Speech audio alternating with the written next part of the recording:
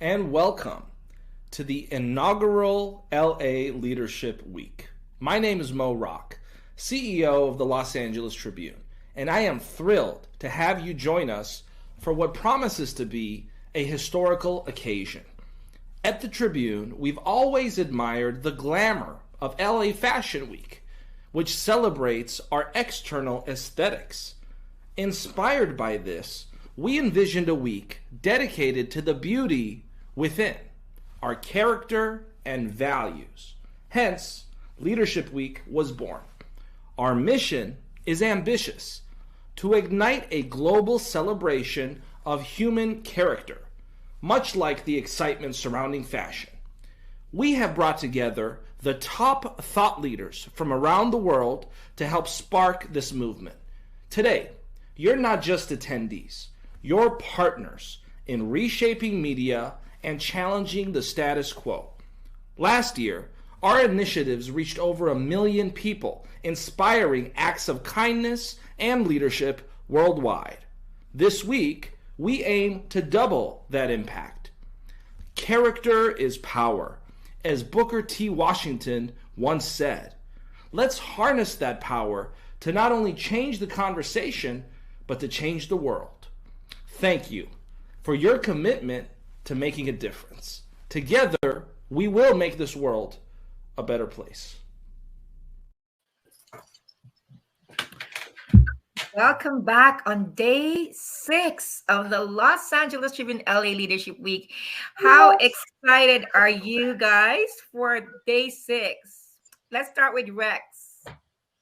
I'm very excited. I am always excited when we have the opportunity to be with incredible leaders and people who are visionaries and have a mission. And hey, look, I'm the luckiest guy on the planet. Look at who I'm surrounded with right now. Okay. And in a little bit, we're going to have Sharon Lechter coming up. I mean, I've got it made. So I'm thrilled.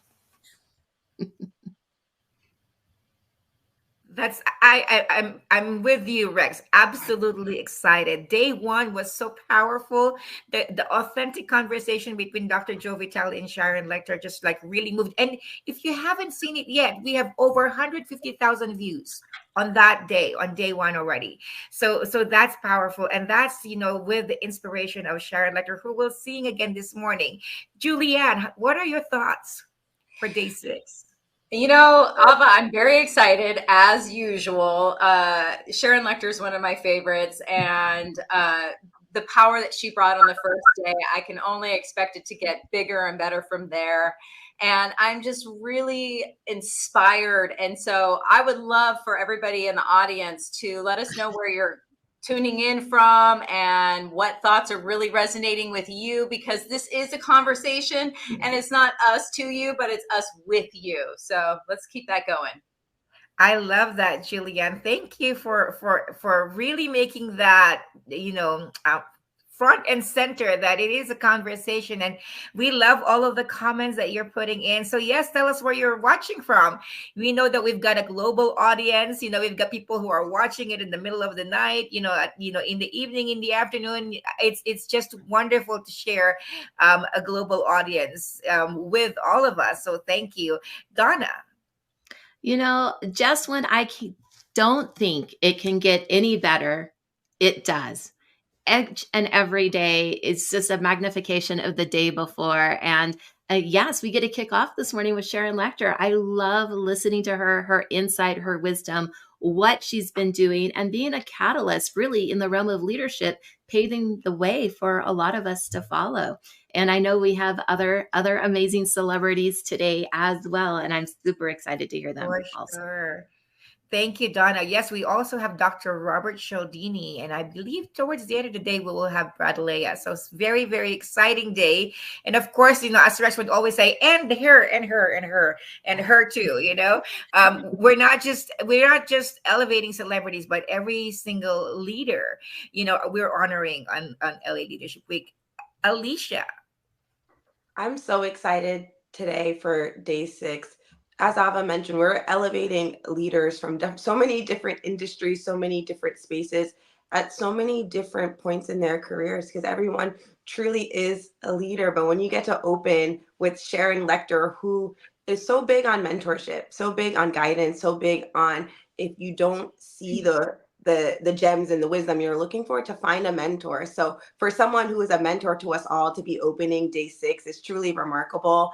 And I'm excited for the gems that Sharon's going to share, and for what we're all going to experience and learn today on day 6, because we grow as we learn, and you never know what you're going to hear that will be an insight that you can apply to your life. So please, we ask that you continue to tune in, share this with your friends, your family, ask questions in the comments. We do see them. We'll try to address them, and just have an open mind as we go into day 6. Back to you, Ava. Oh my gosh, I'm seeing all of the comments. We've got Italy, San Diego, different vibes of with the Chicagoland. Just wanted to acknowledge our audience. And yes, I love that you used the word experience, Alicia. Alicia's all about experience. And it is an absolute experience to be sharing this platform with you and seeing your comments.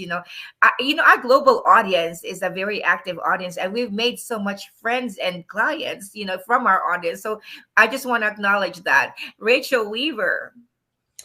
Good morning. It is so good to be here. I am thrilled to be tuning in on day 6 with so many incredible thought leaders. Sharon Lecter is such an incredible thought leader. She inspires each and every one of us. We all can learn every time she speaks, right? We take something away. She might, even if she says the same thing, oftentimes I take something different because of the way she said it. So I cannot wait to hear from her and all of the other celebrities, as well as you guys. Every single time you ask a question, the way that you ask a question, we all can learn from. So I'm just humbled and grateful to be here with so many amazing people that are paving the way for new experiences and inspiration for 2024. Thank you. Awesome. And just right on time, Jim Miller steps in right on the center. So Jim Miller, what are your thoughts? My thoughts are, if you have been following us and you have not had tectonic plate shifts in how you believe and how you perceive yourself as a leader and what's possible and what's available to you and the pathways that are open, I got to tell you something. It's only going to get better today. Just icing on the cake with Dr. Cialdini, with Sharon Lecter, and tomorrow with Russell Brunson. I mean, just an extraordinary way to finish up this entire series, but start this week and start the rest of your life. I love that, Jim. Start this week and start the rest of your life. Absolute shifts. I've had major shifts. One of the things that I love was what Barry Shore said, keep the F, don't drop the F, keep the F. Because otherwise shift would not look good if you drop the F. That's a Barry Shore moment. Yeah. So with that, we're so excited. We're bringing in on the stage, when she's ready with her camera. In the meantime, yes, go ahead. Ava, can I point something out? This event is going out globally, and there may be places and different platforms where the comments aren't showing up. I mean, that's true, but what we're seeing are some of the comments, but not all of the comments. And we don't want to be ignoring those people who might be commenting somewhere, but we don't see them yet. Or the views that we see here are not the total views of all the people who are viewing from all the different platforms this is going out to. So our reach is much more immense than what people might realize, and so we're just very glad to have you here. We keep talking about leaders as if they are separate from the people who are watching us, but everyone is a leader in some fashion in their own right. We're not just leaders because they're authors or speakers or bosses or whatever. I'd like to change the word leader, because I don't like that word to begin with, to doer.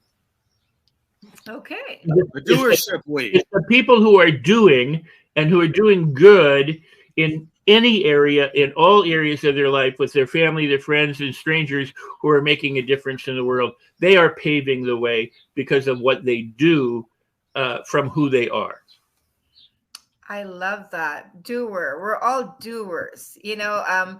Napoleon Hill's secret, as far as many experts say, is action. But Rex Right, would that's true. say you That's can true. only do action. Rex, I see you with the thought. Well, to say that the secret is action would be to say that the world is the world. It's kind of action always is followed. Action always follows a thought. In other words, if I'm thirsty and I decide to get a drink of water or ask for a glass of water, there's the action that comes from the thought that preceded it. Napoleon Hill was. I mean, if you want to take the secret to be action, go right ahead. I mean, there's nothing wrong Hold with on, it. Rex. Hold on, Rex. We gotta bring the leader, the co-author of Think and Grow Rich for Women. Outwitting the Devil, Miss Sharon Lecter. Thank you. Thank you very much. I so appreciate being with you on yet day 6. Wonderful to be with you for kickoff on the day 1. So thank you so much for having me.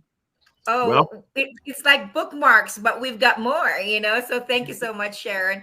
I'm going to come off and let some of our co-hosts, really have this moment with Sharon, and then we'll take turns because we all love to have our Sharon lecture moment. So who would like to tee it up? Let's start with Donna. Sharon, I love this because it's like I get to have my Sharon lecture time and ask and talk and share. One of the points that Rex was bringing up was that the secret is, action and the doing, because you have to do to put your things into the world, because without the action step, nothing happens. But when we go back to Think and Grow Rich, there's a whole chapter there about charisma and magnetism and attracting back in, which isn't really action oriented because it comes from the inside out and then it attracts back in. So my question for you is, because you do need both sides, do you think leadership and those types of principles are innate on the inside? And is it really in our DNA, or can it be learned? Well, it's a great question, Donna. And I think you have to really have both. To be a leader, you have to lead yourself as well as be able to lead others. So you have to have that charisma to attract others in order to be able to lead them. Plus, Napoleon Hill also said, in addition to charisma, go the extra mile, act with enthusiasm. And so it wasn't just think and grow rich, think good thoughts and things are going to come to you. It's taking action. And I was at church yesterday and I wrote this. It says, to have a life of purpose, live a life of purpose. And that is to make, to really be a giver and do something. A lot of people I'm trying to find my purpose. Well, your purpose is there. You just have to start acting to find it. And we're looking at day 6 of this incredible event, and people have been very loyal, staying the whole 6 days, taking copious notes. But I said on day 1, so I'm going to come back to my challenge, and that is to take those notes and write down 1, 2, 3 things that you can take immediate action on, because you are the CEO of your life. Nobody's going to do it for you. You need to lead yourself so that you can lead others. Wow. So I want to jump in because I need to clarify something. I do not believe that the secret in Think and Grow Rich is action. Action is a natural outgrowth of what precedes it, which is thought, because whatever thought you have precedes the action. Action is it goes without saying that you have to take action. So I don't consider that a secret. But to make my point, I do believe there is a secret. But to tell people what the secret is does a disservice to the book, which Napoleon Hill says, you discover it. Because if I tell you what the secret is, you don't have to discover it. So the very fact that people argue over the secret, try and figure out what the secret is, say it's this or it's that or it's this or it's that, is the very process he wants us to go through in order to discover what the secret might be. So I'm very close-lipped about what I think the secret actually is, but I do think that it's actually in the book. Some people say, oh, it's not, but I do actually think that I do think that he has presented with us a really wonderful challenge. And what I love about you and the work that you've done, Sharon, is that with, like, for example, Outwitting the Devil and all of your works, is that you bring a presence, you bring a higher level of thinking to so much of what is offered, that people have to kind of up their game, not to understand it, because you're not talking above them, you're talking to them, but they have to up level their game in order to appreciate the nuances that are there that they might not otherwise realize. And you point those many things out, and I appreciate that. Well, thank you, Rex. I think, remember, there's only 3 things we can control: our thoughts, our words, our actions. And it starts with your thoughts, your mindset. And that's, thoughts become things. That's the first line of Think and Grow Rich. And so your mindset controls everything. And people that make a lot of money don't keep it because they never change their mindset around money. And so if you truly want to reach a level of success, that means you want to reach a level of impact. And you can't reach that level of impact if you're not, if you have stinking thinking. I'll use a more common term. So many of us are raised in an environment where we are afraid of money. And so when you face a day with fear, you stunt your own possibility for living. And so my whole goal in life is to help people conquer that fear, turn it into fuel and focus, so they can become faith in themselves and faith in what they're doing, so they can find their purpose and they can live a life of purpose by understanding that it's their thoughts, words, and actions that control their outcomes in life. Beautiful. Sharon, if I may, it's Jim Miller. How are you? Wonderful, Jim. Nice to meet you. It's nice to meet you too. You said that you were at church yesterday, and obviously you must have had some sort of thought or epiphany or something that came to mind. And my question to you is this: how is it that people of faith can become more present as leaders in this world without the preaching, without the imposing themselves upon others, but to be, like you said, people of faith that have a message and can stand out in the world and influence the world? What would you say? Well, thank you for that question, Jim. It's hard for me to answer that because I don't know who I would be without my faith. So faith is a huge part of living life and understanding there's a higher power. And I think when people believe they are the power, that they are the control, they limit their own possibility for impact and success. And I think having faith does not lessen you. It makes you effervescent because you're showing that there's a higher power and you're just a servant to that power. And so I almost can't answer your question because I don't want to see a world or a reality where faith is not my driving force. Thank you. Wow. So who else? I see Rachel. Hello, Rachel. Hi, Sharon. Oh, so grateful to be here with you today. I was just explaining earlier before you came on how every time you show up and speak, I take something different away from what you're saying. No matter if the messaging is the same, I still take something different. So super humbled and grateful to be here.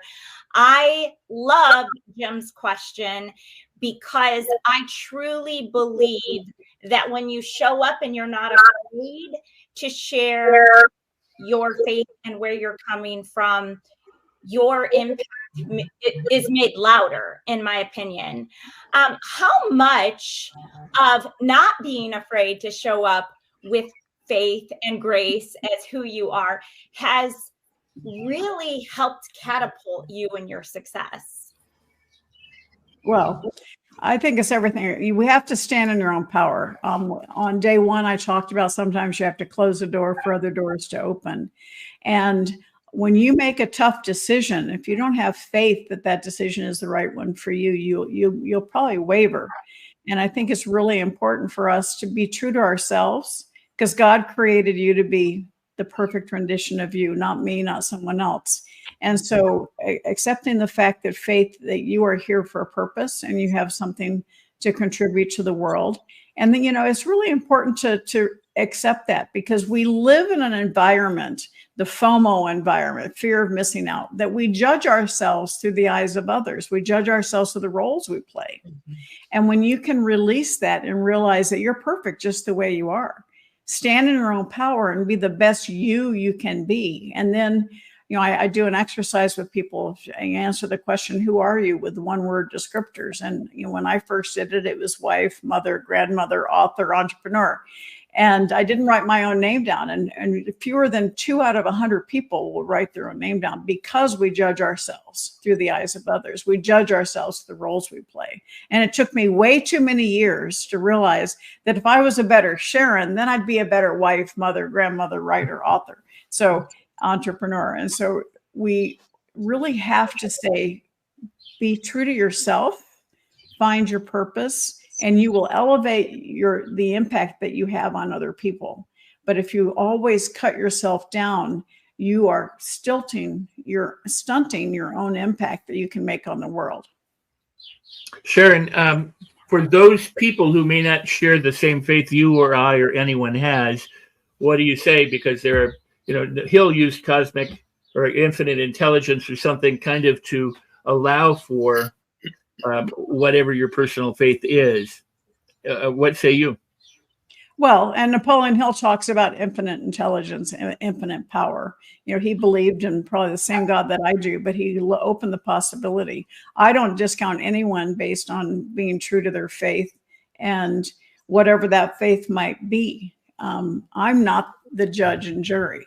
Okay, that's something that I can only live in grace. If you see this sign behind me, acting grace, that's my word for the year. And that's really, be accepting, be tolerant, but also be true to yourself and live a life of example, not just a life of purpose. Well, I mean, yeah, and I agree with you. And there are so many different faiths around the world. I mean, it's splintered into different things. In fact, there's atheists who have faith, but anyone can come to and appreciate this work. Correct? Oh, absolutely. And I think, you find your own path. And the biggest message from Napoleon Hill, certainly as we shared it in Outwitting the Devil, was to not be afraid of taking that path less traveled, to not being a drifter, someone who just follows someone else's lead. You just kind of park your brain on the side and you just go with the flow. And we want people to get their brain back and to stand in their own power and make those decisions and allow themselves to create the life they deserve. You cannot put yourself in the position of highest and greatest potential by giving up your own power. You must take your power. You must find that pathway that's right for you and not be afraid of taking that path less traveled.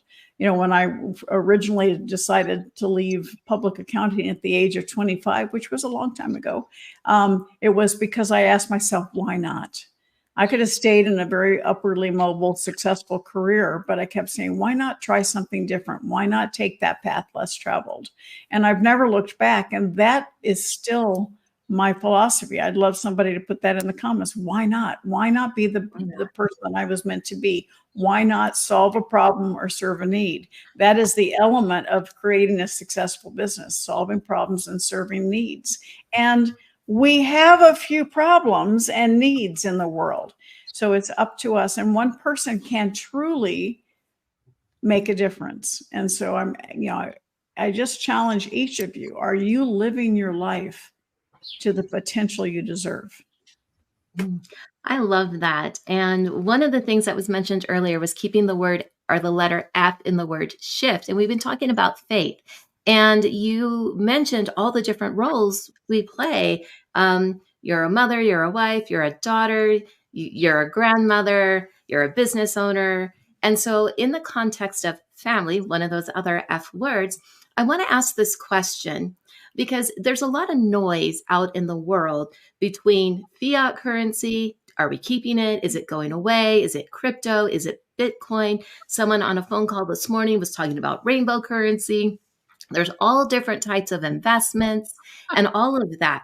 What would be the one or maybe two pieces of advice that we would want to leave to our children or grandchildren as far as investing goes and how our money works in this world?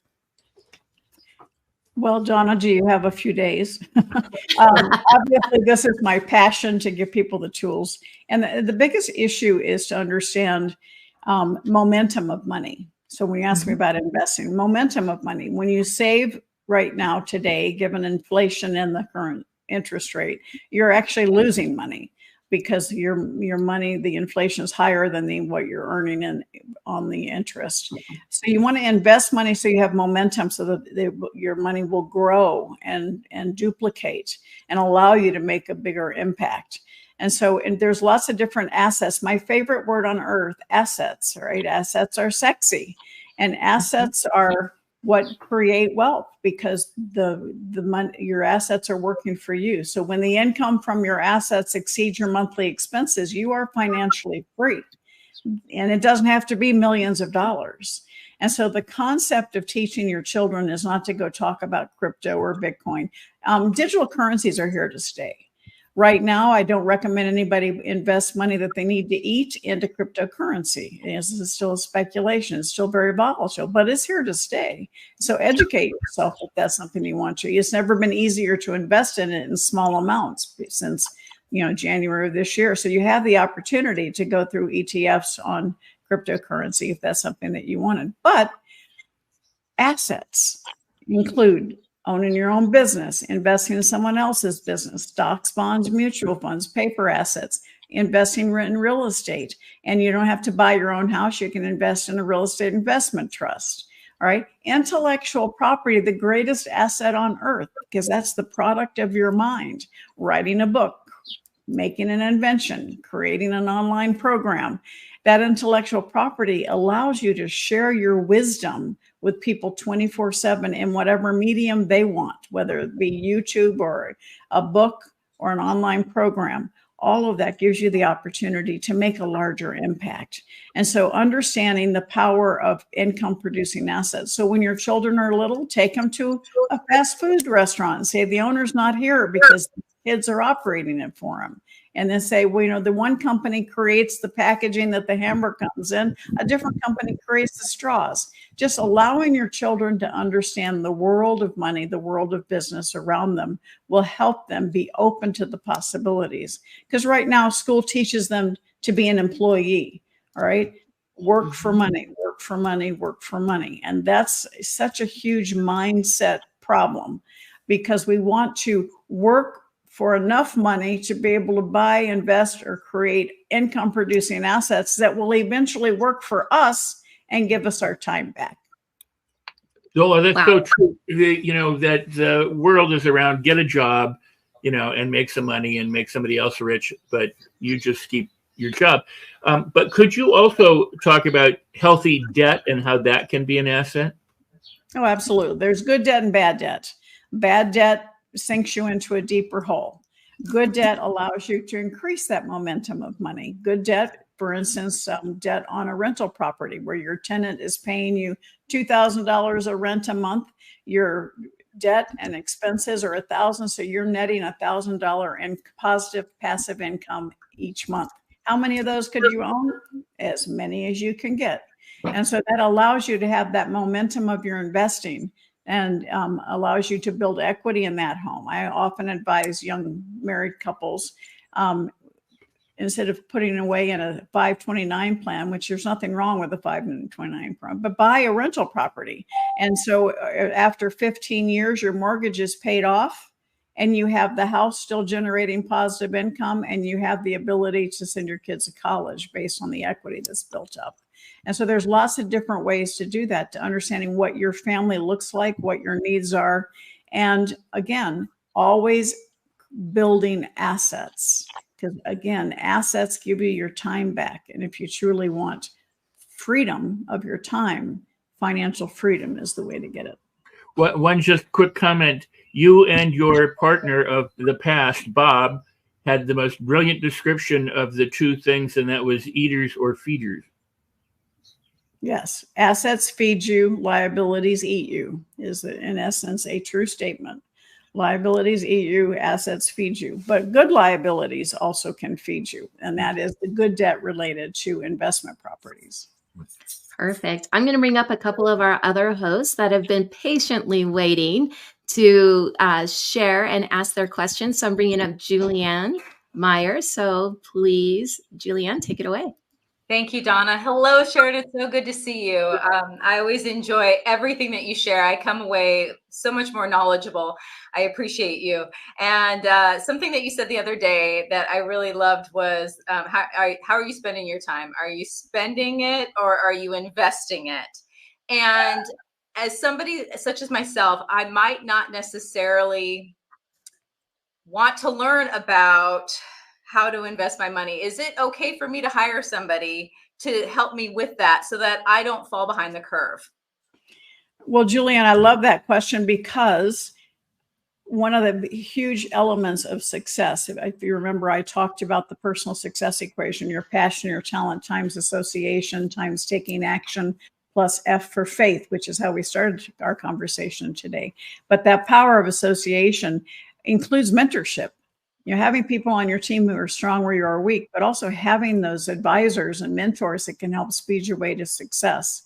And so you absolutely want to have advisors. If you don't need to learn everything there is to be about a particular investment, but make sure the person that you're listening to has been there, done that, and they have success. And so that you can use their leadership and their mentorship to help you make the right decisions. Henry Ford said, I don't need to know the answer. I just need to know who to call, right? And so, yes, having investment advisors is crucial, but making sure that you selecting the right investment advisor is very important. Mentorship is crucial.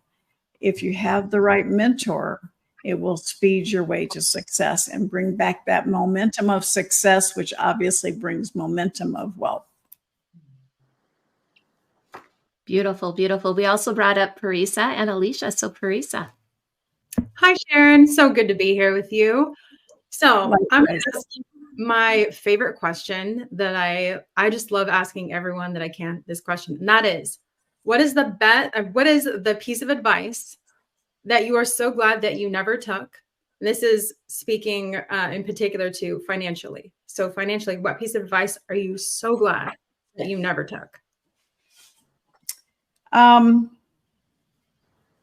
Great question. There's probably a dozen of them I could answer.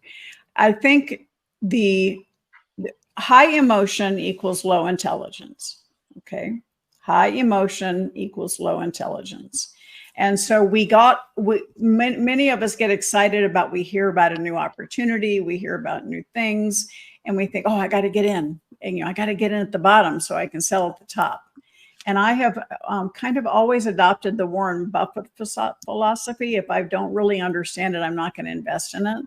And it has actually proven a very good decision for me. There are a lot of times when people have a new investment opportunity, a new this, we want you to invest in this, in this yacht. Well, okay, I love yachts. I love being on yachts. I don't want to own one. And so there are lots of different things that we can decide on. When Bitcoin was first out, all right, I was looking at investing in it, but I didn't have the time to really understand it and track it at that time. And I'm really glad I didn't, because it went way down. Now it's back up there. It's an opportunity. It's a little easier to invest in. And so you have stability in the market. I tend to not necessarily invest in the first wave, which is not necessarily something that everybody should follow. But again, you have to think about your age, your family situation, and really be aware of the decisions you're making. Don't listen to the brother-in-law. Don't listen to the guy in the elevator, and take action on that. Do your own homework. Be in charge of your own decisions. And find that mentor who has earned the right for you to listen to them. That was such gold.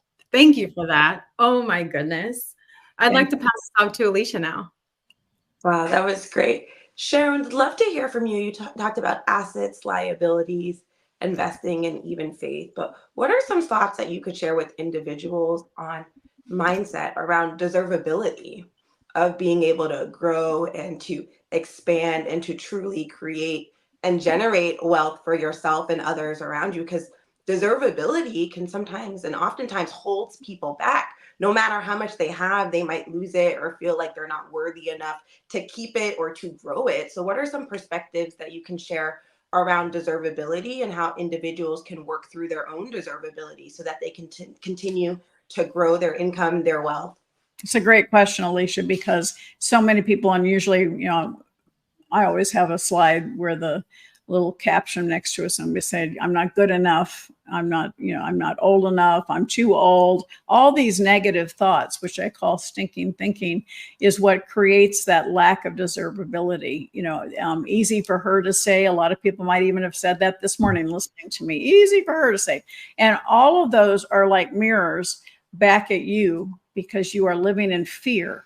And it comes out as not good enough. I'm not smart enough. And that is a lack of self-confidence. And that's where I go back to my personal success equation: the passion, your talent, the power of association, taking action, and faith.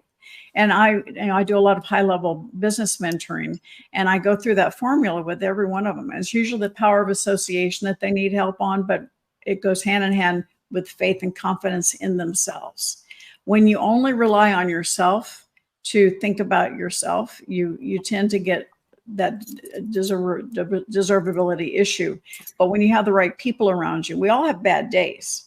And so go there, experience, and then get out of it. But sometimes you need a little help. And if you have the right people around you, the right powers of association, they're going to help build your confidence and faith.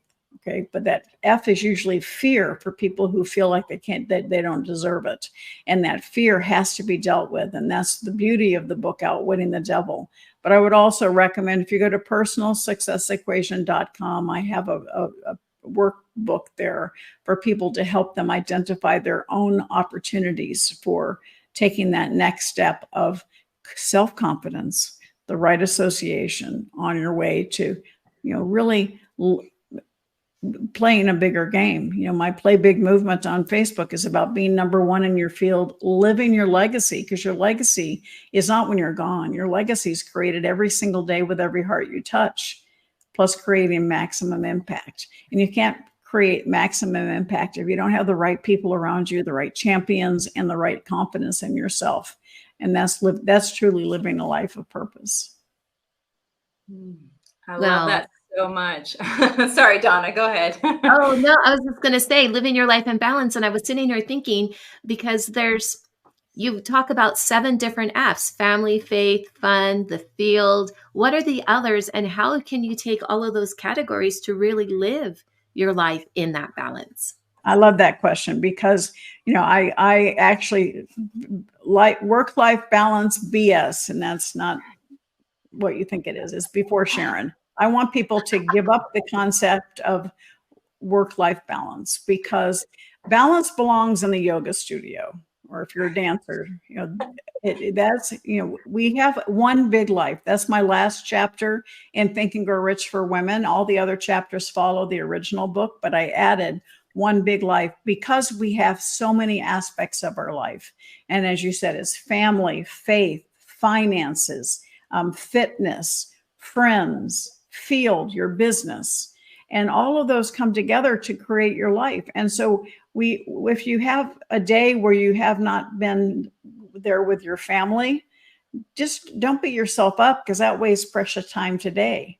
Just make a different decision today. All of us are where we are today because of the choices we made before today. If you want something different, you want something better, you want something more, start making different decisions.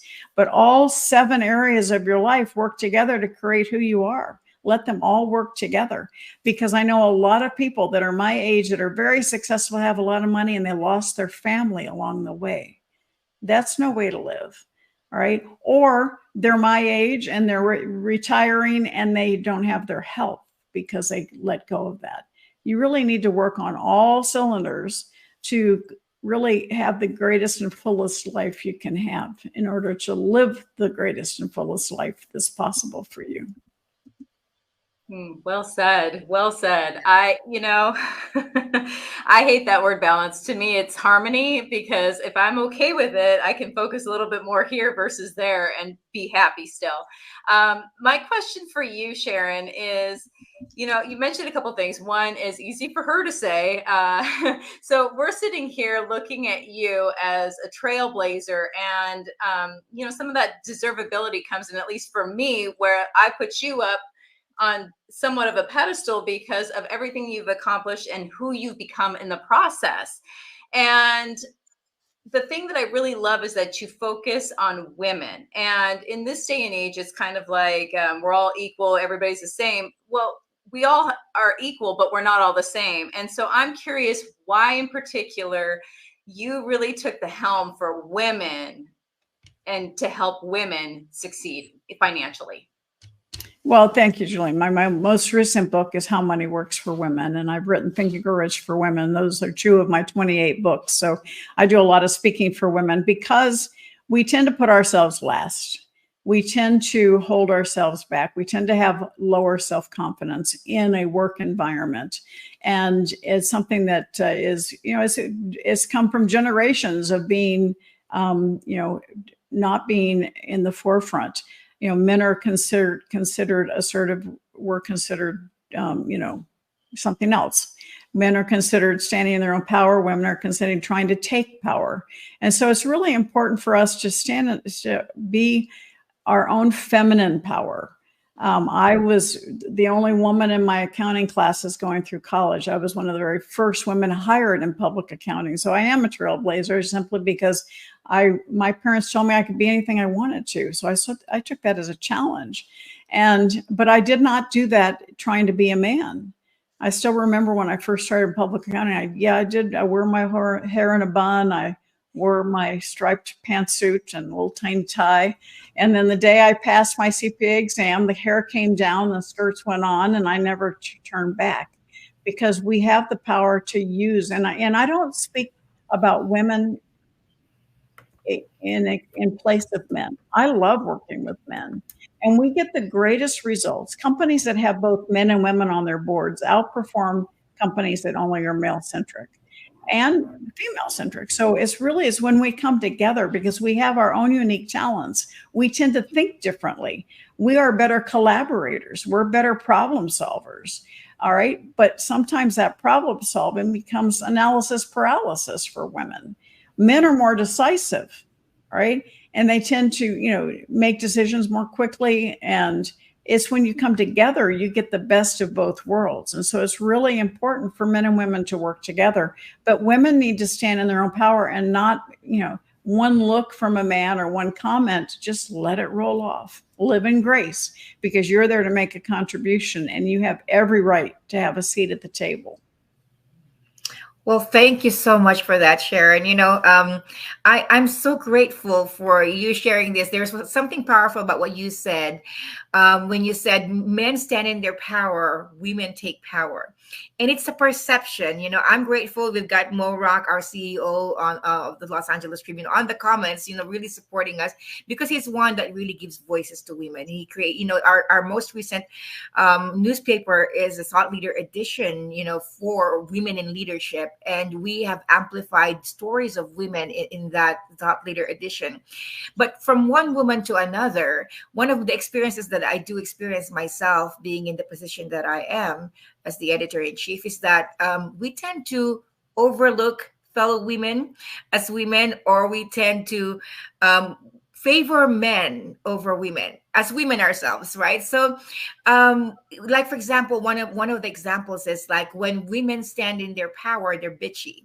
But when men stand in their power, they're powerful, right? They're influential. So as women, what would you say can we best support each other, in each other's power? Well, thank you for that. Because I would tell you that when I started my career, women were horrible to each other, because the few that were in positions of power did not want to be weak by helping other women. It was a horrible thing. And I think the world has changed, definitely. I see women supporting each other and helping each other all the time. Are those that are not? Sure, there still are. But there are a ton of incredible men who are champions for women, who help open doors and help. And so I would say, be aware of who you're hanging out with. If you are with people that are not supportive, limit your time with them or eliminate them. I have a client who does visionary training, and I love an exercise she does, and she says, "You are on stage for your life. It's your theater. You own it." And I imagine who's in the first row of your theater. Do they deserve to be there? Have they earned the right? Are they there because you're champions? They want to support you. And really take stock of who you have in your life and how important they are. And maybe somebody in the front row needs to be moved to the balcony, or maybe outside the theater because they're pulling you down. Understand who you need to have around you. And it goes back to one of you asked me the question about, investing your time instead of spending your time. Because too many of us spend our time waiting for the miracle to happen. Well, go out and seize the miracle, create the miracle by investing your time in your future, investing your time in your mindset. Many of you have invested your time in these 6 days, and make sure it's an investment by taking action. And that creates the next step in your life. Many times, and I think I may have shared this the first day, I speak at events from one year to the next, and the same people are in the audience, sometimes in the same seat, because they haven't taken action. They're excited, they're motivated, they get up and down and yell, but they don't internalize that. So they're just spending their time. They're not investing their time, because when you invest your time, you're learning, and then you put into action. That is so powerful. Thank you for putting that in perspective. And I just wanted to highlight some of the aha moments that's dropping for our audience. Take action with what you have learned from these excellent speakers, and taking massive action is an investment versus if we just learned it and did nothing about it, then it's spending versus investing. Thank you. And with that, I feel so privileged and honored, Sharon, that we get this moment to ask you questions. I'm going to bring back, some of our co-hosts, Rex, Donna, Jim Miller. And I am just so grateful. I've been encouraging our audience to ask questions. Like, this is your moment to ask Sharon Lechter any question. And, I love that Eric Swanson on the audience encouraged people, hire Sharon and work with Sharon. We could see all of the genius and the intelligence and the wisdom of ages that's on Sharon. So yes, that's absolutely the encouragement. Sharon, tell us a little bit more of, what is it like to work with you? Do you do groups, programs? What is that like? Well, thank you for that. I appreciate that. Yes, being a mentor is actually one of my absolute favorite things to do. Many of you may know, because you know me, we lost our youngest son 12 years ago, and it was a horrible time. I mean, obviously, and I went into what I call a world of numbness and neutral for a couple of years, and thought about retiring, and got a lot of pushback from family and friends, and had my son in my ear saying, "Get over it, Mom. There's more for you to do." And so that's when I launched my Play Big Movement Facebook page. But it's also when I realized that I was still here. I was still here for a reason. And I wanted other people to realize that, because many of us have had things that stopped us in our tracks. And it could have been a death, as in my case, an illness, a financial setback, a divorce. And at the end of the day, you're still here for a reason. And so I felt at that point, I found my purpose. I had this huge hole in my heart. And by mentoring, most of my clients call me Mama Lechter, has helped me fill a little bit of that hole. But I'm not your normal I step into your world. All right. I mentor people, not just on their business, but on their life. I'm there to support them in how they put it all together. And I think it was really important for people to understand a true mentor steps into your world. And really becomes that advisor to you on business decisions, on your own personal time management to help you make the right decision for your future. And that accelerates your avenue of success. And I don't take a lot of clients because I really invest in them. I want them to be there. They come to my ranch. I have mentoring retreats a couple times a year. And so we really want to support them with laser focus opportunities. I also bring my team to the table. It's not just me. I bring my husband's intellectual property expertise, Angela's accountability expertise. I have a marketing expert that comes and supports. So we make sure we're looking at a SWOT team analysis of where you are, where you want to go, and how best to get you to where you want to. So there is if you go to my website, SharonLecter.com, there is information about my mentoring program there, and you can submit some questions, and then we do an interview to see if we are fit for you. But the mentoring is so important to me because it fills my soul. And so many of us are not living the life we deserve because of something that's happened to us. You are in your own world of numb or neutral. And, I say, start by thinking about the fact that you're still here.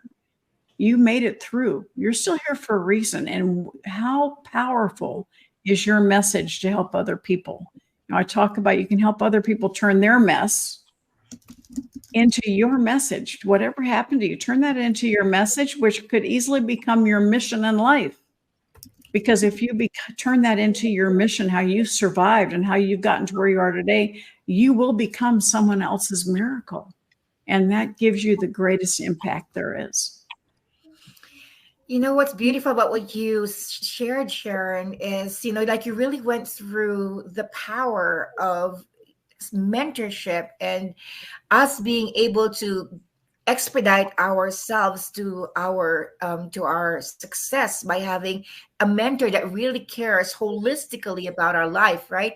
And when I think of that, I think about the cost of what is it really costing you to not have that mentor.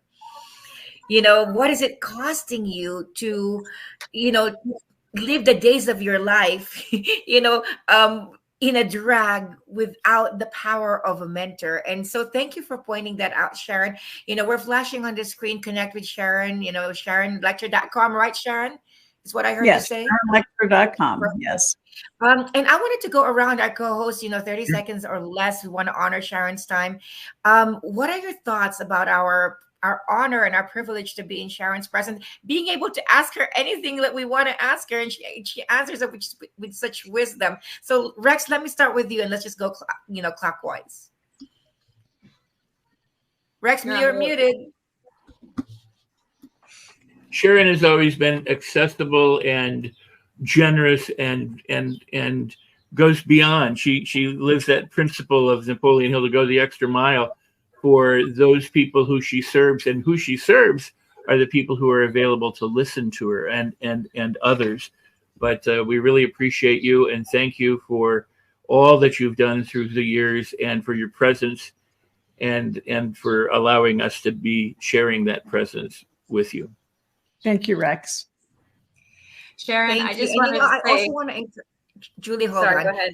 Sorry, I just want to encourage also our audience to, it's not just us giving our nuggets and our feedback, but we also would love to see what are your takeaways, what's your experience like. So put it on the chat, and go ahead, Julie.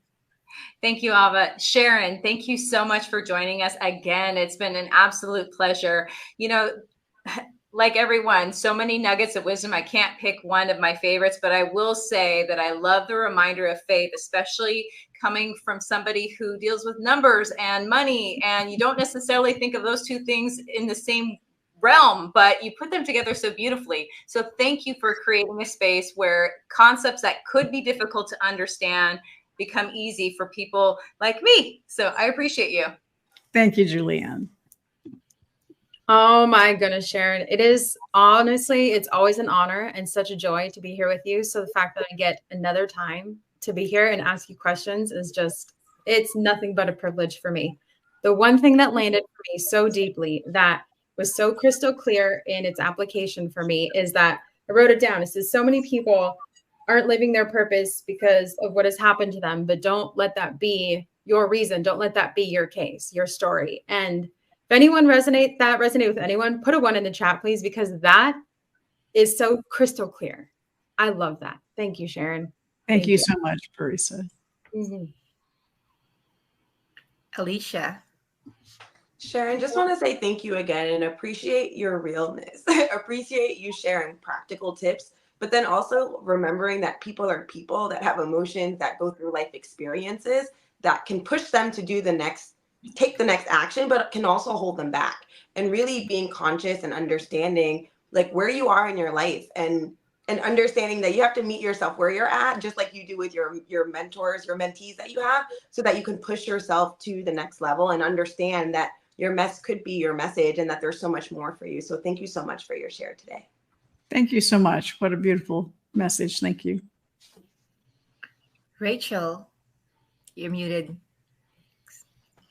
Yes, it's always an honor and pleasure to have you with us, Sharon. I always am so humbled and feel so grateful to be on a stage and be able to have the opportunity, because this is such an incredible opportunity, to be next to someone so profound, making such a positive impact on the world, and so many key takeaways. So I'm trying to narrow down just one since we only have a second, but really and truly the way you speak about mentorship and explain loud and clear that we can sit in the audience taking notes and notes and notes when we are learning from our mentor. But if we don't turn around and take action, what good is that going to do to us? So that is a key takeaway that hopefully resonates with a lot of people tuning in all of these 7 days, that you take some of these notes that you're learning, especially from Sharon today about investing and mindset, and take action today, not tomorrow, today, immediately, because I think that that's what will catapult all of us. So thank you for that takeaway, and hopefully that resonates with others. Put a 1 in the chat if you're going to take action today. Thank you so much, Rachel. I love that. We're getting a lot of 1s in the chat. So so thank you for all of the calls to engage our audience. You know, Sharon, what really powerfully landed for me, especially having the privilege and the opportunity to sit for 7 days, 10 to 11 hours a day, listening to all of the leadership nuggets. You know, is it a time investment or is it a time spent? Depending on whether I take action on the things that I've written down and the things that I've heard. Is it a spend or is it an investment? That would be up to me. So thank you for landing that, because that puts it, you know, what's beautiful about how you landed that is it puts the responsibility back to the person listening, right? Like that I am responsible for it all. So thank you, Sharon. Well, thank you so much. I like this 10-word sentence. It's called, "If it is to be, it is up to me." And simple line, but it's so true. You know, too many of us give up our own destiny by waiting for things to come to us. Stand in your power and take control. So love that. Stand in your power and take control. I could already feel the energy in that. Stand in your power and take control. Thank you, Sharon. Okay, Donna, your time. Oh my goodness, Sharon, I always love listening to you, and your presence is so incredibly graceful. There's so much that I have learned.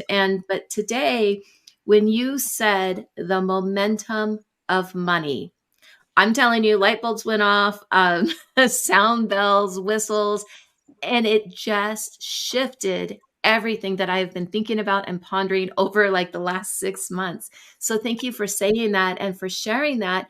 And really the momentum of money and teaching it to our children, to our grandchildren, like, here's the store, but the owner's not here. And this is how it really works in the real world. That was truly, truly priceless. So thank you. Thank you very much. I appreciate that, Donna. Sharon, I really enjoyed watching you have conversation with women to empower them.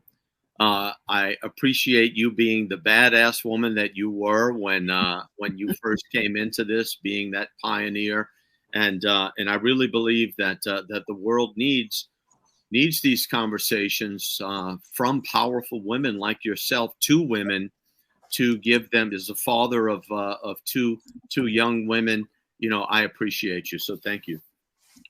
Thank you. Those daughters are very lucky to have you as a dad. So. Well, thank you. Well, Jim, let that sink in. That came from Sharon Lecter. So that's got a lot of weight.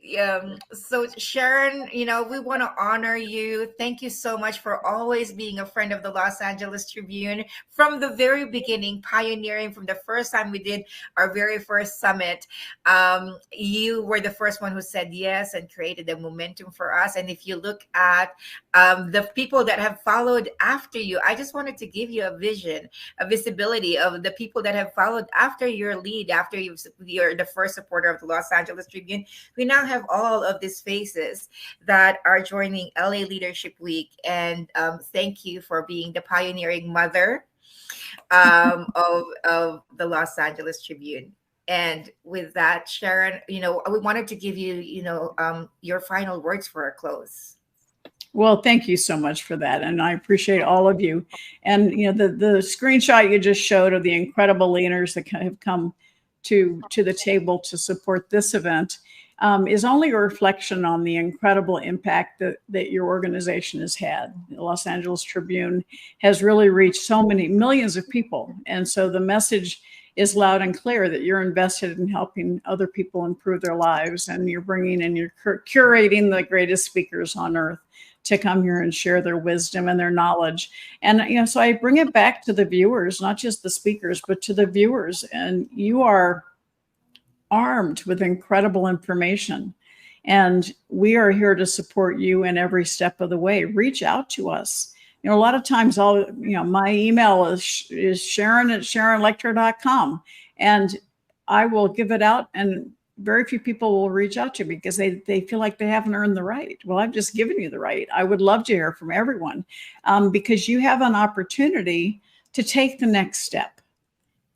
Go into sharonlecter.com, see the resources we have. Follow me on Instagram, Facebook, LinkedIn. I do a weekly newsletter talking about what's happening in the world. Sign up for my newsletter. Go to sharonlecter.com. Get the personal success equation. I'm inviting you to come into my community because I want to serve you. I want to be there. I haven't sold you a thing. I'm asking you to participate and really expand your mentorship. Add me to yourself as a mentor. Get my weekly newsletters. Get my, there's lots of things you can buy from me, but that's not what I'm talking about. I'd love to be able to expand my community to support even more of the Los Angeles Tribune community, because we show up because we want to serve. And at the end of the day, you either serve or you sell. And serve means you really are creating a relationship, but like a relationship with you. Selling is a transaction. And so when you have a relationship and you come from a place of service, the sales will come. But, I want to help people find that element, that first step they can take that will take them closer to becoming financially free. And that first step is about your mindset and the choices and the decisions you're making. All right. Make a decision today to expand your reach, expand your mentorship, join my community, and let me support you, because I said yes to the Los Angeles Tribune because I knew the impact that this organization can make, and I want to be part of that. And so imagine your community, bring your community to the Los Angeles Tribune. Share what you've learned in these 6 days, soon to be 7, with your community so that you can exponentially change the impact of the Tribune, because your community deserves to hear from the speakers that they've brought together. And so it's my honor to be part of this. It's my joy to be with you twice. And it's my invitation to you to let's continue the learning together. Thank you. Well, thank you so much, Sharon. And we are encouraging everyone in our audience to connect with Sharon Lecter. What a powerful opportunity to have a mentor like Sharon. I could see how it could totally transform your life. So thank you for that invitation, Sharon. And thank you for the permission. You said some of you are waiting for permission. Here's your permission. I'm giving you permission to reach out to me. So we're going to take that permission. And thank you so much, Sharon. We'll be right back with another powerful woman. Thank you.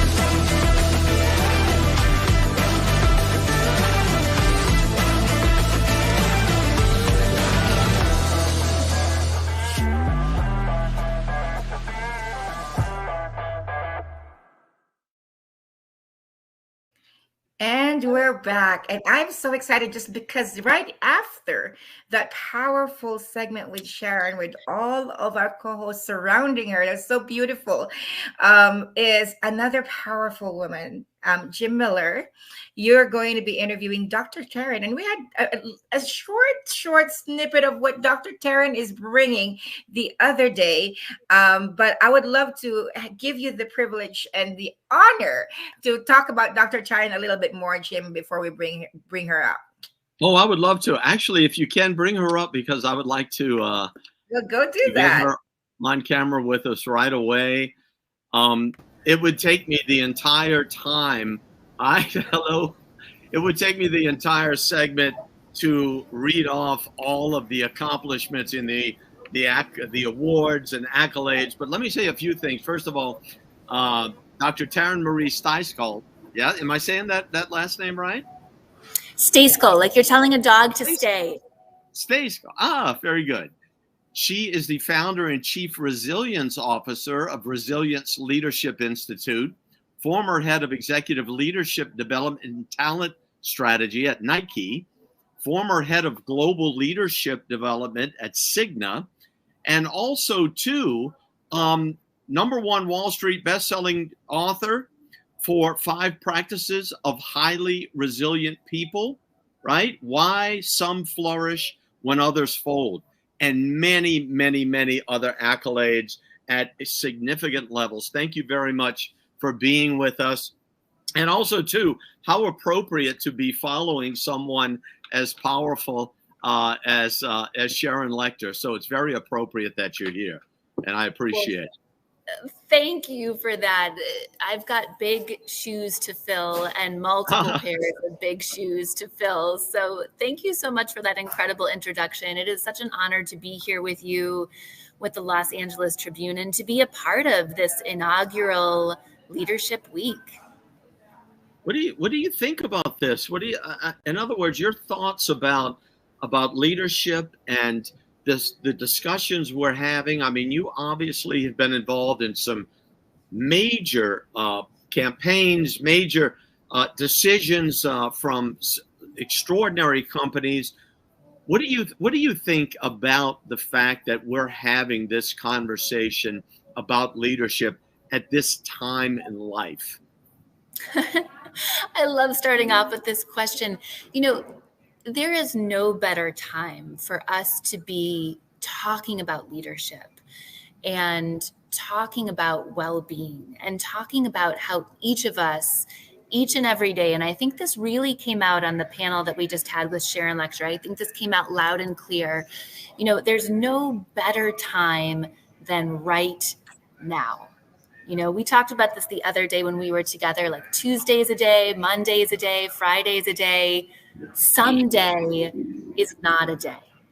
And so we get to start right now. And I think what's so powerful is that so many people that are tuning in might be looking at the folks like me that are speaking and other luminary speakers and saying, well, I don't know if I can do that. You know, I don't know if I can be like them, you know, and the good news is you don't have to be. What it's about is stepping into our own unique and powerful essence and getting to show up as we are uniquely created to be able to offer our strengths and gifts to the world. You know, there are many people out there, and this applied to me as well, that are reluctant or reticent to begin to take action because they may be waiting for all of the circumstances to be perfect, or they may have self-doubt, or they may worry about how people perceive them if they fail. And one of the things that I have found is that taking the action, even despite the way that things may end up, puts me actually in the event, puts me in the circumstances, and things look different once you're inside. What would you say to people to motivate them, to give them the permission, if you will, to take action in their life, to do something now? Yeah. I think what's been so powerful for me is to know that every single person on this stage, myself included, has felt that exact same way. You know, there is no right time to take action. So if you are waiting for the right time, if you're waiting for certainty, if you're waiting, you know, to be anointed, if you're waiting for all of your ducks to be in a row, you are going to be waiting your whole life. You know, all of us feel that sense of fear. I feel afraid every single day of my life. And every time I try to do something different or new or step a little farther, you know, into my performance zone and out of my comfort zone, it's frightening. But here's what I've learned. You know, one thing that, you know, isn't in my bio that I get to surprise people with is this story about me being dyslexic, right? So I didn't know I was dyslexic. So picture me sitting in my third grade classroom, okay, in one of those little desks. And my teacher, Mrs. Robinson, I'll never forget her. She's standing at the front of the classroom and she's reading off who's going to be in what reading group, you know, for the year or the semester. And Jim, for the third year in a row, I hear my name called in the lowest reading group, right, in Mrs. Robinson's class. And something shifted inside of me in that moment. And I think you know what I'm talking about. I think our speakers know what I'm talking about. I think those of you tuning in today know what I'm talking about, because it's this shift where it's like, I know I'm meant for more, right? This moment where we feel unseen, underestimated, discarded. And for me, it was that moment with the reading group where I was like, I know I can do more than this. I know I can be more than this. There was something inside of me. So I marched up to Mrs. Robinson's desk when she was done. And I declared to her, I said, Mrs. Robinson, by the end of the semester, I'm going to be in the highest reading group in this class. Now, Mrs. Robinson had seen my record, so I pretended not to notice her skeptical look, right? And as I turned around to walk back to my desk, I had something, this is a very technical term, you know, so we may not have heard it before. I had an oh crap moment. We've all had oh crap moments, right?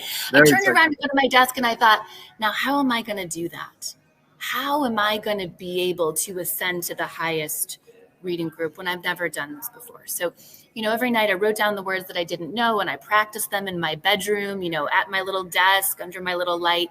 And I just did this for the whole semester until by the end of the semester, I kept the promise to myself and to Mrs. Robinson, and I ascended to the highest reading group, you know. And then 30 years later, I was tested for a learning disability at age 37 and found that I was profoundly dyslexic, information that would have been useful 3 decades ago in Mrs. Robinson's class. So why do I tell you this sort of, you know, story as we kick things off today about the right time? You know, there was no right time for me to march up to Mrs. Robinson's desk. But when we have that kernel of knowing within ourselves, and we know inside the core of our being, the fiber of who we are, that we are meant to be doing something more, listen to that voice. You're not crazy. You are meant for more. Just as I believed I was meant for more inside of that third grade classroom in that reading group. And we don't have to do it alone. You know, that's also powerful. I sat in my little bedroom at my little desk under my little light, and I did it alone. But we don't have to do it alone because we have all of these incredible resources and people that are coming to the fore. You know, Sharon Lecter just gave us her email address.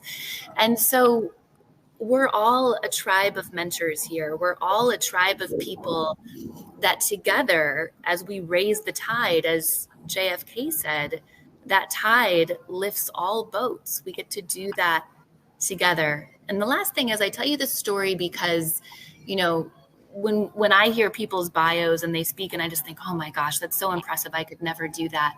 But no, when you hear my bio, you know, 40 years ago, I was a little girl in a third grade classroom in the lowest reading group who simply saw more for herself and didn't exactly know how to get there.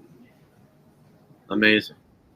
Well, your company right now that that you formed, you mentioned that there were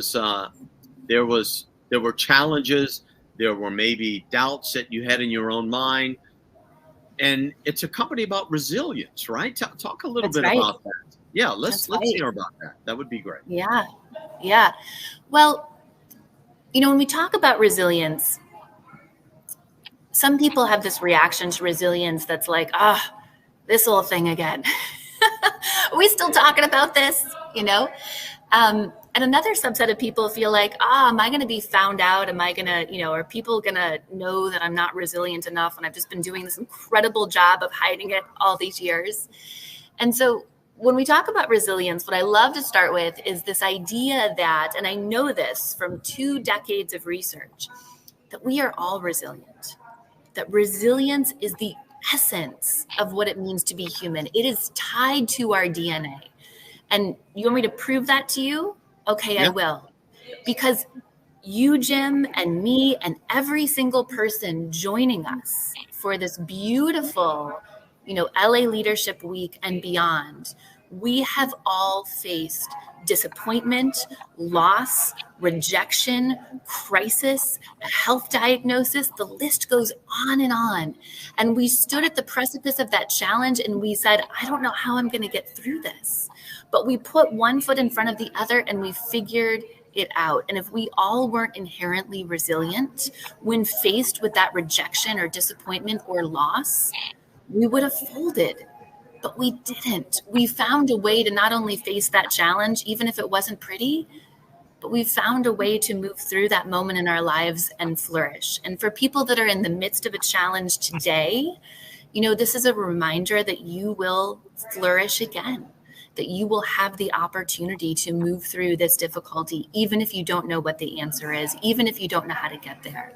And so I founded my company, the Resilience Leadership Institute, because I didn't want anybody to have to go through challenge alone. Challenge isn't going away, unfortunately. Challenge, change, and complexity are the big 3 C's, as I call them. If resilience is the essence of being human, this is the big 3 C's is the fabric of what it means to be human. This is part of our experience.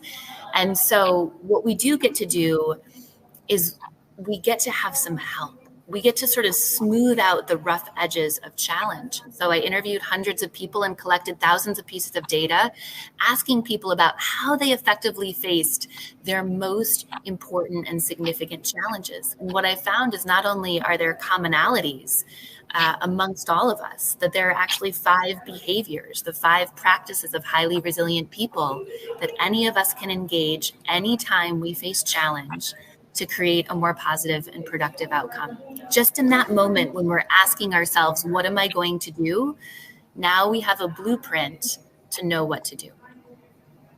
Wow, that's amazing. I know that people are taking so much value from what it is that you're saying, and it's given so much encouragement.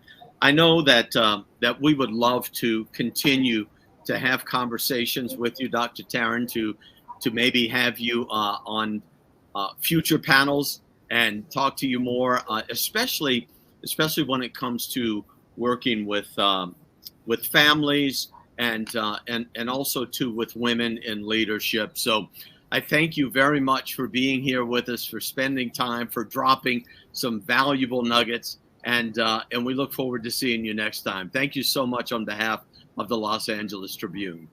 Thank you so much for having me. What an honor to be here. Oh, sorry. Did you want to jump in, Eva? No, I wanted to thank you to Dr. Taryn. This is only my second time, watching you and listening from you. And I've fallen in love with the way you teach. I love your energy. I was telling my husband, we were on the back, I'm like, that's leadership right there, her groundedness. You're so grounded, especially when you were surrounded by men. And you really shown shown gloriously as a woman. So, and really in your power, that feminine energy, and yet powerful. What a beautiful display of woman leadership. So thank you so much for your example, Dr. Taryn.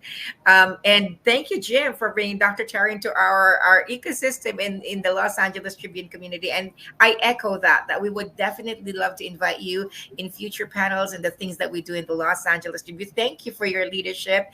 And how can people reach out to you? Is that how can people find out more about you, Dr. Taryn?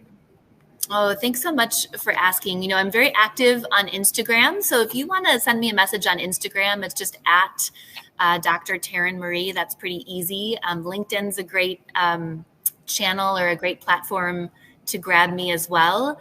And our website is resilience with a C, www.resilience-leadership.com. So thank you so much for having me. It's an honor to be a part of your inaugural Leadership Week. Jim, thank you for inviting me to be part of this incredible collective of amazing people. And I'm delighted to have had this opportunity. For sure. Thank you so much. We'll be right back with another panel led by a powerful woman. Thank you, Dr. Taryn. Thank you, Jim.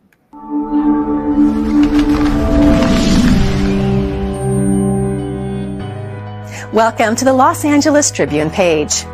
Here you will find original news programming, exclusive digital events, and shows that are directly from the community. At the Los Angeles Tribune, we believe in giving a voice to the voiceless. We are proud to be the only national brand to empower everyday people to make a difference. Since 1886, our reputation has been built on truth and responsibility. Thank you for watching and making a difference. For general inquiries, contact today. Thank you on behalf of the Los Angeles Tribune team.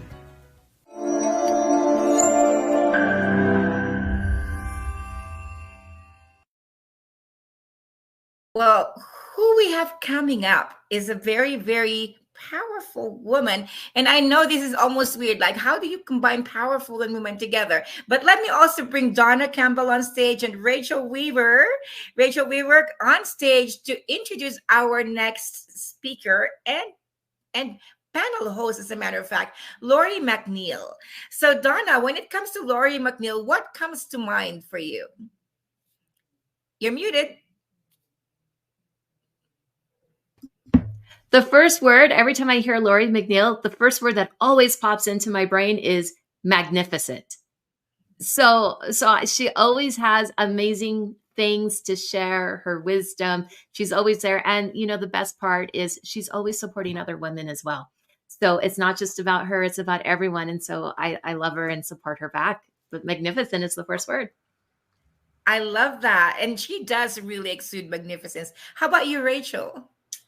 Oh my goodness. I think, she is one powerful supporter. When you talk about women supporting other women, that screams her name, in my opinion. She's made so much of an impact in the world of encouraging other women to support each other. And so that, I would say she's definitely an encourager. I love that. And to me, what comes to mind first is legacy. She was actually awarded by the Los Angeles Tribune last year, 2023, December, as a global legacy builder. Bringing up to the stage, Lori McNeil. Lori, welcome to the Los Angeles Tribune, your family. I almost don't have to welcome you, but we are excited for you bringing your own panel. And so with that, Lori, we'll give you the stage. We'll give you the first comments and tell us more about yourself. We give you a little bit of intro, but would love to hear more about yourself. So tell us about that, and then we'll come off the stage. We'll bring your panelists with you. Yes, thank you so much for having me. It is always a pleasure and always an honor to grace your stages. So thank you so much to the entire Los Angeles Tribune team. I love you all. I am so honored to be a part of Leadership Week and to be kicking off this amazing panel that I can't wait to introduce you to. But for those of you who do not know me, my name is Lori McNeil. I am an international business strategist, that specializes in media, branding, and marketing.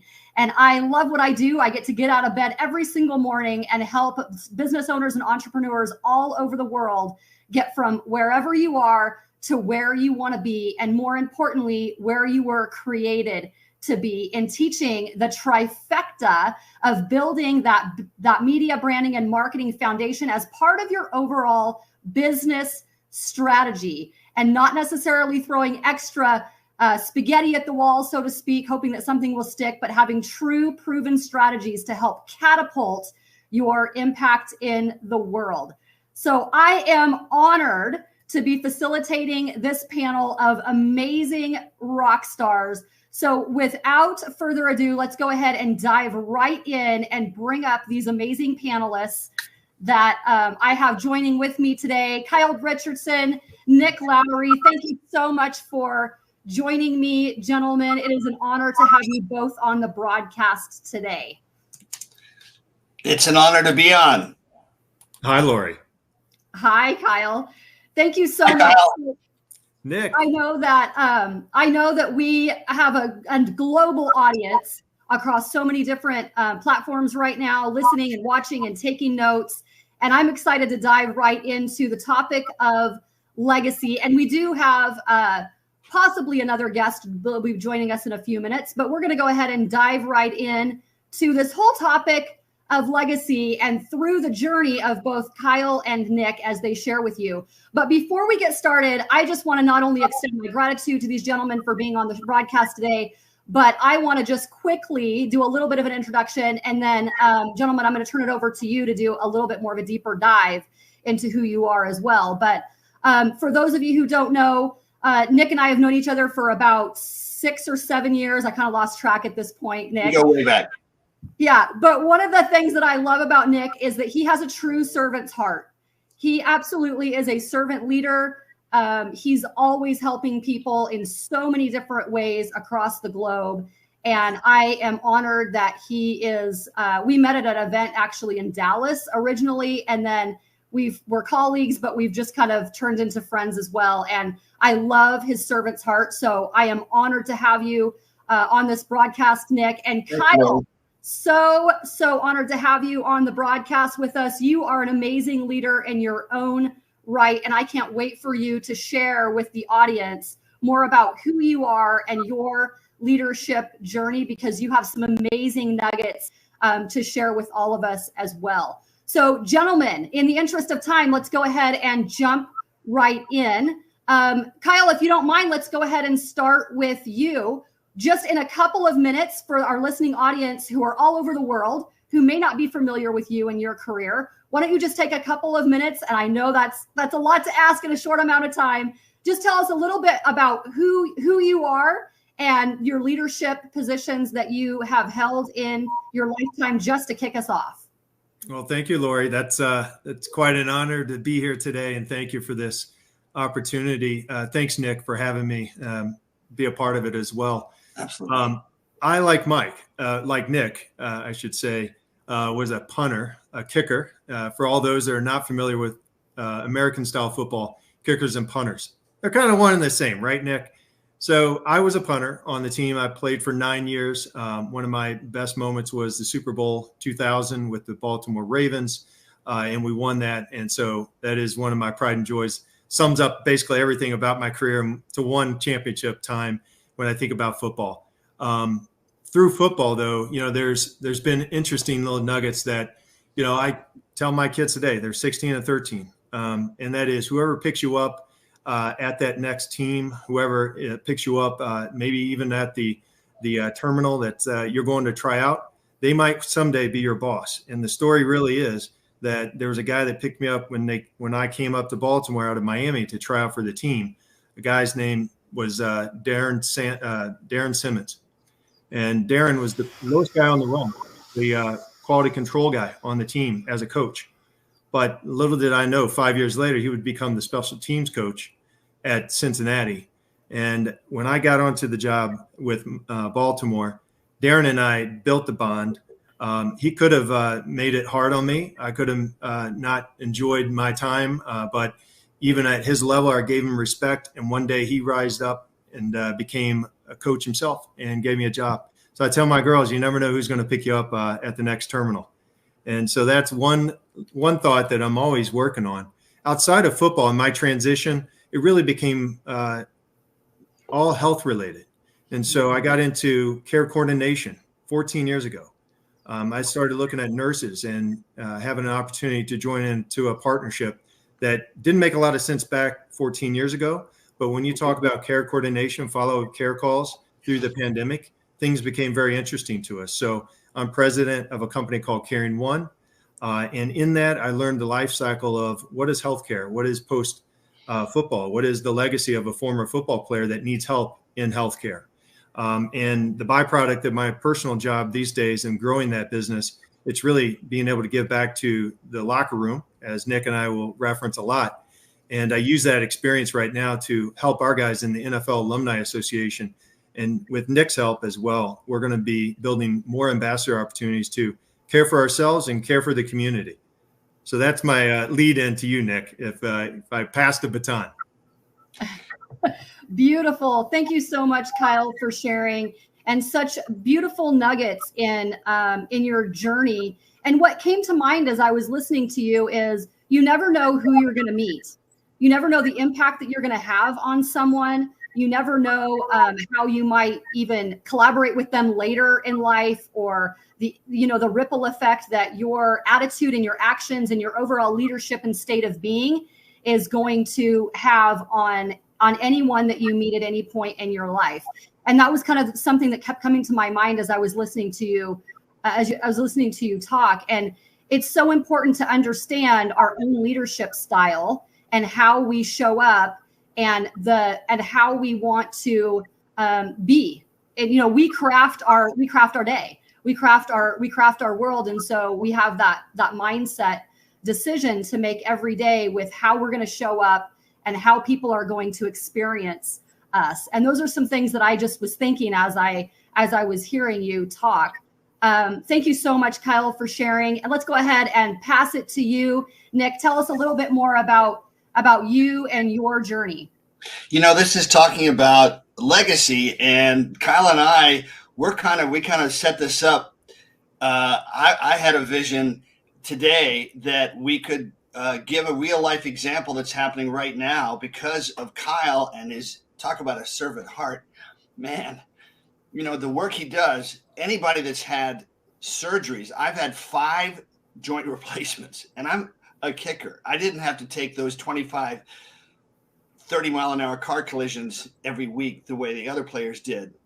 And yet you notice, unfortunately, that we have a really bifurcated health system where we've got the best technology, great surgeons, but the aftercare stinks. I'm just going to be honest. That's a very technical word, stinks, but it just could be so much better. It could be as good as the technology and the surgeons are and the teams are that do such a great job. But once you're done, where is that? And Kyle saw that and found a niche. Well, when you're done as a football player, what we're working on together, thanks to Kyle and a guy named Dr. Mehmet Oz and some other great people like Bart Oates and Tom Grun, is looking at what happens after a player's career is over. Because in football, which is 4 times, not 3.5 times, at least 4 times more popular than baseball and basketball, and 5 times more popular than the NHL.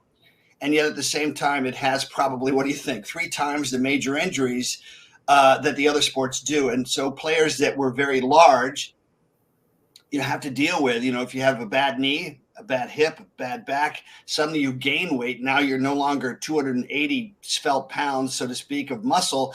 You've got 350 pounds and all those health issues.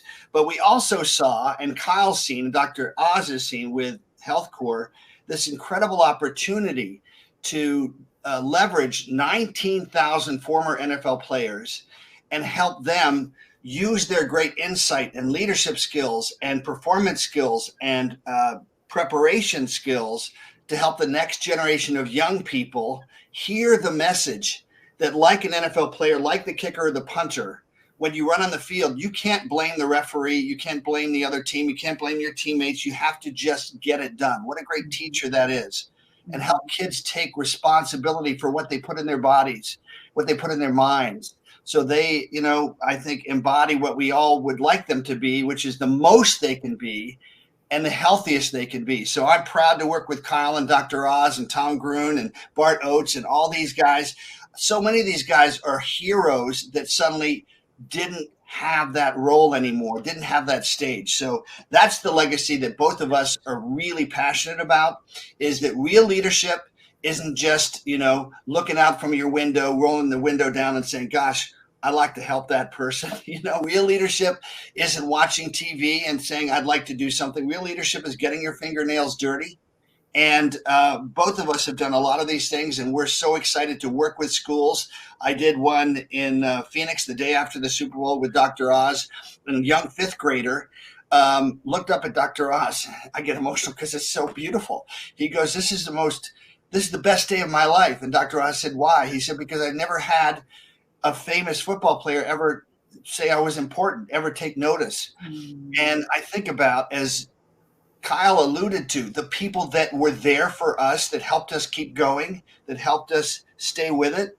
And, so I just said back to that young man, someday, young man, you get it.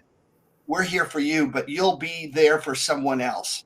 And if he can hear that at the fifth grade level, when he's 11 or 12 years old, probably 11 years old, think about that lifetime of service and legacy that's sewn into his soul already. So we love what we're doing. We hope and are going to work hard to make Health Corps a great opportunity for kids and schools to meet some of their heroes, and also for NFL players to take advantage of all their wisdom and experience and time in the spotlight, to give the spotlight to these kids that often are not given any spotlight at all.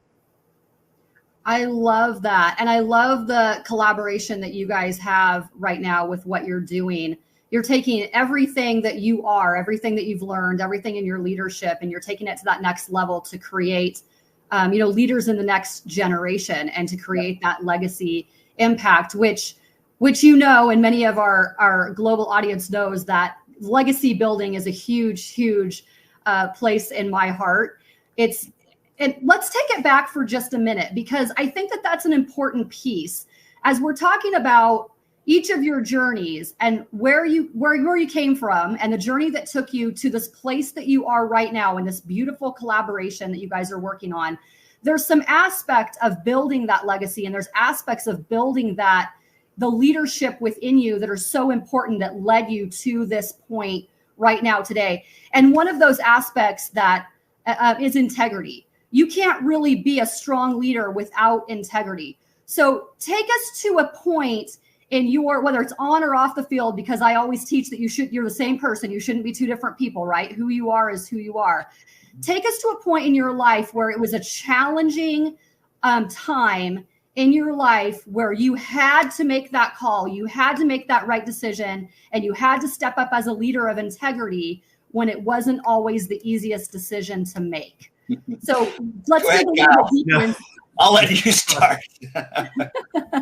It's like a blue ocean. I mean, you could just pick a million things. On the journey of what got me into the NFL, it was, knocking on every door that I could. It was not that I was drafted by any means.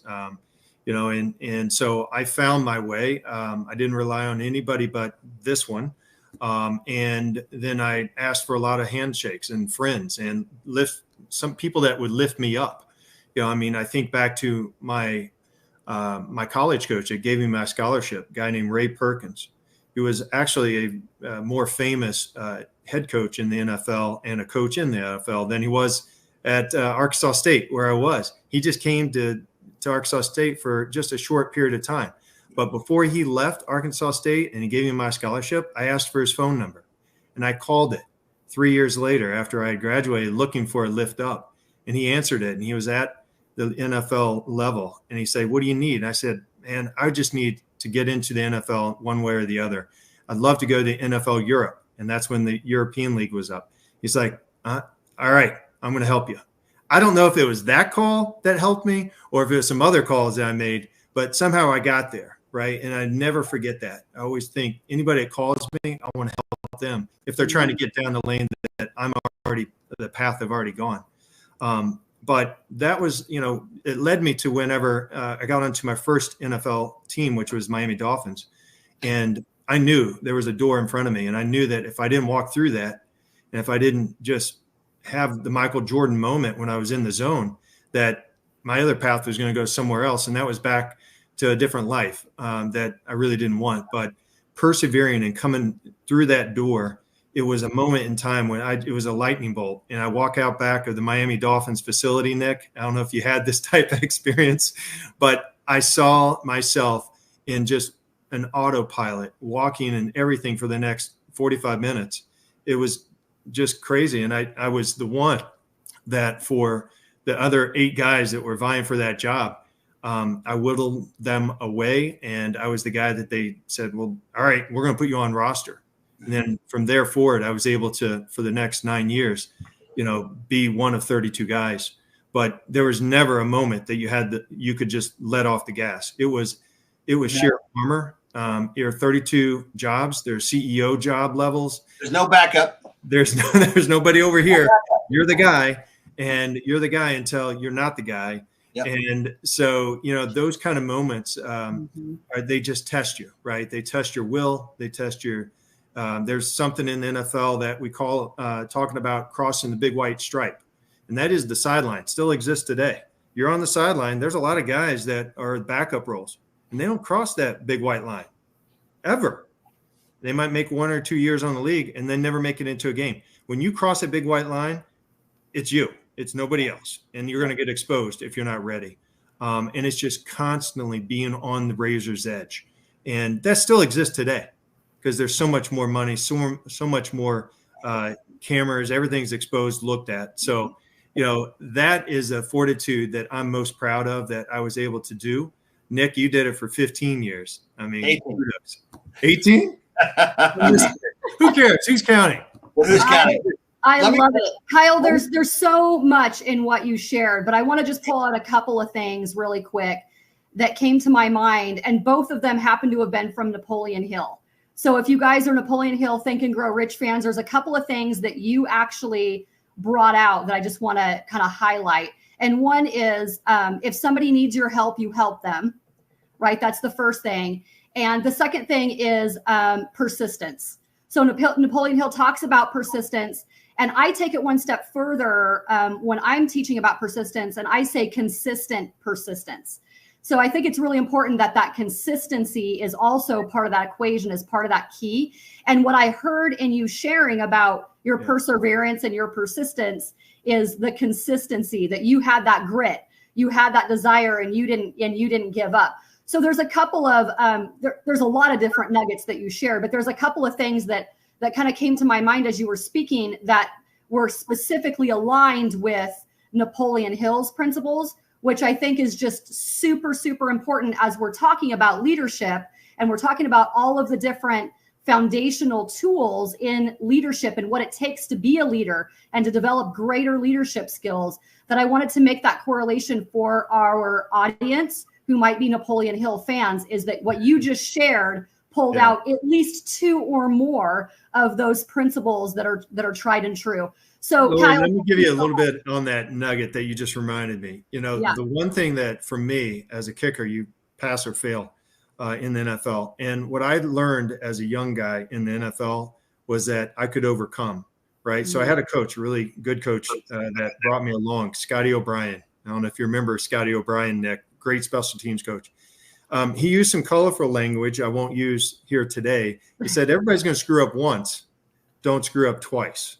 And I thought about that and I was like, okay. So I was always the guy that could recover. And everybody that is listening, you're going to have a bad day. You're going to make the wrong decision. It's what you do when you make that wrong decision, how you recover. And I was able to whittle off and stay in the league because of that. So I'd like to jump in. What's unique about being kickers is no one wants to hear your excuses. What's great about being a kicker, punter, and it's, to be honest with you, it's so defined as a place kicker because it's going through the uprights or it's not. And no one wants to hear your excuses. So that one thing that's missing for most of society today, not to get on my high horse too much, but it's it's knowing what it's like to hold yourself totally accountable and be held accountable. If you miss one, I tell the story. I'd made 22 of 23 field goals, NFL record at that point, breaking Mark Mosley's record. And I go into a quick trip store, and the lady behind the counter recognized me. It wasn't far from Arrowhead Stadium and our practice facility. And she goes, "Wait a minute, I know you. You're the kicker for the Chiefs. I saw you miss that field goal." And the truth is, she said, "I saw you miss that field goal. My mama could have made that." But anyway, so the transparency you learn is make sure that your preparation is parallel. You do whatever you have to do to be ready, to put that healthy pressure in practice every day, never taking a day off, as Kyle talked about. It's always there so that you can be as consistent as possible. And when you miss one, don't miss a second one. And that's one thing I'm really proud of, is that hardly ever happened in my career. But, it is really hard to deal with that level of scrutiny and that level, people that hate you because of something you did, even though you may have made 20, 21 in a row or whatever. So transparency, persistence, responsibility. And the other part of it you just touched on, which is, gosh, how many people did we benefit from that were our mentors? Dick Johnson, that kept telling me to just keep getting back up because it's going to take a while to get used to 1.23 seconds, ball snap back, caught, put down, and kicked. Kyle, were you a holder? Did you ever do that? Yeah, and the holder never gets any credit, by the way. And yet, boy, if you in the Super Bowl this year, Harrison Butker, who's an incredible kicker for the Chiefs, they're down by 3. There's a 57-yard field goal attempt, high snap. He puts it down, and to get really technical here, you're moving. The ball's being spun and stop spinning normally for 0.2 of a second. And when it's a high snap, you probably only see the ball for 1/10 of a second before you kick it. In this case, a 57-yarder. And if he'd missed it, everybody would have said, even though 57, he didn't come through. But he got it done. His holder got it done, Tommy Thompson.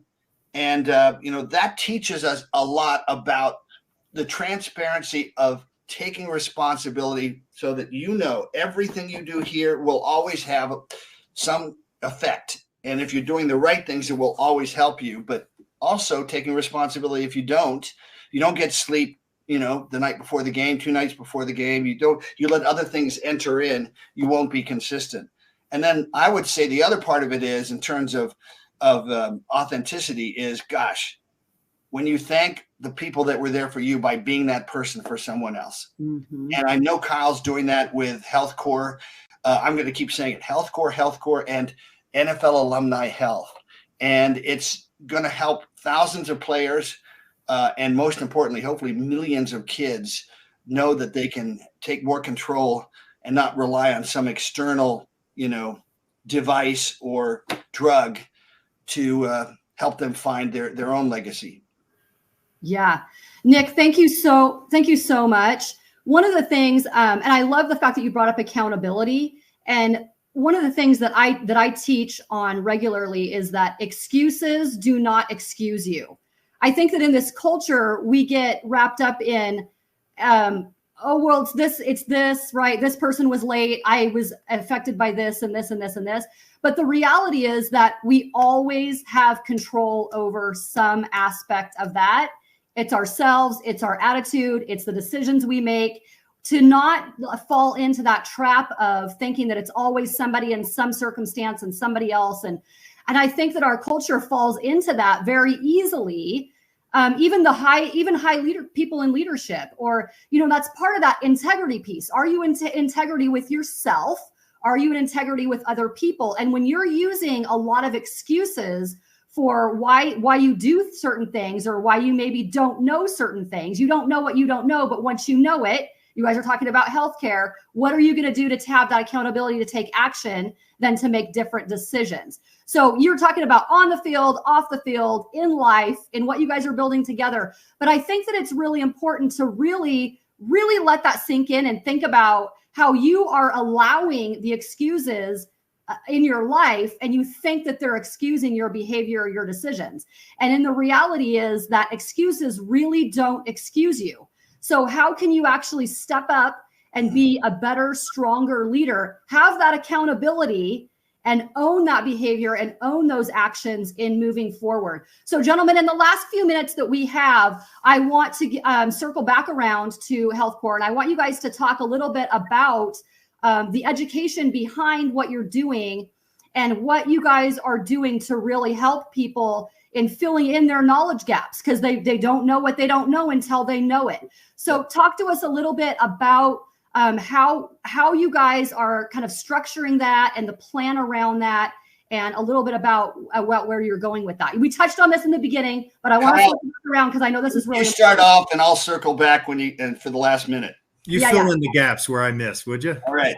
Yeah. So the NFL Alumni Association, we built out a subsidiary around health and wellness, and leaving and being a part of a legacy for the rest of your life, that you promote yourself as living a healthy life, because they're post-football, you're going to have 50 and 60 years to live, and we should do a better job of that. That's what Nick alluded to, that we don't have a lot of resources, but we've got to build that and do it ourselves.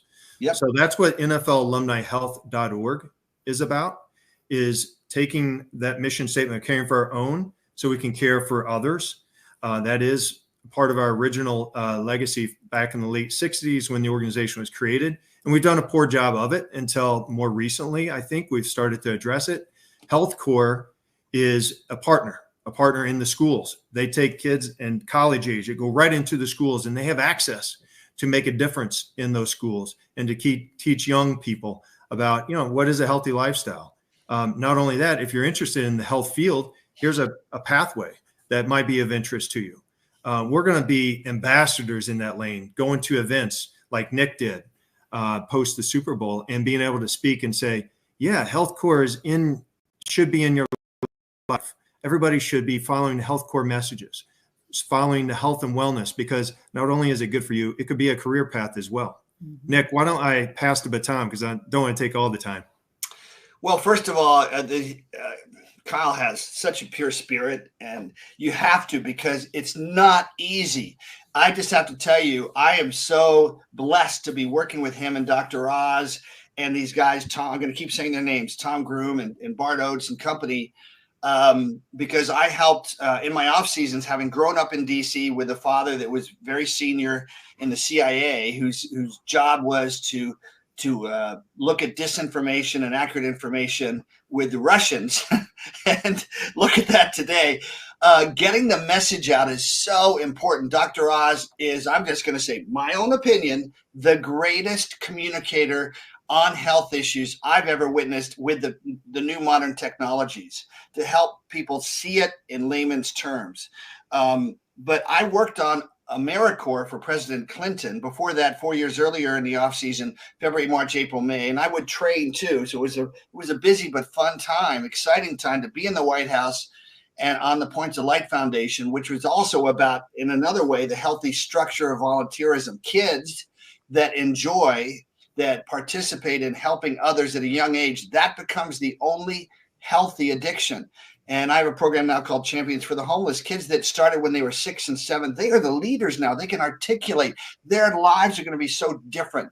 So AmeriCorps was filling in that gap, saying you don't have to be in the military to serve your communities at a young age, to discover how to develop relationships, not over a week, not over a month, but 2 years. Imagine, this may sound controversial, but if you're in East St. Louis and you're an AmeriCorps volunteer, and over a year you win, and it takes a year, the trust of a drug dealer in that area that controls, let's say, a 3-block area, and you've helped them see that they can be a leader to help the kids do better things with their lives and in turn themselves, you can change the culture of a community.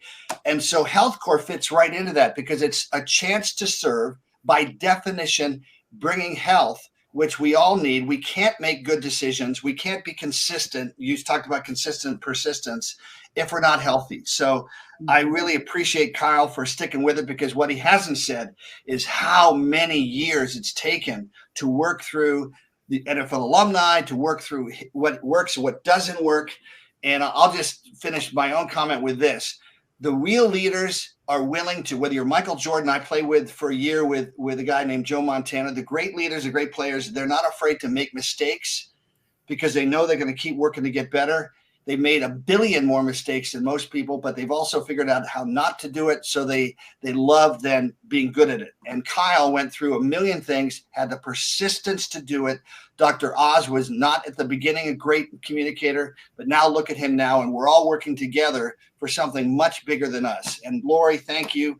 I just blabbed on a bit too much, but AmeriCorps, I'm proud of it because it's a chance for kids to serve at a young age, and don't all of us need that? That is amazing, gentlemen. Thank you so much. Ladies and gentlemen, Nick and Kyle, thank you so much. True examples of servant leadership on and off the field and building a legacy for generations to come. Thank you so much, gentlemen, for being on this special broadcast during Leadership Week. It is my honor and privilege to have this discussion with you. Thank you so much for being here. Thanks, Lori. Thanks, Thank Kyle. you.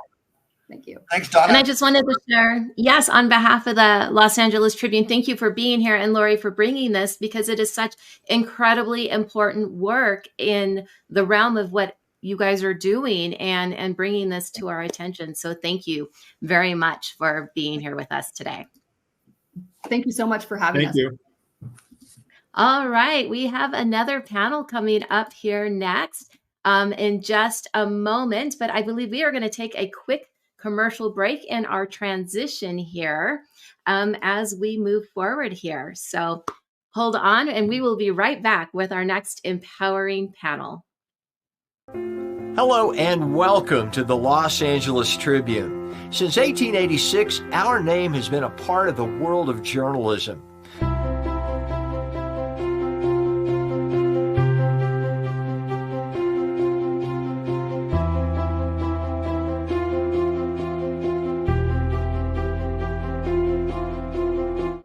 We have earned a reputation for being a publication that practices integrity, authenticity, and responsibility. For general inquiries, contact today. Thank you on behalf of the Los Angeles Tribune team. All right, and we are back, and I'm bringing up to the stage Miss Alicia. Welcome. Hello, Donna. How are you? I am. Thank you so much. How are you feeling? It's day 6 of LA Leadership Week. We've already heard from Sharon Lecter. We just heard that very, very dynamic discussion. How are you feeling right now, Donna? You know, I am so excited and so invigorated and so full of energy. I know we were broadcasting late last night. We're again on this morning. And this has been one of the best, most enlightening experiences and a great way to kick off May. I don't know if you guys know, but May really is about the month of new beginnings. And we started off the first day with that energetically. So what better place to be than here? Yes, May is a beautiful month. I think spring bloom in certain parts of the world. But you know what? Something that I've loved so much about LA Leadership Week is the depth and breadth of experiences and perspectives. Last night we ended day 5 with Shane Mosley, the heavyweight champ that is doing so much in the philanthropy space, working with children. We opened up today with Sharon Lecter, as just mentioned, and in just a brief moment we are going to go into a different space where finances, financial literacy, and technology and innovation all come together. But that's what LA Leadership is about. It is about bringing in different perspectives from individuals that are leaders and in different industries. So it's just a delight. Yes, and I'm excited because we have our next panel coming up.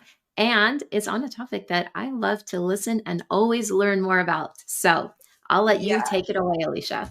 Yeah, so, we are delighted to start and open with our next panel, which is continuing the discussion on finances, financial literacy. But our next panel is all about venture capital work that is going on in the venture capital space, and how there are so many individuals across the country and beyond, but are trying to change the face of venture capital, create opportunities for entrepreneurs, for startup founders to actually get funding. And representation definitely matters, particularly in the area of venture capital, where historically women, individuals of color have not had as much access to capital as other individuals. And so I'm so honored to bring up our next guest. Her name is Michelle Donsinghani. She is a maverick in the venture capital space, but through the work that she's doing with her organization that she co-founded, VC Unleashed, with her co-founder, Tanvi, they're really changing the face of venture capital. So as Michelle is coming on, we'll share a little bit about her background and her experiences as her camera gets tuned in.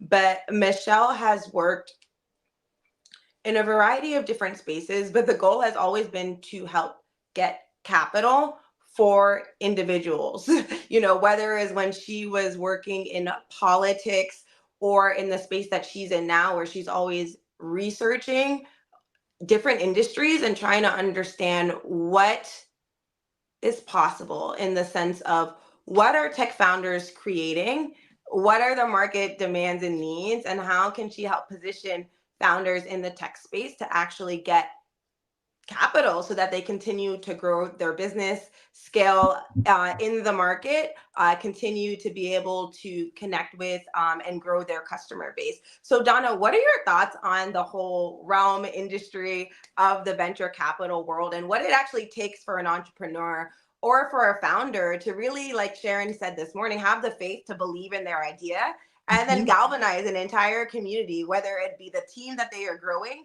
or the individuals that they are connecting with to share their idea and share their belief that their company is the company that they should be putting sometimes millions of dollars into. Yes. You know, I think you kind of touched on a topic right there, the faith to believe in what you are doing. Because I know in the speaking world, you can have people go up on stage and share their expertise and sell their program from a masculine point of view without creating the program because they believe in it already and it's not even written down on paper. But for a female or a woman or someone in their feminine energy to go up, it's like we have to write it out, we have to do it, we have to practice it to firmly believe that it works. And I think that that's a huge piece right there because if you actually believe in your idea, in your thought, and share it and present it, then with that belief, funding can come for it without having created it. So it's really, really interesting that there's a different perspective on that with what I've seen over the last few years of women having to believe in themselves. And if we believe in ourselves, then we should be able to get venture funding. So that's where my mind goes when you ask that question there. Yeah. So, and that's a big part of it. It's a belief.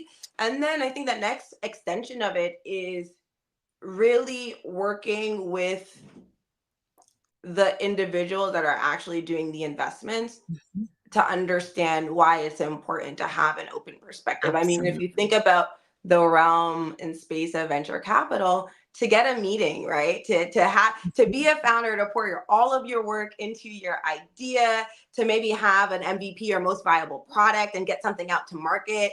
And then to be able to summarize like the impact that you've had, what is the market landscape? What is it that you believe the share of the market it is that you can capture, and to go to a company to get funding, it is a journey. And then at the same time, there are a number of ideas, there are a number of companies that they try and they're not able to access the capital that they do need to successfully grow and scale. And when you think about it from that perspective, you go, okay, so if I believe in myself, I've proven in the market that I'm onto something, what is next? And so, you know, the work that VC Unleashed is doing is partnering up with individuals that have graduated from different MBA programs around the country to, one, share more about what venture capital is, and then help individuals move into that space to become an investor. Because when you have more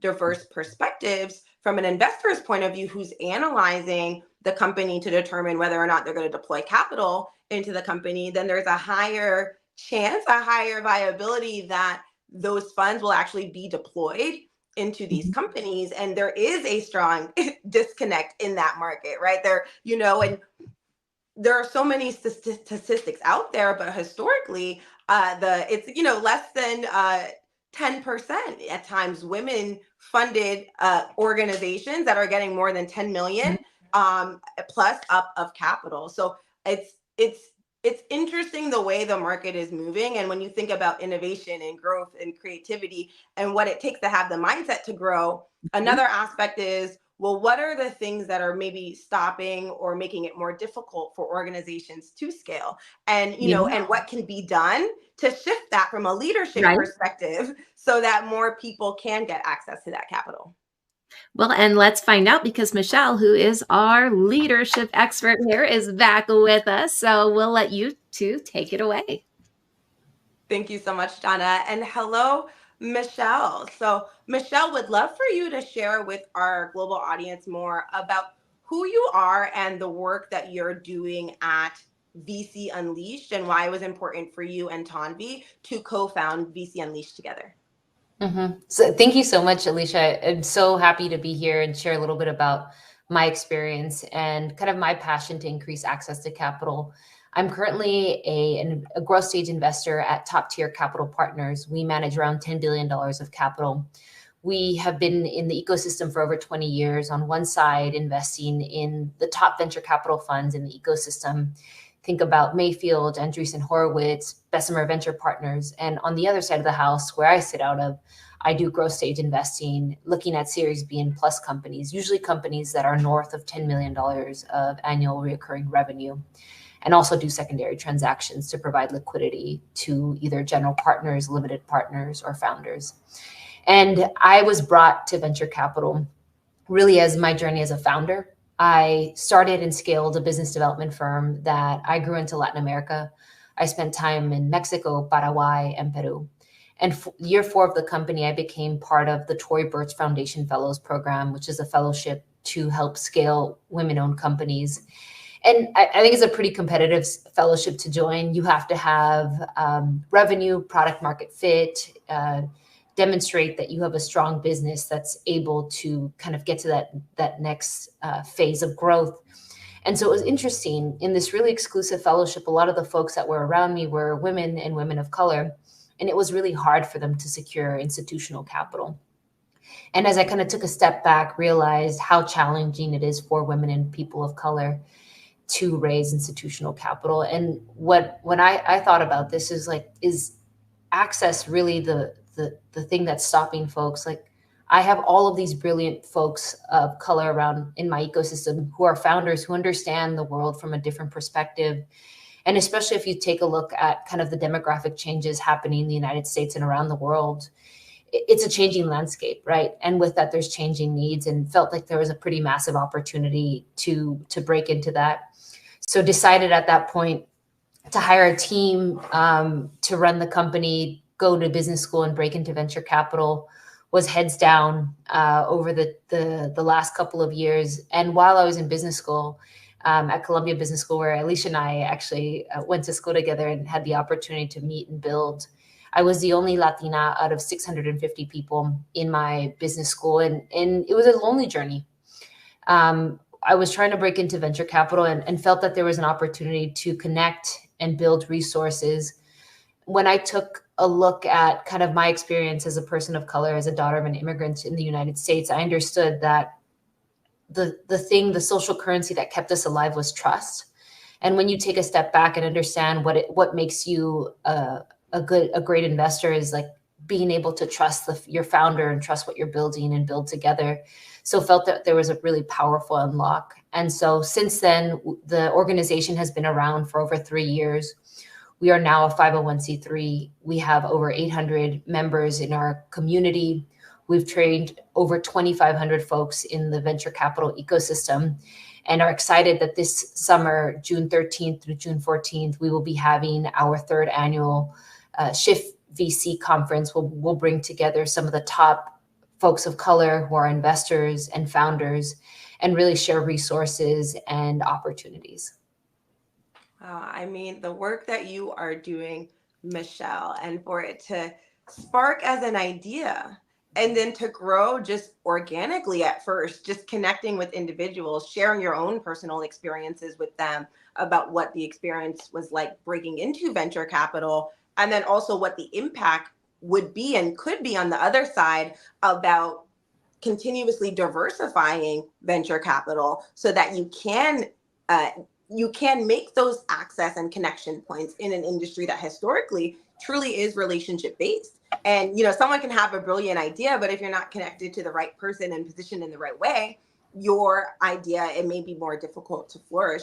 Can you talk more about kind of the educational aspects of VC Unleashed? Because we're here at LA Leadership Week. Access is so important, but also knowledge, and then also support, so that individuals that are entering into a new realm of career-wise in the venture capital space understand how to navigate and operate that space. So can you share a little bit more on that, please, Michelle? Yeah, of course. So that was actually one of our founding pillars when I thought about, as I was going through my journey into venture capital. While I was in business school, I worked at 4 different venture capital firms.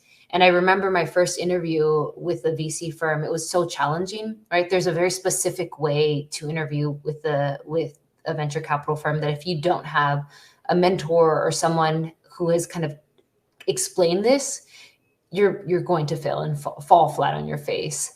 And I think business school does an excellent job at preparing you to become an investment banker or a consultant, but anything related to venture capital, it becomes a lot harder. So one of the things that we've done at VC Unleashed, we've built out training programs on things like, how do you build an investment thesis to help inform how you're thinking about investing in the ecosystem? What is cap table modeling? How do you prepare for a venture capital interview, right? Where folks usually, you're prepared and in a more traditional kind of interview setting of like understanding your resume, understanding your goals. But for a venture capital interview, you have to understand kind of the firm's thesis. You have to have your own investment thesis. Companies that you really like in their portfolio, companies that you disagree with, you're being paid for an opinion. And if you don't understand kind of what the rules are, how can you even play? So a big part of what we wanted to do is, how do we provide access to that information so folks are better equipped when they do have the opportunity to show up? Wow, that's so powerful. How do you provide access to that information? And that's what LA Leadership Week this week is all about. It's bringing individuals across industry to share their experiences, share their perspectives, and also share information and knowledge, so that individuals can make more informed decisions and understand how to navigate. What are 2 kind of principles that you and Tanvi, your co-founder, stand by as it relates to VC Unleashed impact on the community from the investor perspective, but then on the other side for the potential founders, that everyone that goes through the kind of VC Unleashed ecosystem will be engaging with in the future and can shift their own trajectory? Oh, that's an excellent question. I think on the investor standpoint is one of the things that I have found that's really powerful.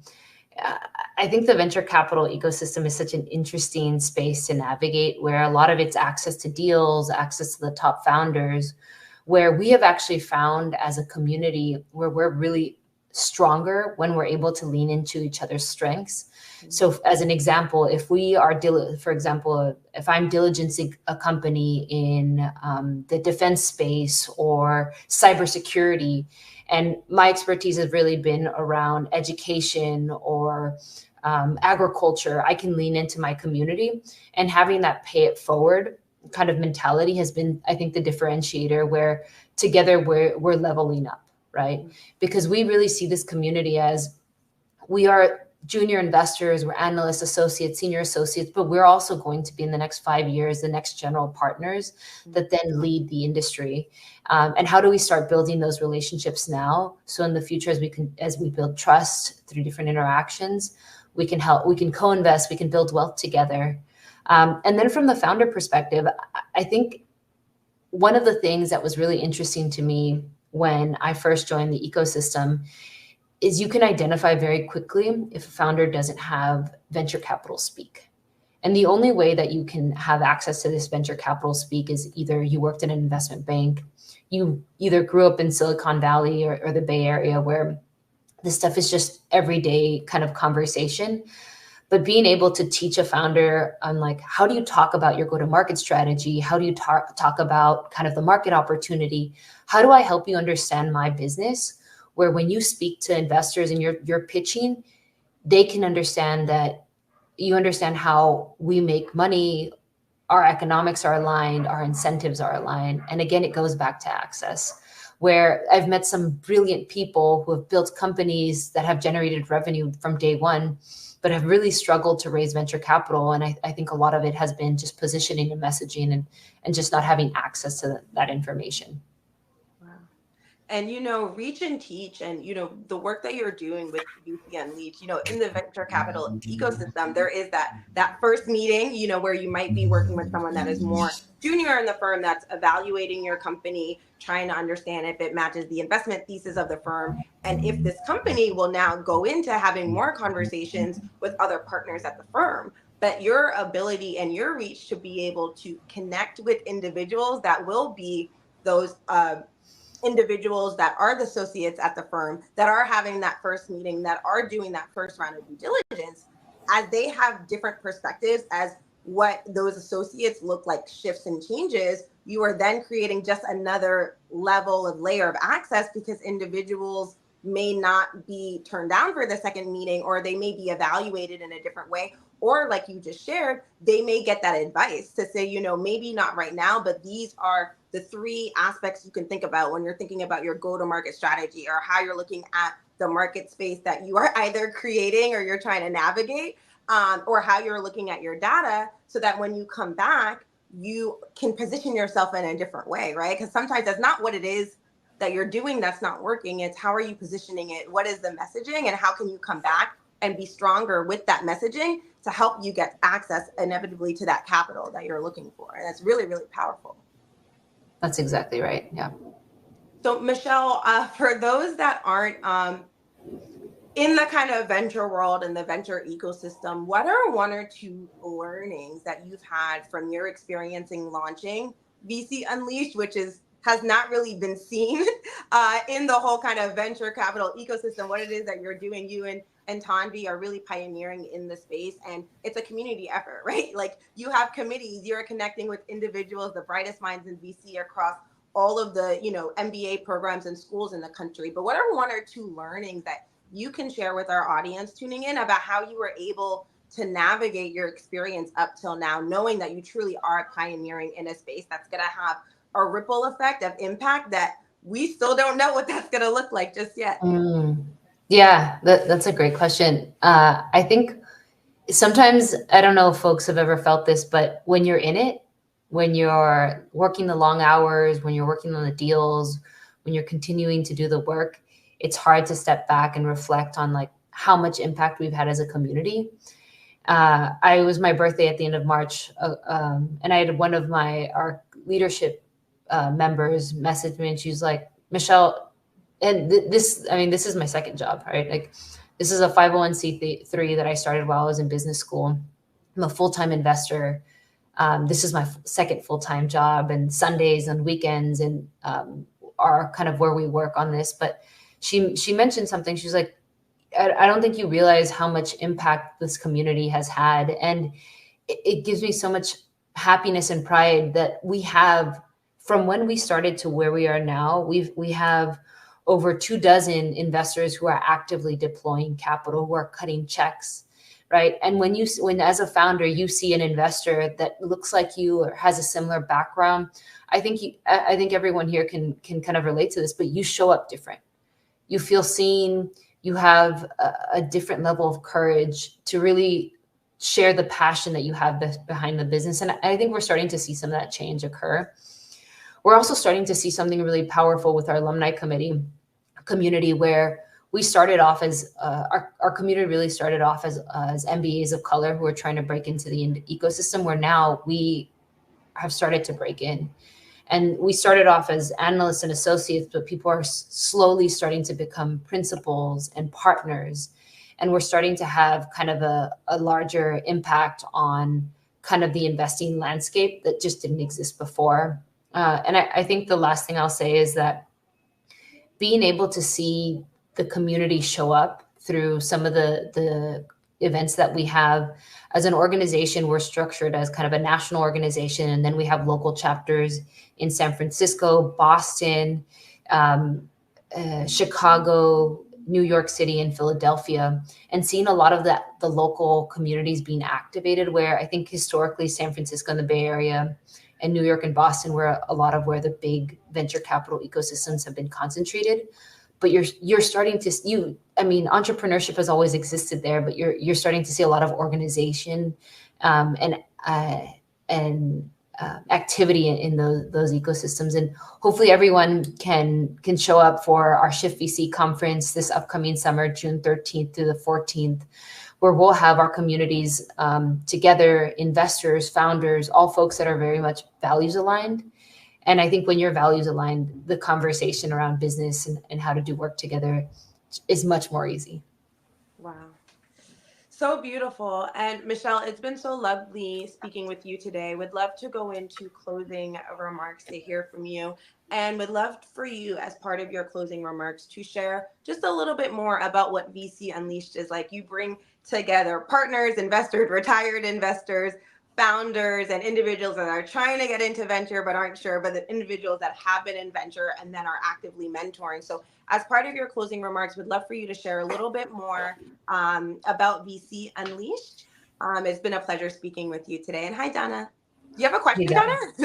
No, I was just going to join on. I was just impressed, and I loved listening to the conversations. I just wanted to say thank you. And then Alicia, the closing remarks. So, Donna, actually hearing you speak and talk about how kind of as like a female entrepreneurs, there's a woman named Melanie Perkins who runs a business called Canva that I think most of us have heard of. I think the business is now worth $40 billion. But it was interesting where when she first started her company, she was a teacher. She didn't know anything about technology, but she was starting to take Adobe classes and understood how broken Photoshop was. And so from that experience, it took her 2 years to raise her first round of funding. She had to bring on a technical team and the right people around the table, but she had so much belief in her idea, and there was an opportunity here. And now, many years later, many of my mentors have invested in her company, but having her build a $40 billion company with this belief that she truly could make a difference, even though other people couldn't see it, I think is a really powerful kind of testament to what you were speaking about. And I think it goes to the core of VC Unleashed, right? Being always, I think, marginalized or on the outside, where historically folks like us on this screen haven't been the ones making decisions about things politically from a business and economics point of view. And the world is changing. Mm-hmm. And it's not only the right thing to do, but I think it's the beneficial thing to do for our world and our communities. And we feel hopeful through the work that we're doing at VC Unleashed, from training people, providing access, to then helping people when they're investors, how do they continue to succeed and then become partners? And then the last piece that we're thinking about is how do you continue to connect people? Because as a community, we are deeply powerful. And I think being able to activate that is something that VC Unleashed is really focused on, and deeply grateful for the opportunity to come here and share a little bit about the work that we're doing. Incredibly powerful there. And I love your story about Canva. There's been a lot of comments popping up here. Total Canva user, Adobe, Photoshop. I can't figure it out. So it's hard. Yeah. Michelle, it has truly been a pleasure speaking with you today and hearing you share more about the really impactful work, eye-opening work that you are doing through the VC Unleashed community. And also what it takes to try and do something different. Like you said, you have a full-time job, yet you pour so much to VC Unleashed because you have that vision of what can be shifted and what can change. And you're taking the time. You talked about this morning with Sharon Lecter, the investment of time, right? And taking the time to create a pathway and make a difference for the world. So we appreciate you joining us today, Michelle. Enjoy the rest of your day, and hope everyone was taking notes about what can happen, how an idea can spark, and then look how you can truly shift an entire industry for the inside out. And for all of you that mentioned Canva today, we do have more on that coming up today, day 6 of LA Leadership Week. So stay tuned. Thank you again, Michelle, for your time. Appreciate it. Wow. Wow. How incredible was that? It was truly incredible, the work VC Unleashed is doing, but truly anyone that is in an industry, sees what may not be working or could work in a different way, and is changing it, right? It is bringing community together from the inside out to make a difference and make a change. And it starts with awareness, then education, then bringing a community together, and then actually affecting change. So I know there's a lot more that we'll continue to see from the work that VC Unleashed is doing, but also from the work that the investors that have gone through the VC Unleashed experience will be able to have on the world. And so, yeah, Donna, what were your thoughts before we bring our next guest up to the stage? I was just impressed. I loved everything that she was talking about, and it gave me such a different perspective. Like one of my favorite words of this year is ecosystem. And she used that because we think of product ecosystems, but we don't think about venture capital ecosystems and how to break into an ecosystem to get the funding to move forward. And so that left a huge impression on my mind. Yeah. Wow. Yeah. It was there were so many gems that were just shared and ones that we'll continue to think about. And so as we get prepared for our next guest, so excited to bring our next guest to the stage. She is a dancer, a singer, an actress. She is Grammy nominated, Tony nominated, nominated for her work off Broadway. She is classically trained. I don't want to share too much about who she is and what she does. Would love for her to share more because I could be going on for a long time, but would love to bring our next guest up, Miss Dee Woods. Hello. Hello, Dee. Hi. How are you? It is so great. Amazing. It is so great to see you. Dee, would love for you to share a little bit more about your background in the arts, in creativity and entertainment. You are so talented in so many different ways, and you are also the CEO of Wood Grain Entertainment and do so much for children in the arts. We had Sharon Lechter on this morning talking about mentorship, but you are a huge mentor. So would love for you to share more about who you are with our audience and some of the work that you're doing, and particularly around mindset, because I know that's something that you think about a lot and that you pour a lot of work into. Yes. And I also want to say hello to Miss Donna because I am familiar with her. I've had some great sessions with her as well. So hello, how are you? So good to see Excited you. to listen to you today. Yes, I have a different hair color than the last time you saw me. You do than you did last time, but that's okay. It just adds that sparkle. Yes. Well, I also want to give a shout out to my castmate who's on the call today, Miss Ariel Blackwood, aka is somewhere. I don't know if you can find her, if you can bring her up, because we had an amazing night last night. There she is. Yes, you did. I heard some congratulations are in order for the two of you and your entire cast. Oh, yes. Thank you. Yes, we are the 2024 Off-Broadway League Lucille Lortel Awards winners of Outstanding Ensemble, Outstanding Musical, and our director, Nikki Douglas, won for Outstanding Director. Although we had 6 nominations in all, we walked away with 3 very major ones, and it was just a blessed night. First of all, we just got together and we're just happy to be with each other and sit with each other and dress up and look cute in our church lady hats because our production Pray was all about the spiritual journey of Black femmes and holding space and owning one's own spiritual journey, and the questions and just like kind of like the outward presentation of what faith and religion and spirituality is versus the actual inward work and identity.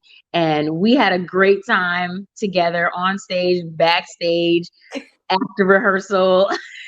And it was just so great to celebrate a win, because we just do this because we love it. We all have various experiences in the arts, in education, a multi-generational cast. Some of our cast members, Miss Gail Turner was one of the original cast members of The Wiz that has now returned to Broadway 40 years later. And Miss Tina Fabrique, who us as millennials and Gen Z were just fanning out because she's the original voice of Reading Rainbow. And we were like, can you just sing it to us every day? Tears. On to the recent graduates from NYU, both Ariel and I are graduates of NYU. Yes, and I mean, congratulations, because we were talking about faith earlier today and the role that faith plays in your life as, being a guiding North Star, but also how mindset and deservability play roles in your life and understanding what can be and what can be possible for your life. And faith was an interactive, immersive experience, right? Where people felt like they were at church, but you were exploring different religions during different parts of history, and you were engaging with audience members as if they were part of the production, right? In the pews, really interacting, handing out cards. It really was an immersive experience. And it was a different experience, right? Like, you don't necessarily see productions like that on Broadway or off Broadway. And it really was a deep dive into spirituality and faith and mindset, but also a deviation from the norm. And so congratulations on kind of deviating from what is considered the norm and doing something different, but also seeing the impact that it has in the individuals that were a part of it. There were more than 70 or 80 off-Broadway productions that were live over the last year. And best ensemble is true. It means something, especially best ensemble means you had to come to work together, right? You had to not only be fully embedded into what your role was, but understand what it's like to be on a team, to work with an ensemble, and to create beautifully and magnificently with an ensemble. Kay, what was your experience like being part of the Prey production? Oh my gosh. It was, first of all, Alicia, it's so great to be here with you. So great to be here with you as well, Dee. But working on Prey was a really, even though it's work, what we do is work. We do get paid for it. At the end of the day, we did train for this. At the end of the day, it is a very personal journey, a very personal experience. And when Nikki won her award last night, she even mentioned it during her speech, saying, creating this work has been just as healing as what the work was supposed to do. The work was supposed to heal me, but it was actually the creation of the work in fellowship with these Black femmes that allowed that healing to come sooner than I realized. And so to be a part of that healing for Nikki and for like other Black femmes, but to also receive that as well was just such a blessing. And it's funny how we're talking about leadership within this frame. I always thought of leadership, it needed a lot of qualifications. And as I'm growing into my leadership identity, I'm realizing that it's actually not about how qualified I am. I thought I had to have the best education, the best resume, the best articulation of all my thoughts and ideas, but really it's just showing up in what's needed in the room. And sometimes being a leader is actually being the quietest person, maybe being the least qualified person. That's being a leader too. So it was just an amazing experience. And with this ensemble in particular, everyone came in with so much love and care and kindness and just willingness to jump in. It's actually pretty easy to be that vulnerable at work. So yeah, that was my experience mostly. Just so much positivity. So much positivity. Yeah. It's not always that way too. Yeah, but I love that share about the role that compassion plays, right, in the workplace, in life, in leadership, and how you show up, and the healing journey and the breakthrough that can be on the other side of healing in all areas of your life, whether it's, you know, at work and your relationships, how you navigate your day-to-day, the relationship that you have with yourself. You know, that's truly powerful. Dee, you started your career at such a young age. You were on TV. You were part of the group Danity Kane. You've been an activist and a mentor for young kids that are parts of the arts, hosting workshops and boot camps and being really a mentor and an advocate. What role have you seen mentorship play along and throughout your career? Oh, it's probably the most important role because, you know, just as in Michelle, what Michelle was talking about just before we came on, you know, we don't always see ourselves in the spaces that we want to be in, or that we know we have a passion for. Sometimes it's just a little voice in the back of our head, and maybe your background, your surroundings, your circumstances don't speak to the dream or the vision that you have ahead of you. So you need those mentors. Sometimes you just need that one cheerleader, that one teacher, that one, you know, big sister or big cousin, or just somebody who looks like you that is doing the thing. You know what I'm saying? It's like, well, she can do it, or they're doing it, or now I see that it's possible, you know?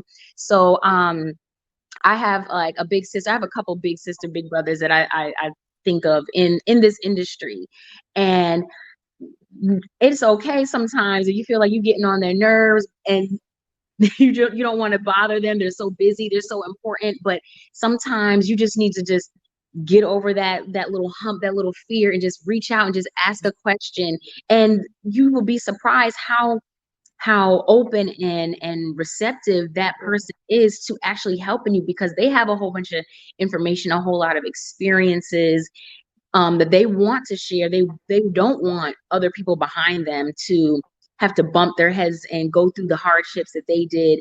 Or I had a mentor tell me about one of these big sisters. I call her big sister. Her name is Sekan Sembla, and she is Broadway starlet, TV screen starlet, but so down to earth.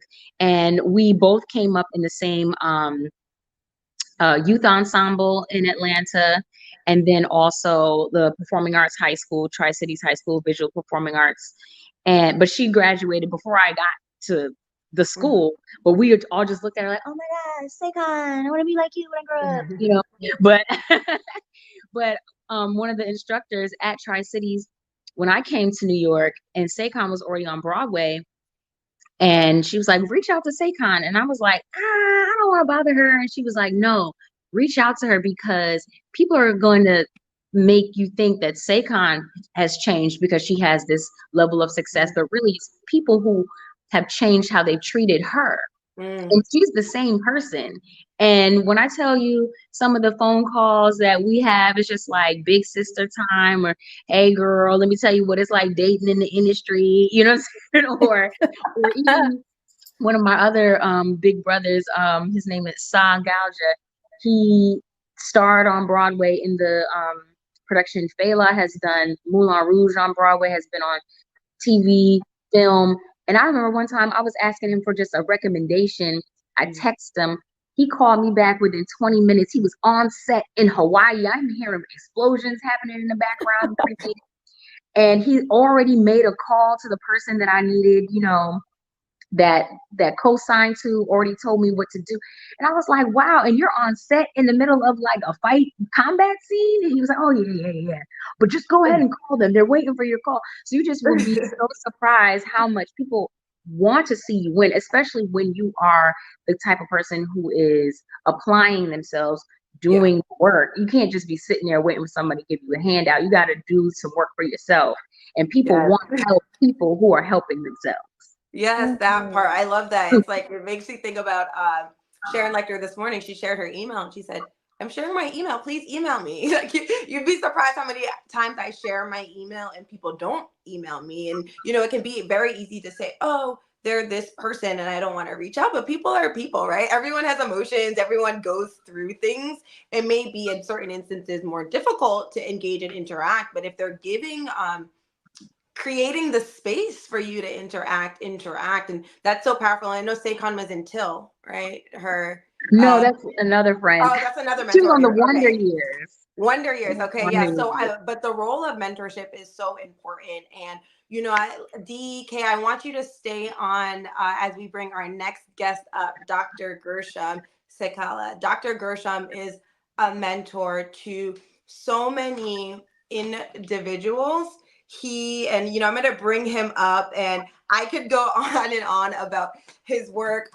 But, Chadwick Boseman, so many people like in the industry, he's such a visionary, so faith-based, and really just helping individuals understand themselves so that they can understand how they show up in the world, and so that they can share their creativity, their work with the world. So Dr. Gershom, I could go on and on, but would love for you to share more about who you are and your work, especially as we are talking about mentorship in this space. Oh, you know what? Everything. I'm so happy that I have talking to Black, beautiful women. Most Africans, they don't put value to mentorship. Most of the people that I mentored were, even now, 90% are white people, and they get successful. And I was so happy when Chadwick Boseman, the Black Panther, the star, he asked me to be involved in his life, and just that. And he was one of the most, he never came late in all these years that he for advice or anything. It was always 30 minutes early or 1 hour early.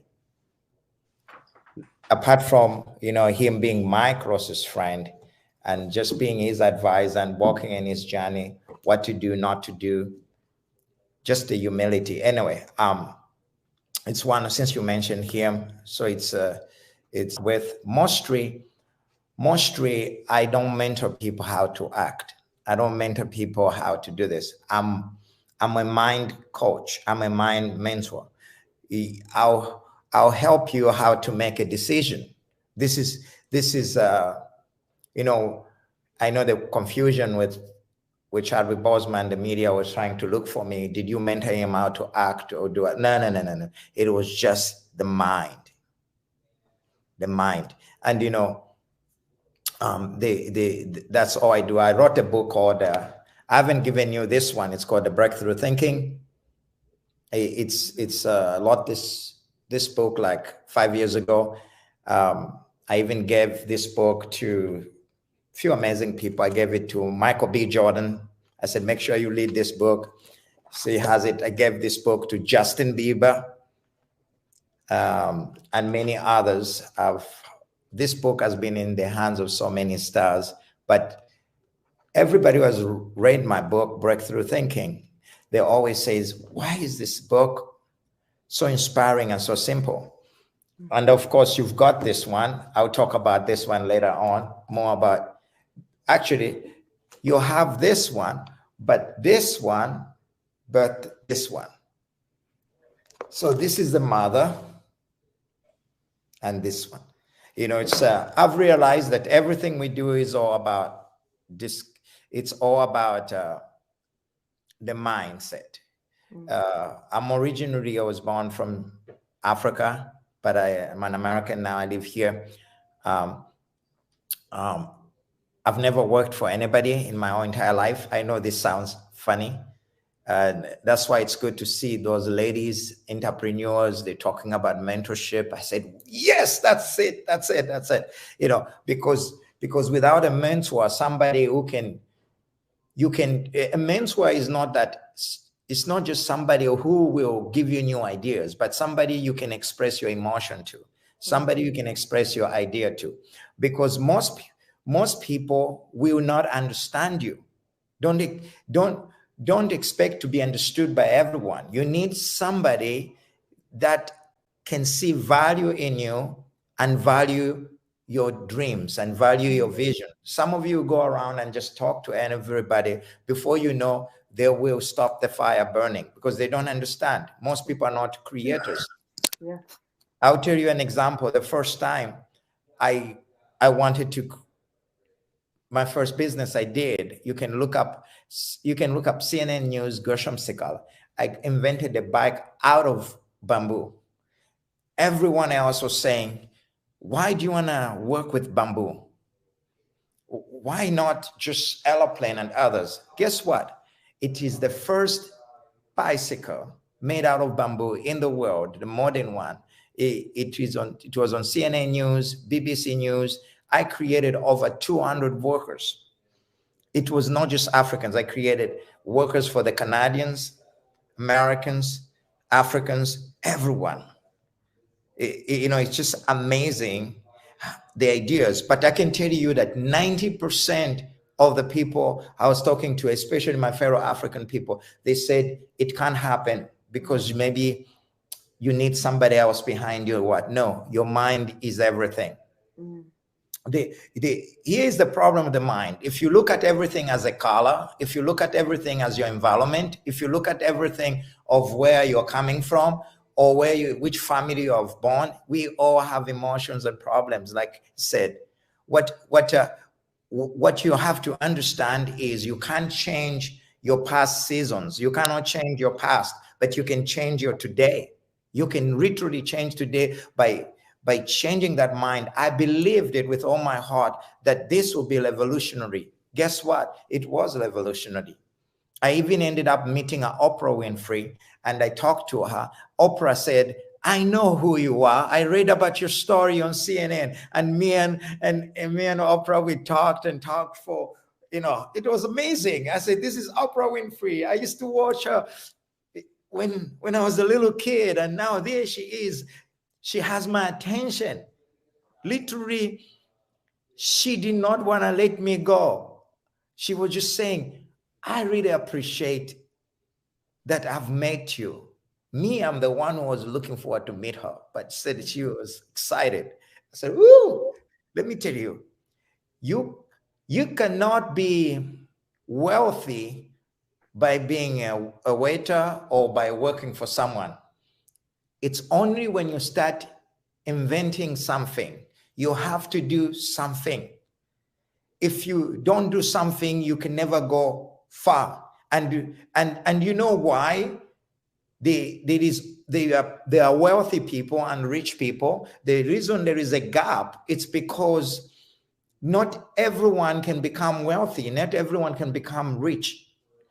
Only those that risk to step out.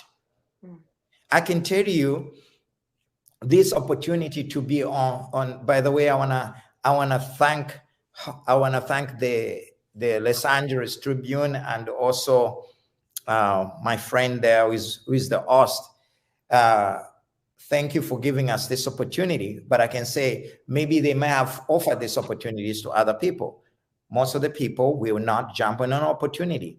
Poor people always complain. Poor people always give excuses. Poor people are always looking for who's gonna scam them, who's gonna lip them money. Rich people, they look about, let me take this chance to increase my wealth. Let me take this chance to invest. Let me take this. So I've realized that the mind of the poor is always complaining. It's either gonna judge. You can judge your color all you want. You can judge. It's not just Black people. Also, white people. 90% of the people are white. They say, "Why am I white? Why am I white?" Forget about being white. Forget about being Black. What value can you bring into this world? You have something in you. And you know what? It's all in the mind. Yeah. If you can just make that decision. Many people can say, I can.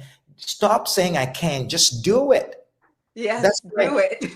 These ladies like Miss Woods and Kay, they just do it. Just and what a message too. Do it scared. This morning about action. We heard this morning about mindset, about deservability, and how you navigate in the world. Like your mindset really does drive everything that you do. And it can be easier, right? Not easy, easier to look at where you're at now or what you. Oh no. All right. Alicia. Anyway, yeah. You got So cut off. that's okay. She'll be on. So there's Yeah. another lady. Her name is Carla. She will join me. Carla, she's her story is very important while we're waiting. The story is very interesting. When I started mentoring her, she's half Black and half Spanish. When I started mentoring her, I said to her, if you want to be successful, you need to quit your job. And she was very successful working in the bank, Wells Fargo. Very successful, worked for a long time. Then I said, you are very smart on business. You are very smart on mortgage. You are very smart on this. I think if you can, let's start with step one. You have to, let's plan how you can quit your job. Let's plan. Sometimes people just want to quit. No, plan how to quit your job. You have another job. So I planned out with her, and she quit the job and she started her own company. Now she has her own workers in San Francisco, and she drives. One day she video called me. She said, look, I just bought a car, $100,000 car. This is the car of my dream. I said, yes, if our job couldn't give her the car. There is always fear. Fear. Even wealthy people are afraid. So, fear doesn't really go away. Confidence is something you need to keep improving and working on. Some people tell you like, oh, I'm not afraid anymore. I can do it. No. We all reach at the place of fear. For example, when you were only having $100, you're afraid to lose $100. You have $1,000, you'll be afraid to lose $100,000. You make $1 million, you'll be afraid of how can I keep my millions, and how can I, there's always fear around everything, and fear is in different levels. There are certain things you overcome, you're not afraid of those things anymore. So, yes. But the secret to this is knowing yourself. Once you begin to understand who you are, that you have come this far, you can go that far. And you always need to work on yourself. And also decision making. Some of the decision making is you have to quit interacting to certain people that doesn't matter if they are your relatives, your classmates, or you were born in the same country or in the same city. If they're not adding value to you, you need to minimize the friendship. You need to look for different relationships that can add your worth. Because if you keep around the same people, look at your last 5 years, it will be the same 5 years. Look at your last 3 years, it will be the same 3 years. This is how you improve. You start making those little changes. And the other changes is that begin to trust yourself. That part. Say that please one more time for people. Begin to trust yourself. Don't go like, I don't trust in myself. I cannot do this. How do you expect people to invest in you if yourself you don't trust in yourself? Right. It's not a building. It's not a registration. The greatest company is your mind, your body. You are the greatest company. I would love for someone to put that in the chat. The greatest company is your mind, and to trust yourself. I mean, this has been such a dynamic conversation. And Dr. Gershom, you hit on so many aspects, but that mindset is key because it impacts everything that we do. And Dee, your work, you were in For Colored Girls, nominated for 7 Tony Awards, and it was all about the journey back to self. It was, going through the journey of healing, of understanding, so you could get to the journey back to yourself. And Pray explores that. Would love for each of you to share some closing remarks about just your experiences and what leadership means to you, especially at this point in this place in your life. It has been so great hearing from you all and hearing the role that mentorship plays. And also the flip side of it, understanding that not everyone is a mentor, that your ideas are sacred, that you are important. So your ideas are important, but also to be cognizant of the space that you're occupying with other people in your life so that you can protect your essence of who you are. So Kay, would love to go to you first, and then Dee and then Dr. Gershom for closing remarks. I think what makes a great leader to me is someone who has defined their values, their moral values, they've stuck to them, and then they're consistent. Because wherever you are, as long as you are rooted in your values, the consistency is going to be the same. Your choices are going to be the same. Your results are going to probably be the same. So that's what I think a leader is. It's just someone who knows their values and sticks to them, and then you just simply show up. On the other hand, I do think, mentorship is so important. I think it's important to have mentors younger than you. I think it's important to have mentors older than you. As you age, we do get wiser, but we also, things are starting to happen behind you. So you do have to catch up a little behind you as well. So I do think it's good to have a range of people around you from like different backgrounds, with a higher education, maybe not a higher education, maybe someone who just simply graduated, got their GED, and then started becoming an entrepreneur that way. So I do think that with variety comes so much more empowerment and choice. And I think choice is the best thing that you can give yourself. I'm sorry, I don't want to mispronounce your name, Dr. Gershom. Did I say that correctly? Yes. You mentioned how you don't train your clients on, you don't mentor your clients on what to do, but how to think. And I think that's so important is you don't want to give people tools that if you're not there, they don't know how to use them. You always want to empower your mentors or your mentees, to choose for themselves, because when you choose, that's when you learn how to trust yourself.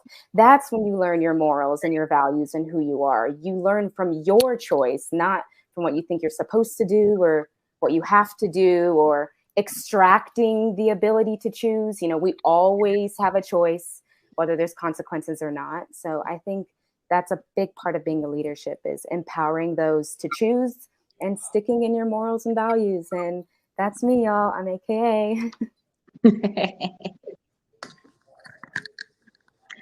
All right, it's my turn. Okay, so Sure. well, ditto to a lot of the things AKA just said. With leadership and mentorship, I think it's definitely important to always leave yourself open to educating yourself, learning something new, because if you think you know it all, you can't learn, you can't help anyone. You're not ready to receive any new information. And, more than likely, you only want to hear your own ideas, your own thoughts in the room, and you don't really know how to mentor or help a specific person, because everybody's situation and all the different circumstances, are different. So I always love, and I think I can't even help myself sometimes. And I've done this to you, Alicia, a few times, where I'll meet a young person or somebody who I know just graduated, they're going to Columbia. It's like, I know someone who you can call. I know someone, I don't know anything about that, but I know someone who you can call who knows about that. And I love connecting people and just seeing, great minds come together, being collaborative, in the spaces that we work, myself and AKA being an artist, being collaborative and having that humility to learn from someone else, to hear someone else's ideas, to see someone else's greatness, to see someone else's value and worth, and not become insecure or threatened or feel like it's a competition. It's like, well, you're really good at that and I'm really good at what I do too, and I think, hey, let's do your idea, you know what I mean?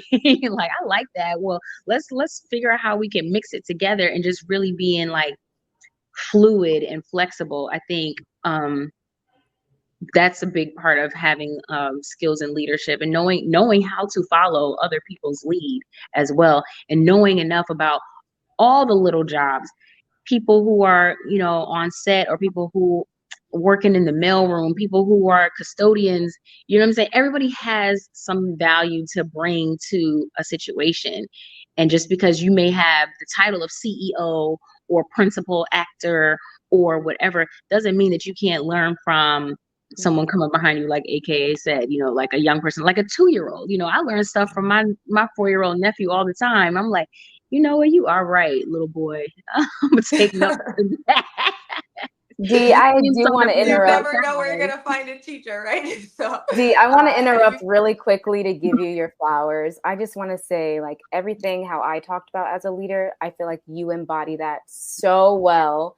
During Pray, I just felt like we would be having conversations, and then suddenly the conversation turned into like a lesson, or like almost like a testimony, or like, not that you were preaching to me, but all of a sudden I just was like, oh my gosh, like this is really such a great moment. And I'm so glad I got to have this with this person. And I grew up watching you and like singing along to your music videos, and like, just, oh my gosh, you're such a star in my eyes. And to see you so open and vulnerable and just human with me was just so beautiful. And I just love that you embody leadership in such a beautiful and natural way. So I just have to give you that before we close. And you guys, I will need someone to mail you your books, both of you, D Woods and Kay. I would love You're to read amazing. that. Oh, You absolutely. don't have to buy one. I want to mail it to you because you are incredible leaders, you know. Thank you. Wow, that's so beautiful. And Dr. Gershom, we're actually not going to have you go through closing remarks, because I'd love to keep you on, because we have a lovely discussion with authors that is going to start right after this. But Dee Woods, thank you so much for joining us and sharing your perspective. I mean, you have toured around the world. You worked with some of the greatest and guests. You are classically trained at NYU in the arts, and you are an advocate for just expression, right? And really, really a mentor to so many individuals. Thank you so much. And Kay, you were phenomenal in Pray, but just your openness to share and express how people have impacted you and have led you, but then how you share and open up with others is beautiful. Appreciate you, Dee Woods and Kay, for joining us today. We'll ask Dr. Gershom to stay on, and I would love to introduce some of our next guests, right? You know, we're about to have a conversation that is all around authorship, right? Author learning and sharing, and leaving legacy through words, right? Like books, once a book is published, the book is around, right? You have shared it with the world, and, you know, books can be heirlooms. There's so much, books can take you on a journey through imagination. They can educate you. They can teach you something about yourself you didn't expect. They can teach you a skill set that you may not know you had, or you may not have understood how to find, and you can get that through books. So would love to bring on our guests, Rocio and Angel, who are a married couple and the co-authors of The Orchid, up to the stage. Hi, Angel. Hi, Rocio. We also have Wendy Blum-Weiss here, who is here with us. She is an author, but she's also a builder of communities through books, but through empowerment. We also have Jack Rasmussen. Jack, I hope I said that right, but please correct me if I did not. Who has traveled around the world and learned so much about life and shared his journey through books. And then we have the wonderful Nim Stant joining us as well. And Nim was the visionary behind the Impact Book Awards that took place in Phoenix, Arizona last month. She awarded Sharon Lecter with an award for Thick and Courage, Mark Victor Hansen, so many individuals. Sean Kanan was there, but so many individuals who have worked so tirelessly through life, but have poured and shared their experiences with the world through books. And for you, Nim, to recognize individuals that share their experiences and their art through creativity is truly magnificent. So excited to bring you all together, because we have individuals that have written mindset books that are non-fictional. Then we have like Dr. Gershom and Wendy and Jack to a certain extent, but then we have Angel, Rocio, and Jack, who have written books around finding self and spirituality and faith, but through kind of a fictional lens. So super, super excited for you all to be here. Would love for you all to take about 2 minutes to share more about who you are and kind of your journey into authorship. Starting with you, Wendy, and then we'll go to Angel and Rocio. Okay, great. Well, it's an honor to be here. So thank you so much. And I would have never thought that I would be on this journey. It was the last thing that I would have ever thought about, is to become a published author. I was a mom, just working in a corporate career that had a major mindset shift. And when that happened, it happened through books, really, actually. And until you see somebody that is just a couple steps ahead, it's kind of like following Oprah's journey and think you're going to just, be able to have a talk show and you're going to be a talk show host. But I had met somebody that had written a book, and they reflected back to what's possible to anybody that really thinks about it, right? You don't know what you don't know. And so I had started, Alicia, you and I had talked about this journey. I was putting, as a side hustle, I was putting inspirational messages on T-shirts. And somebody told me that they bought all the different messages and they hung the T-shirts around their room so that they could read the messages, that they weren't actually wearing the shirts. And that's when I had the light bulb moment and said, why don't I just publish the messages that are on the shirts and make it into a book? And that's what happened. And that's how my journey into authorship happened. And to speed the clock up now to today, many books later, and really what I'm most passionate about these days are collaboration books, co-author books, bringing together community. I know you're talking a lot about that here, the LA Tribune, and that we are stronger and better and we are bolder when we're together. So that's the mission that I'm on. That's the movement that I'm part of right now, that everybody has a voice, everybody has a story, everybody has a message, and their story is really deserving to be told. Yeah. So wonderful. And thank you for your share, Wendy, and particularly around collaboration books. I've heard you speak in the past about collaboration book is a great way to enter the world of authorship, but not feel like you're on the journey alone, right? To have individuals that can support you, and know a lot of the work that you do is around guiding individuals through that process so that people don't feel alone and they can go into a deep place within their heart to share what their story is. And bring that to the world. And Rocio and Angel, I know that with the Orchid, that is something that you all have gone through that journey, and you've gone through it together. So would love for you to share more about the Orchid, which is a fictional book about, I want to say, their journey back to self. It is so powerful, so poignant. I've read it. I've shared it with so many individuals because I just love the message and love that it's development, but masked through story, so you can kind of see parts of you, but not too much if you don't want to. So Rocio and Angel, would love for you to share more about the book, The Orchid, and what that journey was like, processing the information that ultimately went into the book and processing that together, because that's a kind of different and unique experience. Thank you so much for having us. I'm so happy. Thank you. And it's a pleasure to meet everyone. So really, we don't have enough time, but I'm going to try to be super concise. We see, after going around the world and live in so many countries, we saw the necessity of portray positive messages to the TV. So we decided that was a necessity to help people to see another way of thinking. And for that reason, we were together to do a beautiful book that you can see another way of thinking. And then, of course, we want to develop that for a TV show. Yeah, that's right. I would add that the book came after we both individually and then collectively went through a lot of introspection. And as we got rid of trauma and issues and all the baggage that we carried, or at least most of it, it feels like we've gotten rid of it. We uncovered this power. And I think Dr. Geshem spoke about that before, that energy that you have inside of you, the ability to turn your thoughts into actionable things around you.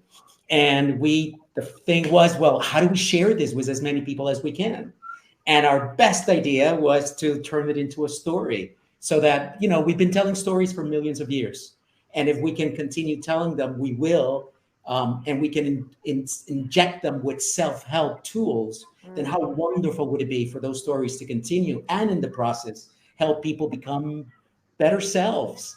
And as we become better selves, then everything around us improves, right? The relationships we're in, the companies we start, the books we do, the television programs that we produce, all becomes so grounded in positivity and love, which is ultimately what we're all aiming for. That has definitely been a theme today, a fabric of day 6 is that journey to self. And as you can become a better self for self, then you can show up differently in the world. And, you know, the orchid, the secret code of modern goddesses, right? It's such a title, but love that, you know, as the book has been out, that you've been traveling around the country, speaking to young girls, but speaking to their parents, right? You know, having conversations with people that are impactful and meaningful to their life through the book. But really a conversation that is moving the needle in terms of growth and development. And in terms of relationships between and amongst individuals, also through the book, which is so beautiful to see. Jack, someone is getting a phone call, it sounds like. Jack would love, so I know that you, I think it's Dr. Gertrude. Jack, know that you've written a book. It's kind of in the restaurant food space, but you also journeyed around the world. You went to different countries on a journey of self, and it ultimately led you to writing your latest book. Can you please share a little bit more about you, your experiences, and your journey, and why it was important for you to write the yin yang? Yeah, of course. Thank you so much for inviting me here today. I really enjoyed hearing about the orchid. It actually connects very much to my experience, and I do like the idea of a flower kind of blooming.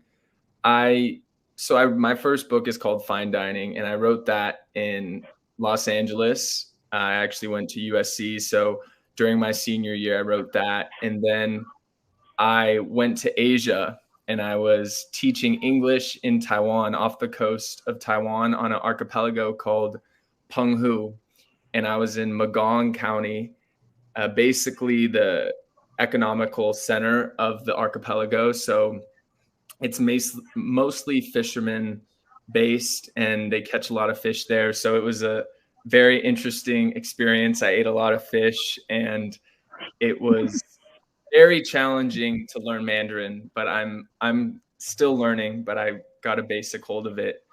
But I decided to delve into religion while I was there. I was actually baptized as a Christian in 2021, and I've always been interested in religion. And I had a lot of time to myself while I was there. So I was reading the Bible. I wanted to finish the New Testament. So I read a lot of the New Testament. I didn't finish it. But then I wanted to dive into other religious texts and sort of compare and contrast different ideas. And one text I started to read is called the Tao Te Ching, which is a central religious text for Taoism.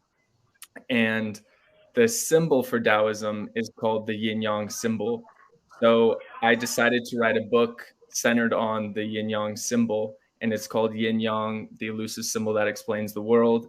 And I wrote it while in Taiwan, kind of speaking about my own experience from going to completely non-religious lifestyle to a religious lifestyle, and how that transformation has really helped me become a better version of myself, and also have better relationships, be a better leader to my friends, and be a better teacher. And I'm excited to continue to learn about religion and how that impacts us and makes us better human beings. Wow, that's so wonderful. And maybe you all that are tuning in on catching up on a theme here, but every individual here has written books that are ultimately about going inside, about going on a journey of self, and about thinking about mindset. Like your recent co-collaboration book, Impact Entrepreneur, just came out recently, but it's about the entrepreneurs going inside. And Nim, you wrote Go All In, right? You wrote Go All In, and would love for you to share more about the message of Go All In. And then ultimately how going through the experience of going all in and becoming an author kind of inspired you and pushed you to create the Impact Book Awards, which is truly recognizing the work of authors across different industries and different genres, but it's recognizing the process and experience that it takes to become an author, and then truly celebrating and honoring the work of authors. Well, thank you so much, everyone. Can you hear me okay? We can. Yeah, we can hear you. Awesome. Well, first of all, congratulations, Los Angeles Tribune. I'm honor you. I'm so thankful for the relationship, the friendship we have, and creating a wonderful platform for authors, a leader, a listener in this space. I know that the work is not very easy. You guys work days and nights, and I want to recognize that. And I also want to, say I'm so happy to see Jack. I'm so happy to see Dr. Gershom. Like this is, this is my. I know you guys, and I'm so happy to see Wendy. And how do you say your name, Rachel? Right? And Angel. Sorry if I pronounce your name wrong. Don't worry. Yeah, my story. I'm going to be very short. So I came from the third world country of Thailand. When I first moved to the U.S., I only have $300 in my account. I have no English, no money, no connection. And I started to read books from Brian Tracy, Eat That Frog. And everyone, you need to read that book, Eat That Frog. It is very important. It's changed my life. Talk about procrastination, overcome the procrastination. And that book has turned into the action step for me. And that's how Go All In coming from. Go All In is a strategy of, it's not a marathon, it's a sprint. So you focus for something that you want to achieve in a short period of time, and you just go all in, you take 100% action, 100% focus. And then once you get to the finish line, you release it and you continue to live your life, or maybe you jump onto the next project, something like that. So I wrote the book Go All In. It has turned into Go All In Stage, a festival that a lot of authors and speakers came to our stage and shared their book, shared their message. It's turned into a Go All In TV, air on ABC 15. It's turned into a whole community, a whole movement, a whole platform. And it has turned into almost $1 million in revenue. And then I continue to share the journey to authors of how you can turn your book into multiple stream of income.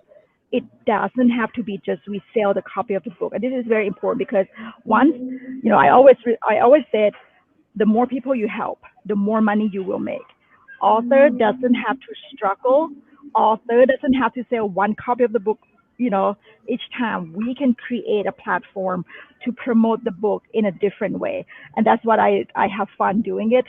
And it's turned into another passion of mine, which is I want to recognize authors, because we have Grammy Award, we have, all kind of award for artists, for singers, for actors. What about authors? So I look around and I saw the opportunities that I can be the multiplier for the higher power, for God, for the universe. And I believe 100% that I am the instrument of God. So we expand the idea, we create the organization, and we reach out to authors, publish authors, and we go through reviewing the process, and we feature authors on our platform. And Los Angeles Tribune came to support us for our award gala last month in March. And we have Sharon Letter there, Mark Ritter Hansen, Sean Cannon, Terry Olet from ABC 50. We have a lot of successful entrepreneurs and authors at our event. And for me, at that moment, I feel like my mission is accomplished. I'm only a small, tiny instrument of God that I can help authors spread the word. So that's my honor. That is so beautiful. An instrument to spread the word. Wendy, you're doing that with the community that you are curating. You and Patricia, your partner, Patricia Wooster, that are curating through your collaborations books and through helping people to push through that barrier. And Jack, your journey to self, and Angel and Rocio, helping people find a bit of themselves through the book. But if it's too much, because taking that mirror and looking within can be very, very difficult to navigate. But creating and positioning the information in a way that also is enjoyable, because it's, you know, it's fictional. You can kind of get lost into the characters like you would in a show. And I love that, you know, faith has played such a role in so many of your experiences, no matter where the faith is based, but ultimately that understanding. And Rocio and Angel, you teach about so many personal development perspectives. I remember when I was first reading the beginning of the book, and, you know, you're going to the orchid and you can't have your phone. And I go, oh, is this Vipassana? Like, is this from Vipassana? Right. But there are so many modalities that you touch upon. And Dr. Gershom, you mentioned your book Breakthrough earlier, and how you inspired so many individuals, you know, that are entertainers in this world that people look up to. So when people are being looked up to, it's important for them to have the mindsets, right, for them to lead a life in a way that people that are looking up to can understand. I know that we do have, Carla was here, and I think she dropped off. I wanted to bring her up, Dr. Gershom, so you could talk about the work. She's coming on. I think it's a good, let me just text her to be on. Okay. Let's text her. And then we also have Carl. Would love to bring Carl to the stage, who's also another author. Yeah, I just wanted to mention a little bit about what Nima said about the importance of books. One of the reasons why I started writing books, it's because I saw the missing information in certain books. For example, we talk about the mindset. Not everyone has got the ability to change. There is a spiritual aspect of it. There are certain energies that block people from not having that an open mind. So I wrote a book called Healing Your Own Soul. It's a journey where it helps you to be healed from your past so that you can understand yourself and understand business. Because, you know, as I've worked with celebrities, you know, some of the big names I've worked and some big names I'm still working with, I cannot mention them. We are able to mention Chadwick Boseman because it's a public knowledge. But most of the people I work with, so anyway, what I'm saying is, it's only a book that can enter in places where nobody else. A book is like a spider. It can easily go into palaces, you know. And some of the speaking opportunities I have, and I'm very booked on speaking, it's people said, I read your book. Even when I was at your event, I sat with one lady on the table. She said, are you Dr. Gershom? She said, are you the author of the Breakthrough Thinking book? I think Carla, she's on now. Okay. Yeah. I said, yes. He says, why are you not on the stage to speak? I said, no, today I'm receiving an award. It's not. He said, you changed my life. I was an atheist. I was thinking this and that and that. Now I found God, and now I'm even successful because of your book. She was taking so many pictures, and I was just like, it's fine, it's fine. Her name was Ginger. I don't know if you saw Ginger. She's from Texas. Yeah. Yeah. So, and it's beautiful how books can change your life, right? Like reading one page on one book can shift and change your trajectory and your perspective. And we have Carl Freiberg, I hope I said your last name right, joining us, who's also an author. And Carl, you went through an accident. You know, you went through an accident right before COVID, a physical accident, and it shifted things for you. And you started pouring your experiences, your perspectives into books. Can you please share just a little bit more about your work and why you moved into the world and realm of authorship? Absolutely. I'd love to just start by thanking you, Alicia, for believing in me and bringing me onto this amazing opportunity to share with everybody. And of course, thank you, the beautiful Wendy Bloom Weiss, because our paths would not have crossed if Wendy didn't put on that amazing event a week ago where you and I had a chance to meet. Unleash your superpower. I literally said, so what do I have to do to get on this show? And you said, here you are. So here I am. So, you know, active neighborly love, good human kindness. I went to trim a big old half-dead giant oak branch off of a neighbor's tree because they were scared to cut it down. And as a result, the first book that I wrote, A Limb for a Limb, was written as a result of losing my great toe on my right foot, my big toe. Literally life changed in the blink of an eye. September of 2019. It took me approximately 4 months to get to the point that I was even any kind of capable of going back to work or making money. And of course, that was January of 2020. And we don't need to discuss what happened in January of 2020. So that's kind of how my journey began into authorship.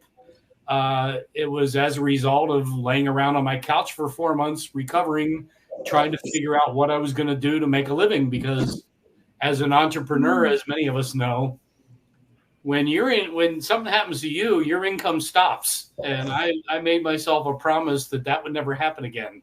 So that's kind of how my journey began. Yeah. And you've written a number of different books, Carl. And what's remarkable about the books that you've written is you wrote Limb for a Limb, but then you also wrote a book about what happens when you have been held back. And you're trying to create an action plan of what is next. And, we're here at LA Leadership Week, and, we're talking about books, we're talking to authors and why, but, a theme of leadership that we've heard day in and day out during our leadership week is mindset. It is creativity. It is having faith in yourself. I don't know what else can be more an essence of faith than taking the thoughts that are near and dear to your heart and sharing them with the world, right? Taking a thought, a theme, a perspective that you have and sharing it to the world. But it's a deep-seated rooted knowledge that your voice matters. And, I think Dr. Gershom was talking earlier about trust, but your voice matters, your perspective matters. And so we appreciate all of the work that you all have been doing to share your art with the world, because it's important. And it's also a reminder to individuals how important each and every single collective or voice matters, right?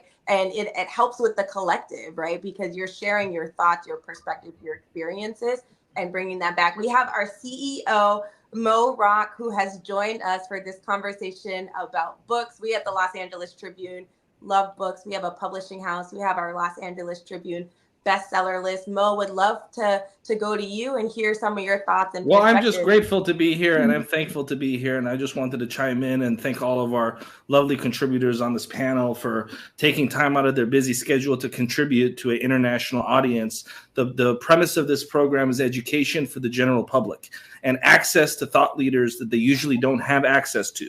So wherever from the world you're tuning in from, these are thought leaders that have contributed to a conversation. And let's bring Dr. Gershom as well back on. And I want to thank you as well, Dr. Gershom, because all of the thought leaders on the screen and all of the 200 plus thought leaders part of this program are contributing. The idea behind this is to provide an educational platform where there's no barrier of entry. And thanks to the technology that we now have in today's world, you could be in any part of the world and this program can be translated for you instantly. And so we have people tuning in from Kenya. We have people tuning in from Turkey. We have people tuning in from everywhere. And we want to thank all of our thought leaders here as we segue into the next segment again. We'll be back in 1 minute. And Alicia, I want to thank you for doing such a great job. And I want to thank all of the panelists here. We'll be back in 1 minute.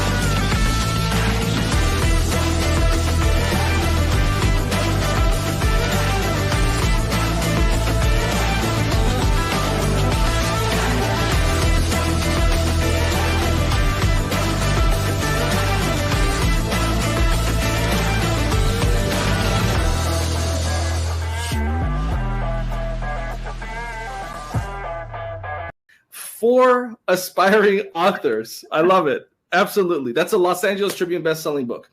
So for aspiring authors, Mark and Crystal, or for individuals that are looking to get their book recognized, what is the significance of being a Los Angeles Tribune best-selling author. Well, there's only 2 lists left. It breaks my heart because the industry has been so good to me for 50 years.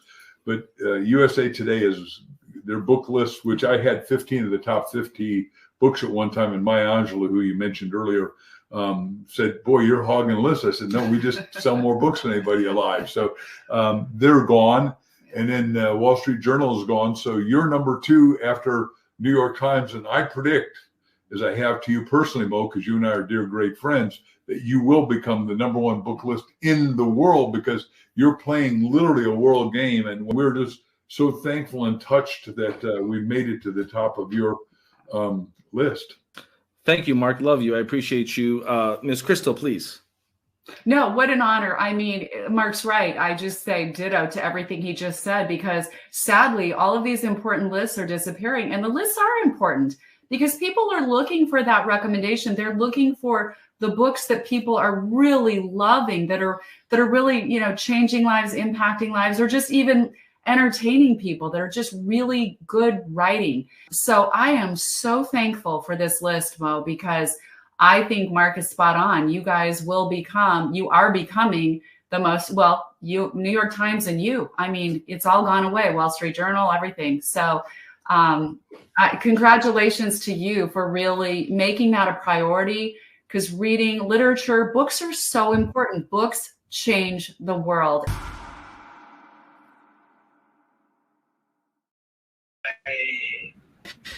And of course, I want to thank my dear friend, Mark Victor Hansen and Crystal Dwyer Hansen, 2 friends to the LA Tribune, but really, quite frankly, friends to the world.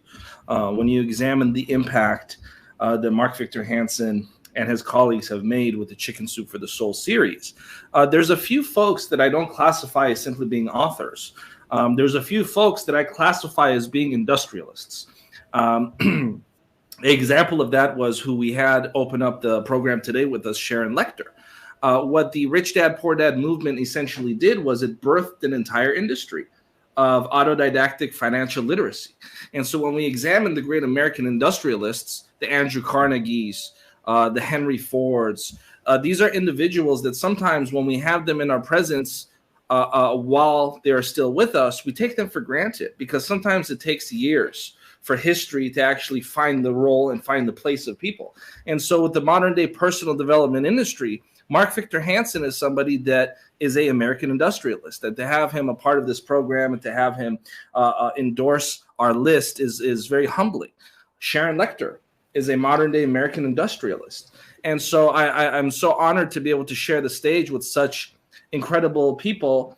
And Alicia, thank you for doing such a great job with that panel. And we're going to continue to bring excellence here for our international audience. But before we do that, I want to just hear some thoughts, and I want to welcome back Rachel Weaver to the stage as well. Some thoughts, and we want to do a quick check-in with our co-hosts and co-producers here, starting with Jim Miller, please. Well, it's amazing because I was just on the phone with a triple award-winning author who is interested in bringing her brand and bringing her book worldwide that she hasn't been able to do, and she's looking to us to be that platform because she recognized. What's that? I said thank you. Yes, thank you for that. And real quickly, Parisa Rose, before we go into our next guest, which I'm very excited about. Parisa. You know, there's been such rich information shared today. And just like Sharon Lechter said this morning, opening up, that don't just take in the information, put it into action. Absolutely. So a lot of times people ask me, and my colleagues here on stage know that this is to be true. When people ask, well, Mo, what is it that you do at the LA Tribune? On paper, you're the CEO, but what is it that you really do? I tell people I am really the evangelist of the company, not the CEO. I'm the evangelist. And that idea, that concept, that principle of being an evangelist was something that I learned from our next guest. About a decade ago, I came across his work, and I didn't even know what it meant to be a chief evangelist at the time. And I heard him speak about his role with a small company. I don't know if some people here in our virtual auditorium have heard of it. I think it's called Apple. Correct me if I'm wrong. I believe it's a small startup from Silicon Valley called Apple. And the next gentleman that we have the pleasure of spending some time with also recently made our bestseller list. So we want to congratulate him. His latest book, as of today, is actually a Los Angeles Tribune best-selling book, highly recommended by us, by our editorial team. And with that, Alicia and I, along with Rachel and our colleagues will be joining us later, are excited to bring to the stage none other, and he's a living legend for the folks that know. You know, it's like those that know. Mr. Guy Kawasaki, we want to welcome you, sir, to the Los Angeles Tribune Leadership Week. I want to thank you. Oh, my God. Thank you, Mo. I mean, you know there was Jesus before me, right? There's a 2,000-year gap, but yeah. Well, Guy, I just want to welcome you. First of all, personally, it's an honor for me to have a chance to interact with you. I've been a student of yours for about 12 or 13 years. It started with the book, The Enchantment was actually my first book. And of course, I watched the Art of the Start program you did like 12, 13 years ago. And I just learned so much from you. And it's a pleasure to spend some time with you on the air. Let's start here. Because I love the idea, Guy, of being a chief evangelist. And yet, I think you're probably the most famous, quote unquote, chief evangelist in the world. I still don't hear a lot of people talking about why it's important to be an evangelist. And let's start with this concept, first of all, because I know there's people in the audience asking the question, what the hell is a chief evangelist? So, well, evangelism comes from a Greek word meaning bringing the good news. So a chief evangelist is the person for an organization whose job it is to bring the good news. I brought the good news of Apple and Macintosh. I am bringing the good news of Canva today. And clearly you're the chief evangelist of the Los Angeles Tribune. So the good news of Macintosh was that it would make people more creative and productive. And the good news of Canva is that it makes people better communicators because it has democratized design. And so that's what a chief evangelist does. You can think of it as the purest form of sales. It differs from traditional sales because an evangelist has the other person's best interests at heart, not just his or hers. So when I evangelize to you to use Canva or to use an Apple computer or to read my book, I seriously, honestly have your best interests at heart too. It's not just about me. That is so powerful. And by the way, Guy, I first heard about this startup called Canva like almost 10 years ago from you speaking about it before it became the phenomena that it is today.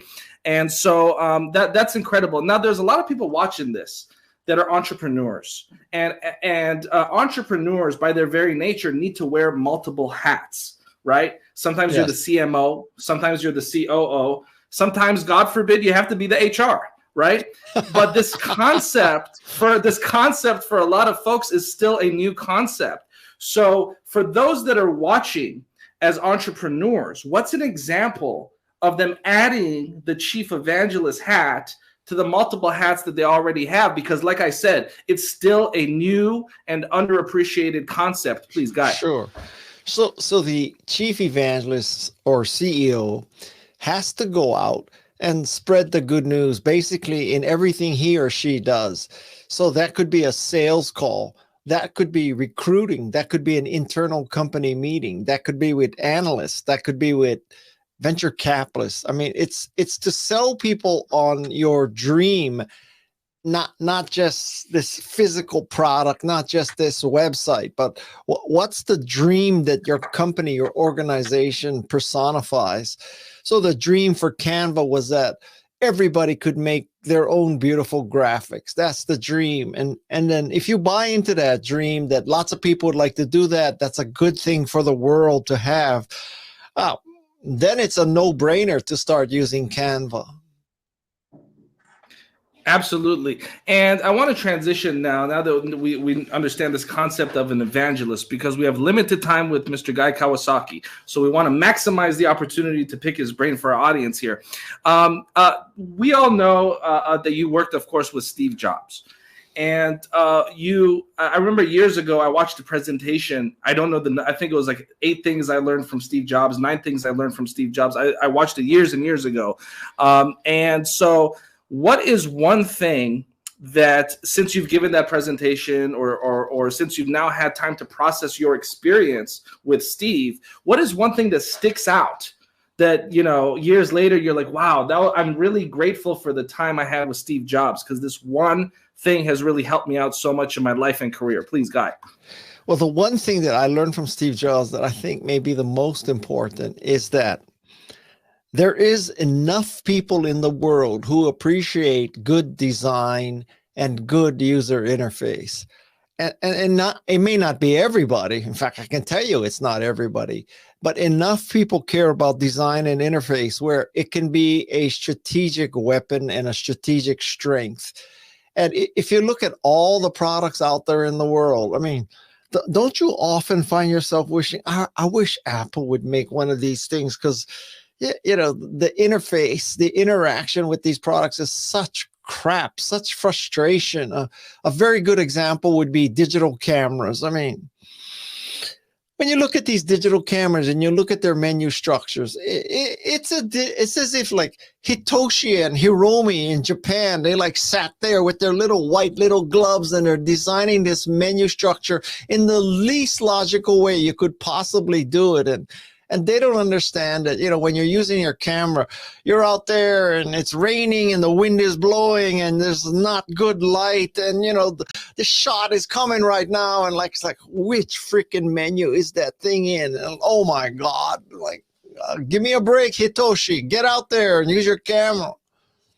Absolutely. And we just did a substitution. We substituted Rachel for Parissa here. We'll bring Rachel back in the 4th quarter. Parissa, do you have a question for Mr. Guy Kawasaki while I step away and have you and Alicia spend the next few minutes with him before I return for closing? Parissa, please.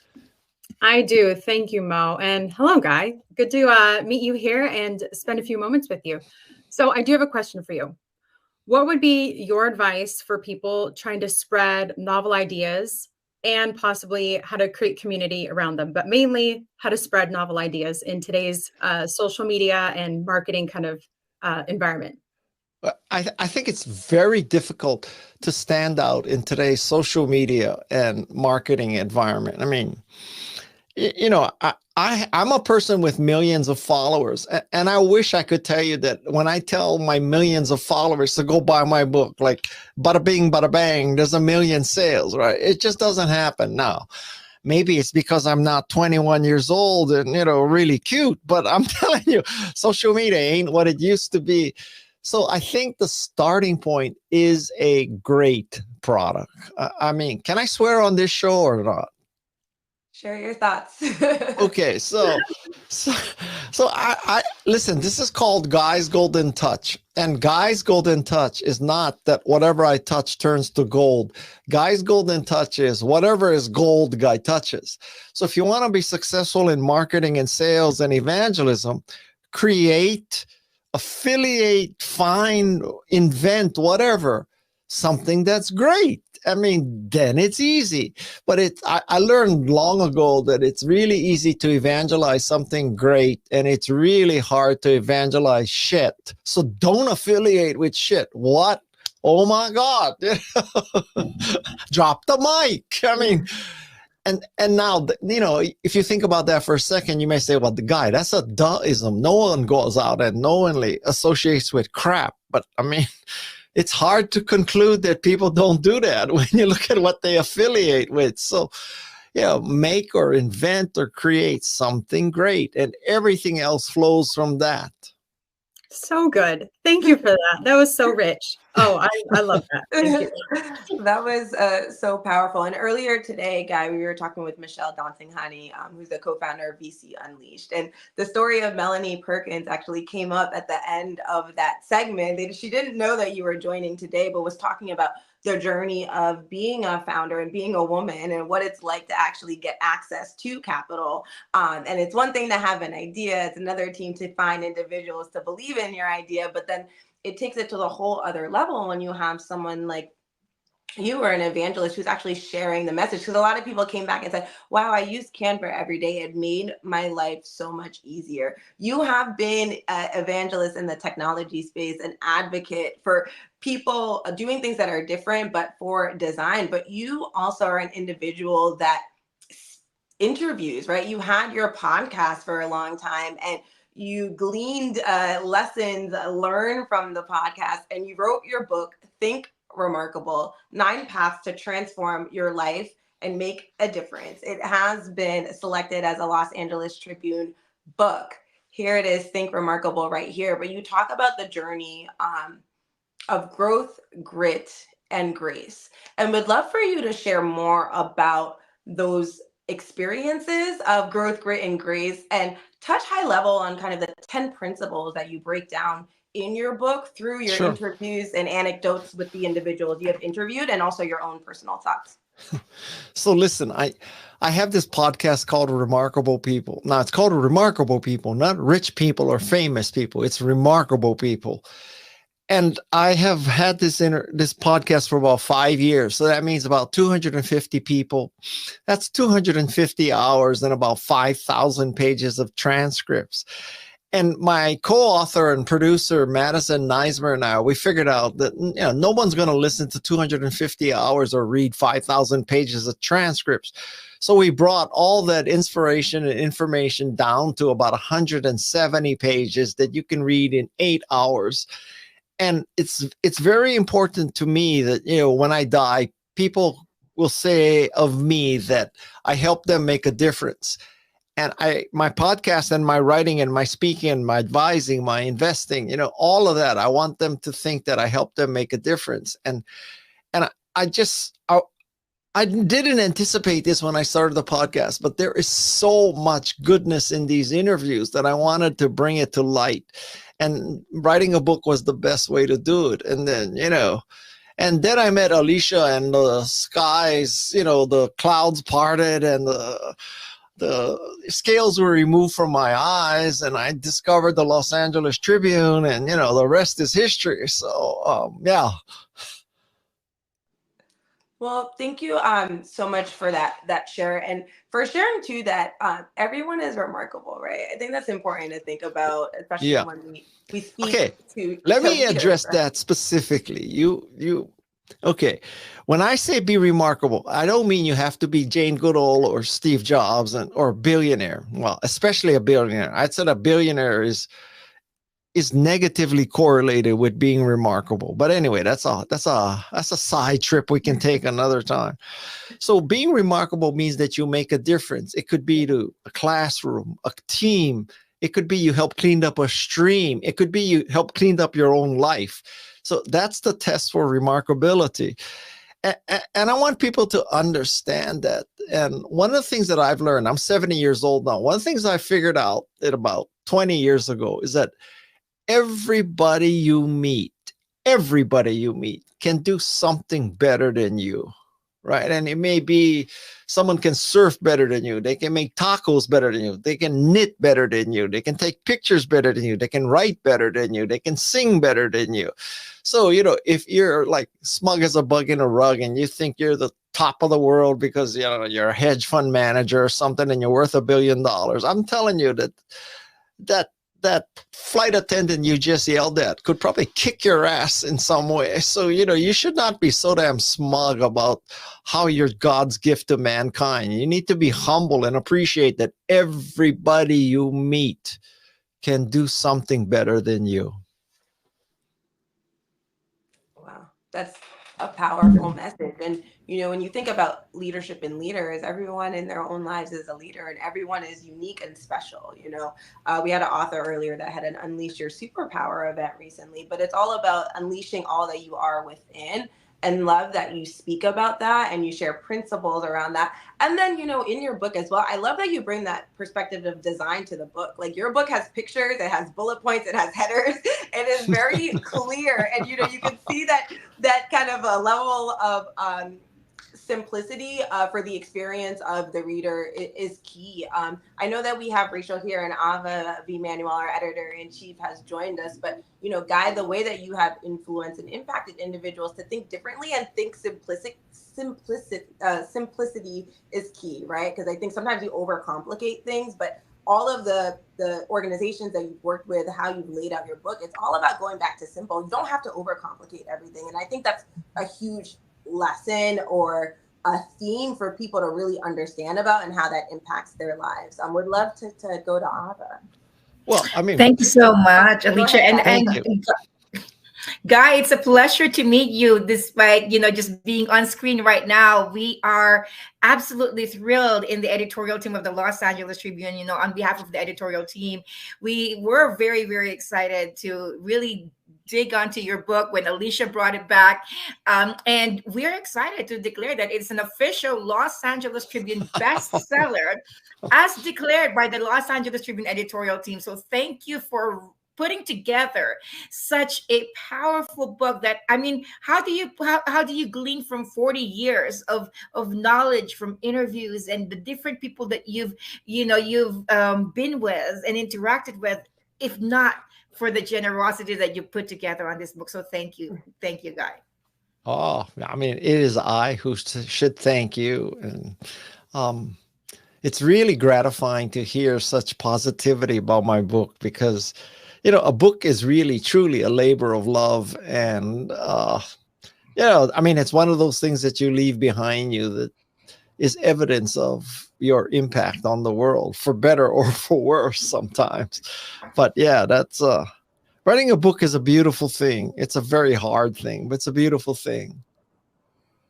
Incredible. And we have about 5 minutes left here with Guy Kawasaki, who, of course, as of this moment, in addition to all of his remarkable accolades that he's had for all of his contributions, is now also a Los Angeles Tribune bestselling author. And just in the few short minutes that we have with you, Guy, and by the way, again, for our audience, the gentleman on the screen has been a mentor of mine from afar, although we've never met. I've studied his books, I've watched his programs, I've listened to his speeches for years, and I've implanted in my subconscious mind the ideas of Guy Kawasaki. So in my gray matter, there's a lot of Guy Kawasaki principles floating around. And I wanted to thank you for sharing your wisdom with the world. I have a question, Guy, in closing as we wrap up our segment with you, and that's the idea of sharing positive news. You alluded earlier in our conversation that the role of a chief evangelist is to share positive news with the world. Well, incidentally enough, the work of the Los Angeles Tribune is also to share positive news with the world. In fact, what studies tell us is that for every one piece of news that is negative or problem-orientated, or for every one piece that is solutions-based, there are 17 that are problem-based. So for every one piece of positive news, there's at least 17 pieces of negative news. The work we're doing with the Leadership Week is an example of bringing solutions to the world, not problems. So how important is it, Guy, to continue to be the spreader of good news? How important is it to continue to share leadership principles and the work that we're doing at the Tribune for the world, please? Well, at a very basic level, you know, it's just good marketing, because it is so easy to find negative news. I mean, negative news finds you. You don't have to do anything, right? And I actually don't believe the 17-1 number. I think it's much higher than that, but we can debate that, right? So in this world of pessimism and negativity and evil and, you know, all the bad stuff, it's good to have some place that you can say, oh, you know, I can go there safely and I won't be pissed off and up all night because I read something there. I think that is a niche you can own. And yeah, the Washington Post has this thing about there's a newsletter where it's only good news, right? And so I think you see something there. And I'll tell you one last story. So when I went back to Apple, That was when Apple was supposed to die. And, Michael Dell was saying Apple should give back the cash to its shareholders and close up shop because there's no way Apple's ever going to succeed. So I went back to Apple as Apple's chief evangelist, and I started an email list. And this email list was called Evangelist. I thought I was really clever to figure that out. Anyway, the Evangelist had about 44,000 subscribers. And it was just every day, it was only good news about Macintosh, because everywhere else you could find bad news about Apple. So I thought I would be the one shining little light of good news about Macintosh and Apple. And so in a sense, we have done the same thing, right? We're a provider of good news. And lots of people think that Evangelist was an absolutely crucial part of Apple's continued success. So, knock on wood, I hope you can pull that off for society in general. Thank you, Guy. So what you're saying is that I've learned a lot from you. I'm saying wonderful. That you show very good taste in what you rip off. We'll take that. You know what, Guy? I've waited many years to say this to you, and I know I'm the first one that's ever said this to you in your life, but you really are a nice guy. Thank you. We'll be back, folks, in 1 minute with our next segment. Thank you to Guy Kawasaki, living legend, right. Los Angeles Tribune bestselling author, chief evangelist of Apple. Thank you, Guy. We'll be back in 1 minute. All right.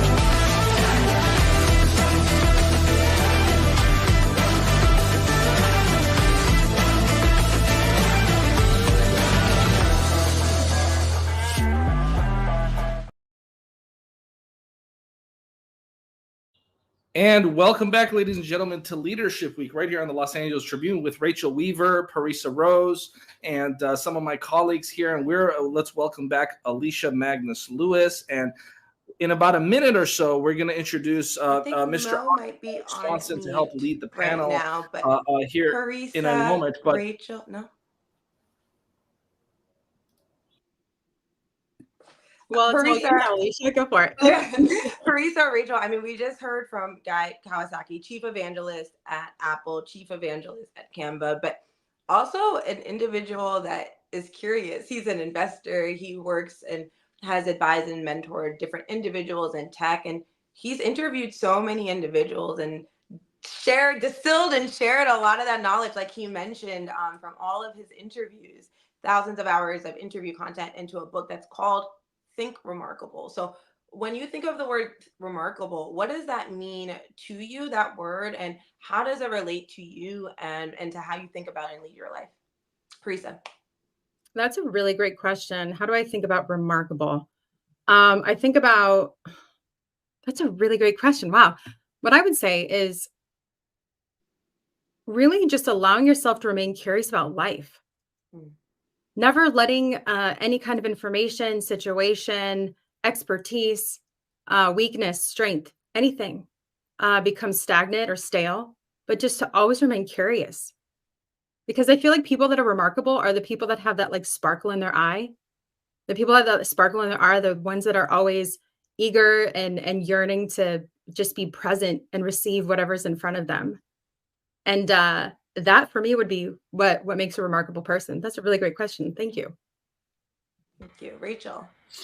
So I think for me, being remarkable means showing up as your unique self, pulling out those things that are very, very uncommon about you and leveraging those unique perspectives and really, I think, expertise to make that positive impact on the world. And you're going to stand out as remarkable when you're not afraid. You're not showing up in fear. You are showing up with confidence and showcasing your area of genius that you know is going to leave that positive impact. To me, that's so remarkable. Wow, I love that, because it really goes, what it sounds like from both of you is that it goes back to believing in yourself and who you are and who you've been created to be, and knowing, like Rachel said, that you have a genius within you, and that you are remarkable, right? You don't have to be anything. You don't have to do anything. You as a person, because you are here, are remarkable, but you have to have that belief in yourself that you are, right? And you can find individuals that can help bring it out in you. You can find individuals that can help you heal from certain things that may have happened in your life that may be blocking you from feeling ultimately and remembering ultimately who you are. And it's so wonderful. He talks in his book about growth, grit, and grace. And when you think about yourself as being remarkable, you also have to give yourself grace too. Like, grace is huge, and I know he talks about it in the context of different aspects and stages of your life, but what role has grace played in your journey, Parisa, as you've navigated life experiences? I wouldn't be here without grace. Right now, I wouldn't be able to experience the things I've experienced, collect the successes, the achievements, experience the friendships, the relationships, have the ideas that I have. I wouldn't have anything if I didn't have grace for myself first. And I wouldn't have the richness of relationships and connection with people if I didn't have the ability to, or the willingness to show grace to others. So grace for me is everything. Grit is a close number 2, though. I'm not going to lie. I mean, typically I feel like it could be said, I would say grit first. Grit is like such a high quality for me with myself and with people, but grace, number 1. Absolutely. Yes, I love that. What about for you, Rachel? Oh gosh, grace. Grace is something that for me, I've given so freely to other people and had to learn to give to myself. Part of that is that grit factor, right? That determination, but also being super, super hard. The person I think throughout my life I've been the hardest on is myself. And so grace is such a beautiful thing when we take a step back and we look at it, because we all need it, right? Each of us needs grace because no one's perfect.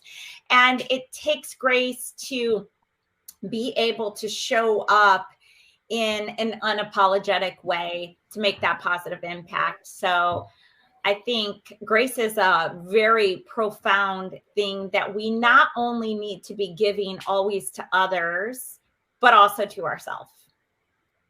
I love that. Oh, Mo is here, and we just he will be back with us momentarily. But no, Rachel, I think that's such an important concept that you talked about with the relationship with self. Like, the longest relationship you will have is the one that you have with yourself, and giving self grace allows you to adapt and learn, right? How do you continue to evolve as an individual, as a person, if you don't give yourself grace through the growth, right? Because growing means that you're experiencing something you've never experienced before, and you have to be kind to yourself so that you can continue to evolve. I learned a concept very recently, but that it was all about,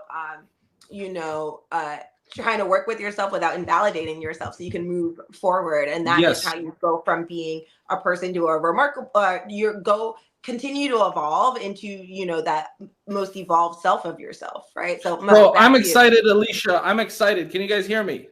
Yes, we can. We're good. I'm excited, first of all, because we had a living legend amongst us a few moments ago, and Guy Kawasaki, former chief evangelist of Apple, current chief evangelist of Canva, author, mentor to millions of people. And up next, we have somebody that, first of all, Guy was a very nice guy, and it's only appropriate to follow up with a nice guy with an awesome guy. There you go. I think that's apropos. We're going to have a nice guy. Now it's time for an awesome guy. And he's going to lead a panel. And there's so many incredible people that are going to be part of this Leadership Power Hour, including somebody that I'm personally excited about. How many people here are fans of Back to the Future? Raise your hand. Raise your hand. Rachel, you have to raise. Thank you. Thank you. And when I say fans of Back to the Future, I'm saying fans of Back to the Future. I did not say Back to the Future 2 or Back to the Future 3. Okay? I love the there's car a in Back to the distinction. Future. That's There's my a favorite distinction there. The original Back to the Future film is by far the greatest film. Of course, it featured living legends like Crispin Glover, Claudia Wells, right? Of course, we all know Christopher Lloyd and Michael J. Fox. And we're excited because one of the stars of Back to the Future is going to be on this next panel. So with that being said, let's welcome Eric Swanson. Eric, how excited, before my colleagues and I leave and give you the floor for the next hour, how excited are you for the next hour, and how excited have you been to participate both as a speaker and as a participant of the Leadership Week, please? Well, let me just say it this way. My mom is sick of me calling. I've called my mom. I've written her letters. I've emailed her. I sent her a new iPhone just because I wanted to call her again. And I'm just high-fiving myself. Like, I'm literally like, everyone go like this. Everyone go like that. Everyone, go ahead. Follow me. Just go like that. No, sideways. Like this, like that. And take your other hand and go like that. Yeah. Just high-five yourself. It's awesome. Fantastic. And with that, my colleagues and I are going to step off of the stage. I know you have your right-hand man, John, so I'm going to bring him up here, and we're going to step back and let you guys run with it. Thank you, Eric. Awesome. So good to see you, Mo. Thank you very much. And so good to see leave Parisa up there instead of John. She's so much prettier. So I'm so excited about being here. This is amazing. I'm high-fiving myself. In fact, I'm going to look over to John and say, hey, John, what's up, man? High five you. What's up? So super excited about this. John, go ahead and, well, I guess I can unmute you, can't I? Yes, I will. No, you have to unmute yourself. By the way, everyone in the green room, make sure you are unmuted. And those in the green room, if you could step out of the green room, like Parisa and Rachel and just a few of you guys, that'd be great, because we're going to bring up a few of my other panelists. That'd be awesome. Just for a tidbit. I just said tidbit live on this camera. That's awesome. So my name is Eric Swanson. I am with the Habitude Warrior, which is right over there, and Speaker Hearts. Oh my gosh, you need to learn more about that stuff. It's really cool. But today, I'm so blessed to be here with the LA Tribune, Los Angeles Tribune, as well. Give it up for Guy Kawasaki. Are you kidding me? Like, I have the iPhone 17. I don't know, Mo, if you knew that. Like, Steve gave it to me before he went. Anyway, so the point is, though, wow, what an amazing leadership panel or summit that you've had for the time period of 6 days now. We started with Sharon Lechter earlier. Dear friend of mine, I love Sharon, and so many great wisdoms of nuggets of wisdom, I think is the saying, and just amazing. And Guy said it as well, and Mo, you said it.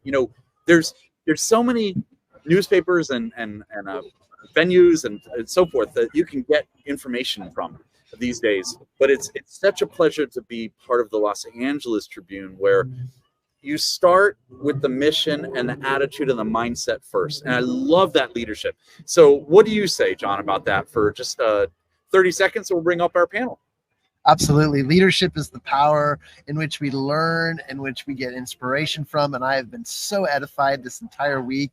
And, with this power hour that you've set up, Eric, we have a really cool opportunity to highlight some really amazing professionals, some leaders, and some pretty famous people as well. And I'm excited about that. So let's get it going. You said something really, really important there, John. And I love what you just said about highlighting all these amazing people and famous, well, of course, me, there we go, I'm on the screen now.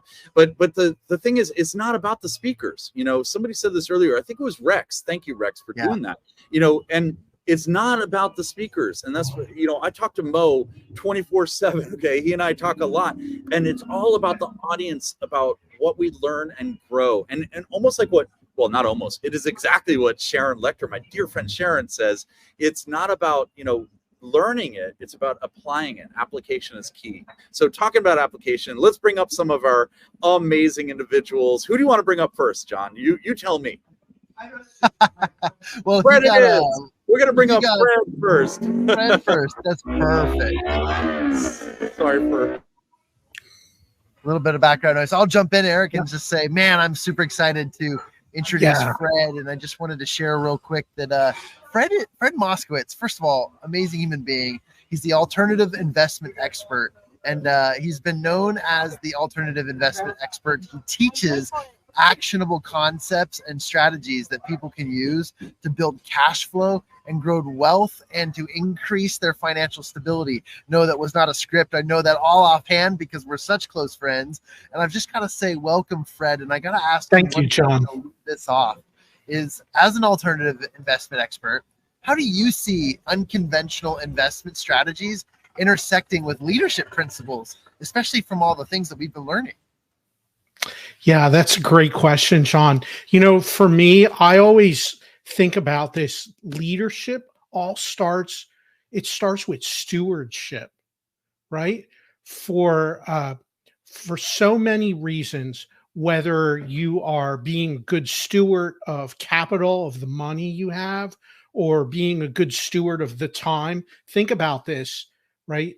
As a leader, we have the same 24 hours in the day that everyone else does. And so are you making the best use of that time, the highest and best use of that time, of the time that we spend with our clients, with customers, with the focus? Are we being good stewards right now here on this panel? Because of all the viewers, they are investing their time and focus to listen to what we're talking about today. And so it's all starting with being a good steward.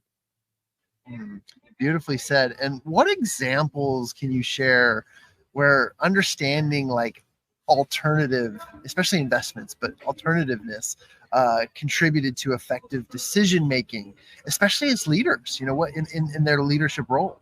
Yeah, decision making, problem solving, all of these things that we have to do.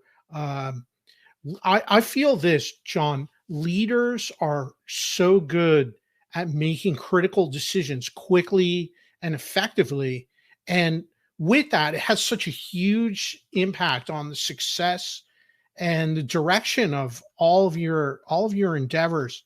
You know, if anyone has studied the work of Napoleon Hill, Think and Grow Rich, you go right to chapter 8, which is the power of decision, and study that and see how you can implement it into your life. And just remember, a good decision maker, they can assess problems quickly, take into account all the facts, all the alternatives, and then make an informed decision quickly. It's that decisiveness. Amazing. And last question, and I love that we get to highlight you in this way because, Fred, you have such inspiration behind this. But how do you teach leaders to balance risk and reward? We've heard a lot about that over the last few days, you know, considering alternative investment opportunities to enhance financial stability and growth and so forth. Yeah, risk and reward. It's something I always get so many questions. Clients come to me, people come to me, say, Fred, can you provide guidance on this particular situation or that scenario? And I always start with the same thing. It really comes down to your timing and risk tolerance. And for everyone, it's different. And so you have to consider, where are you starting from today? Where are you today? Because your risk tolerance as an investor, it will change over time. When I was 22 years old, I had a very different strategy and philosophy than I do have now, decades later. And so you consider that timing and risk tolerance before anything else. And for each person, it's different. This is a very individualized consideration and a distinction to make. Solid advice. And what a great way to wrap that up. We'll hear from Fred Moskowitz in just a little bit, as well as we'll wrap up our meeting today. Fred, thank you for that sound leadership quality advice. I highly value what you've shared, and we'll come back to you in a little bit, but thank you. Next up, I'd love to hear from Liz. If Liz is in the green room, bring Liz up here. Liz Sears, everybody. She's the CEO of Utah's Elite Realtors. She's an author and she's a speaker. She's been guiding Utah's elite realtors to new heights.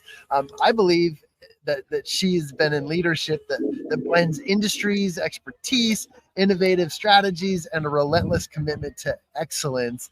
And I got to ask the first question to Liz, what's one of the most important skill sets of a leader in your opinion? You know, honestly, I'm just going to have to echo Fred. I think one of the most important skill sets is to be able to make good decisions and to be aware to not get stuck on the belief that we have to make perfect decisions, because the only way to make perfect decisions, honestly, for one, isn't possible. And for two, it just takes way too long. And that just takes away from the impact that you can have as a leader. I like to really just boil it down to the same things that he was talking about. You got to identify what is the result that you want to accomplish, and then identify what you've got to work with, because that'll make a difference. And then look at all your options and figure out how to get the best way to that result. You know, what could go wrong, and figure out how to mitigate it, and what could go right, and figure out how to maximize the impact that you can get.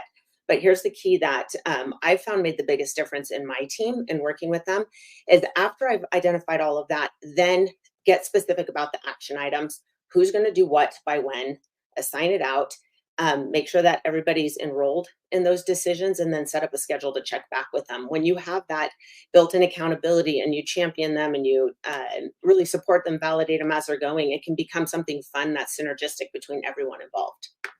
You bring up really great points, because leaders are humans too, aren't we all? Yeah, and totally. leaders have bad days too. So what's an empowered way that they can, that they can handle that? You know, I'm so glad that you asked that. There was one time when I was talking to somebody and he said, well, first of all, let me pause and say, it's amazing how many similarities there are between parenting and leadership, because you have somebody in your stewardship that you're helping become the best person that they can be. And a friend of mine who was going through a divorce once said that it actually, him trying to be the solid rock for his children, made them think that it wasn't okay to have a bad day. And so they didn't really know how to handle it when they were beyond their capacity. So as a leader, it is crucial. It's important to be able to show people that you can be vulnerable too, and you can have bad days. But what's even more important than letting them know that that's okay is teaching them how to work through it. So teaching them how to be resilient, how to be solutions focused rather than problem focused, and how to find, for me, sometimes I'll say I can have a bad day for 15 minutes. In fact, I don't even believe in bad days. I believe in bad moments. So I'll give myself a period of time, and then I'm going to be solutions focused and then make those decisions. I love that. Man, so much power in such short time. Liz, you said before about how important it is for a leader to play the game that they're in. And I use the quotes, play the game that they're in. What does that mean for you? Honestly, when I was making some of my first big decisions, I thought once it was done, I was done. And then I would find myself in what I thought was the same situation, and that same answer and decision process didn't work the way that I wanted it to. And so recognizing that even as you find yourself in repeat situations, or what appears to be repeat situations, is to reevaluate what you're dealing with, or what hand you have. And then the other piece is to consciously play a big game. If you find yourself getting stuck in petty things or little things like that, you're allowing it to suck your focus away from what's most important, what's going to move you forward. So I think play the game you're in, look at what you're actually dealing with each time, and then make sure you're focused on the big game. Oh, thank you so much for sharing all of that, Liz. We appreciate it. And that was sound advice. We'll come back to you in a little bit as we wrap up our session, but want to say thank you for the leadership counsel you provided. Next up on the docket, we've got Miss Maris Siegel joining us all the way from the East Coast. Miss Maris is a TEDx speaker, author. She's the CRO of Siegel Leadership Global, and as a sought-after relationship leadership coach and consultant, a featured TEDx speaker, and a 20-time best-selling author. Maris is known for shifting companies' cultures from disjointed to connected, driving and thriving individuals, and peak performing teams. Maris, my first question for you is, tell me about your life philosophy, because as a leader, we are all connected as humans first, and at the bottom line begins with relationships. But tell me more about your philosophy. Okay, so thank you guys so much. What an amazing experience this is, and thrilled to be a part of it. And so my philosophy is also my husband's and my philosophy, and that is we are all connected as humans first, and the bottom line begins with relationships. So let's just think about that for a minute, right? We are all immersed 24/7 in relationships from the time we wake up in the morning to the time we sleep at night. We are all leaders of our own lives. Leadership is from the inside out. So whether or not you're parents, whether or not you're leading a company, whether or not you're leading a team, we're all leaders. We all are leading our lives, and we're leading in a human capacity way, right? So the idea is that every single experience we have begins with a relationship and a connection, right? So the idea here is, until we evolve all of our relationships and solidify and master the connections with our teams, with our family, with ourselves, can we really be the leaders that we get to be on this planet? And it starts first with humanity and what connects us. And that is who we are as people, wanting to feel valued, heard, seen, visible, right? All of these things. And so that's really why that philosophy is so important, because we live it every day, every day. You know, some of the best leaders have poured into me in really powerful ways. And what is, in your opinion, the role of empathy, and how does it play in effective leadership, especially like in cross-cultural contexts?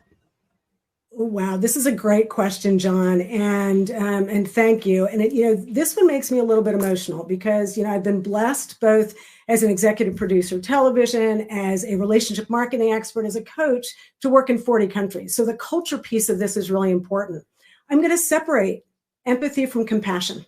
So empathy is very important to feel where people are, so we can really be with them where they are.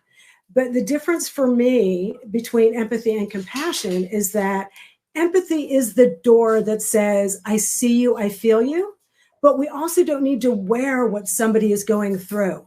When we step into a space of compassion, we're actually empowering them to really navigate from a place of solving, to be their own leader in that space, to be able to navigate. So I think that empathy and compassion are teamed up. It starts with empathy, and compassion is even more important because it's more empowering. And as a leader, that's critical on your team, for yourself, for your team, for your family. Really important. Thanks for asking. And then just quickly wrapping this up, we're short on time, but I just wanted to ask you quickly, elaborate a little bit on leadership approach when it directly influenced by your global experiences. I know you've been all over the world. Yeah, well, I think, look, the relational leadership piece of this is all about being in connection first, right? And as we worked globally, I think the biggest thing that has been such a gift, and I think about the Pope's visit and producing that at Ground Zero after 9/11, and I look at that and I think, here's why that was powerful, because we met the international community where they were.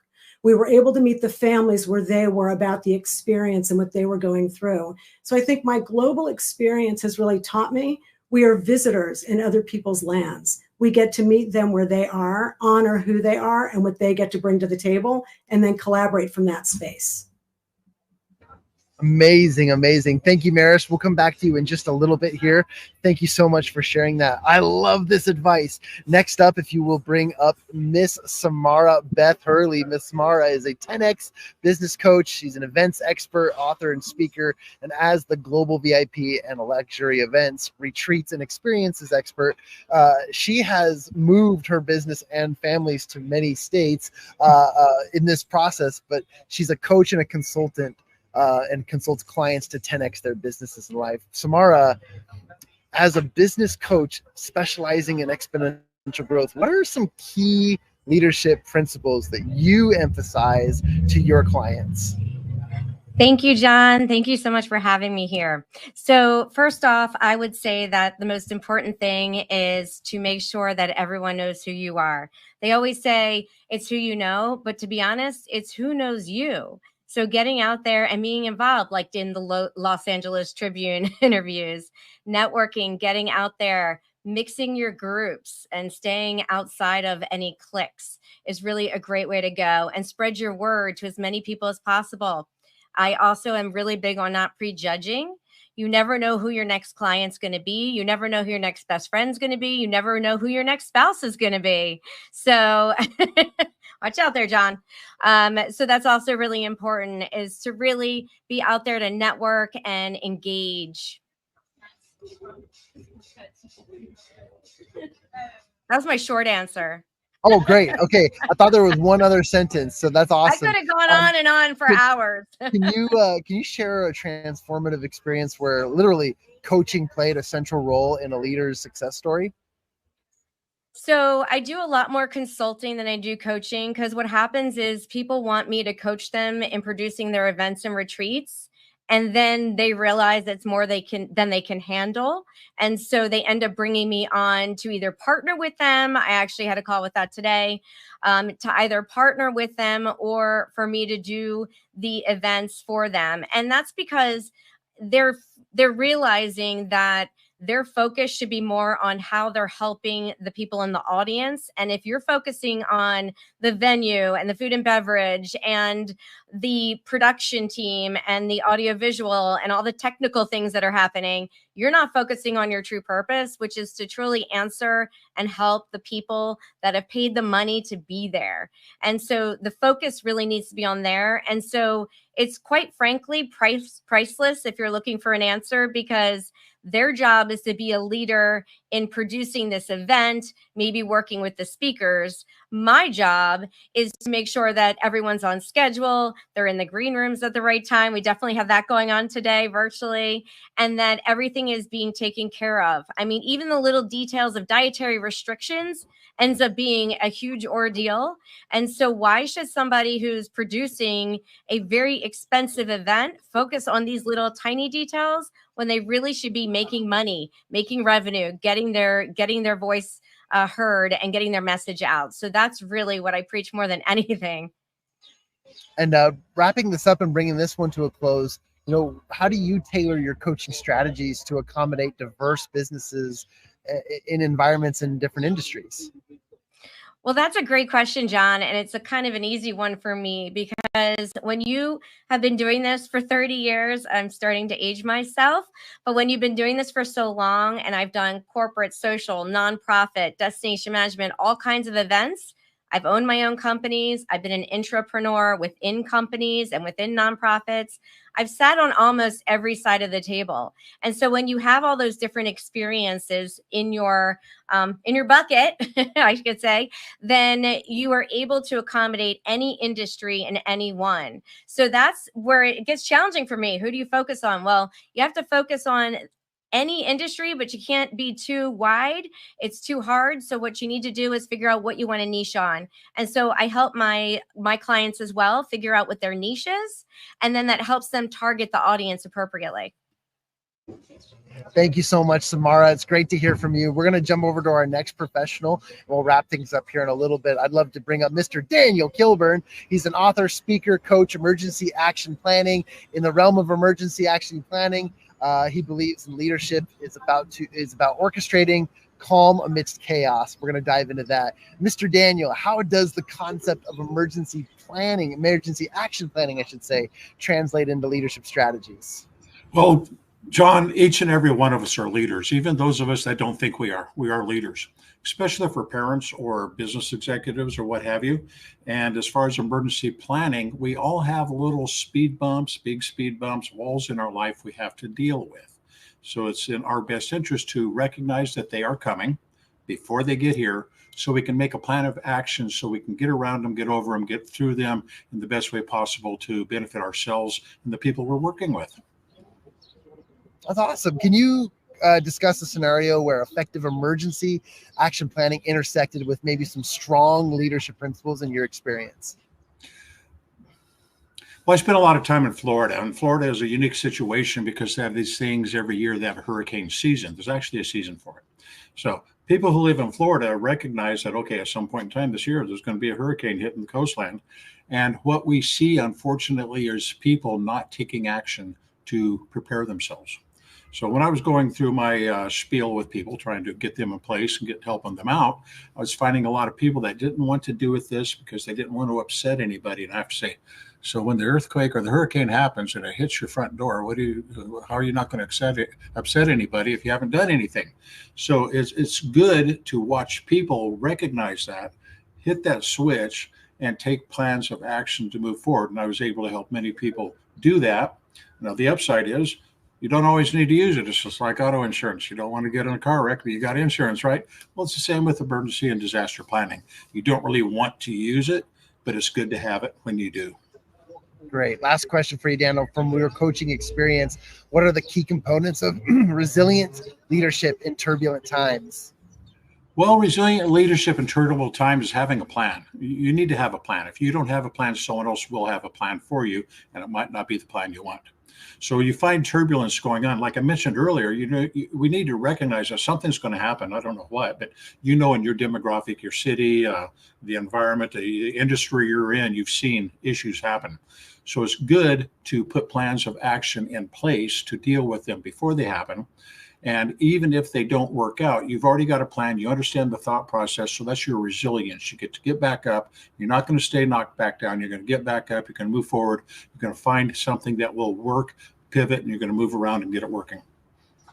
Thank you so much, Daniel. Appreciate it. What a powerful lineup of some amazing speakers that we've had just in this short time. I'm going to turn the mic and time back over to Eric Swanson, who's got a few amazing panelists he wants to share and introduce to this group as well. This is the Leadership Power Hour, Eric. Oh, man, it's awesome. It's awesome. I love it. By the way, Pam, thank you so much. We just need the spot in the green room. Appreciate you for a little bit. So we are going to just move you just down to the opposite side of the green room. Okay, just for a second, please. And Jim Miller, we might need your spot as well, just for a second. That'd be awesome.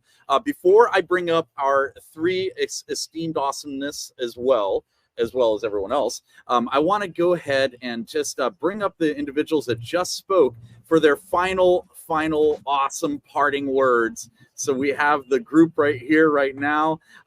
John, final words for these individuals. Let's start with Maris really quick.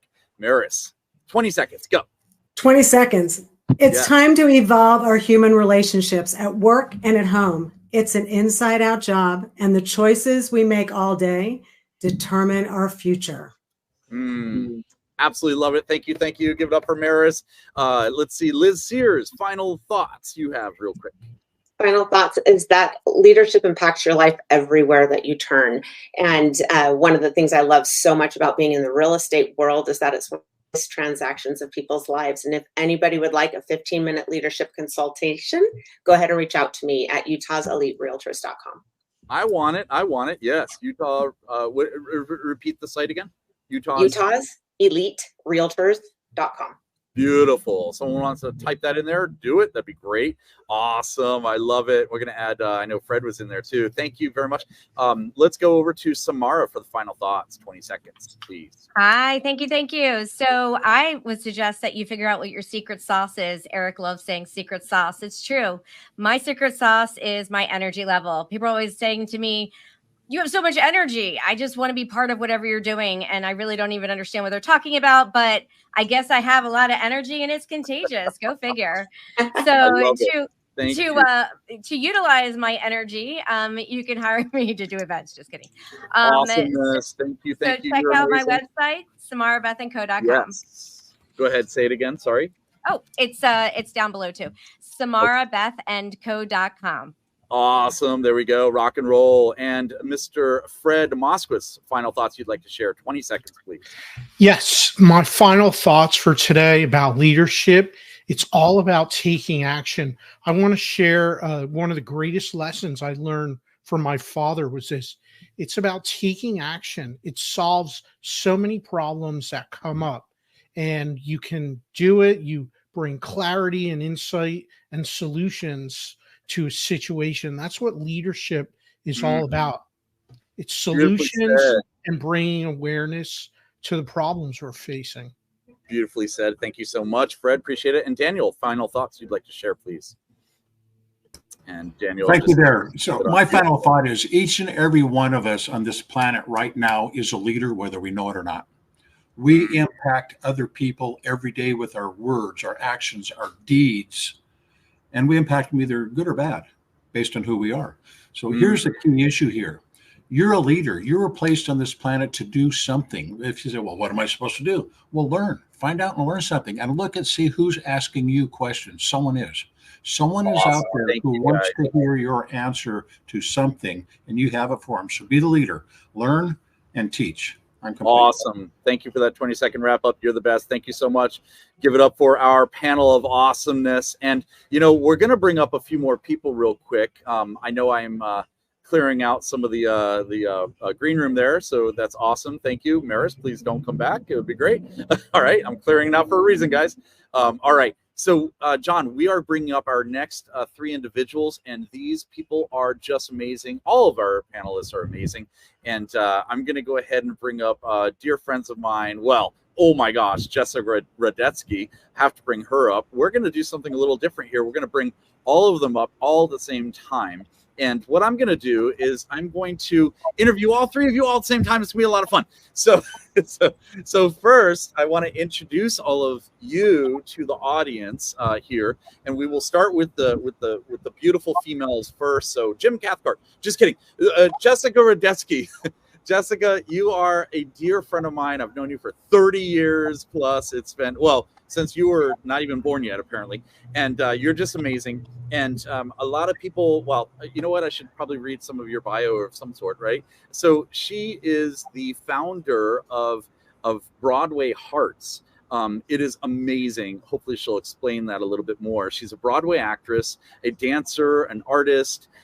She helps people with an outreach, a hospital outreach for children with her nonprofit with Broadway Hearts, and it is such a beautiful thing. So welcome to the show. Stick around. Don't go anywhere. I'm going to introduce all of you, and then we're going to interview each of you. It's going to be so cool.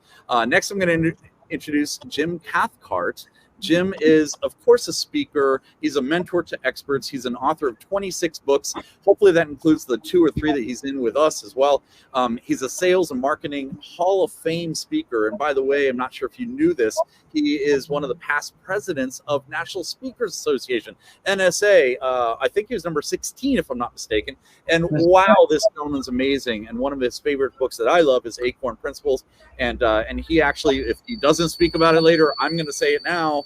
Sorry for the noise behind me here. I'm going to say it now that he runs something which is called the Cathcart Institute, and I'm so blessed and honored to be part of that, and part of it in regard to the certification that he certifies people, and there's only 8 people in the world certified so far, and he'll explain a little bit more hopefully. And next we want to introduce you to Jennifer Parker, people call her, right? It is Claudia Wells, a dear friend of mine as well. All of you are dear friends of mine. And Claudia is an actress. Oh, maybe I should read your bio. I just want, like, you're my friend, so I just want to read your, Hollywood actress. She is a fashion expert. She tells me what I'm wearing wrong all the time.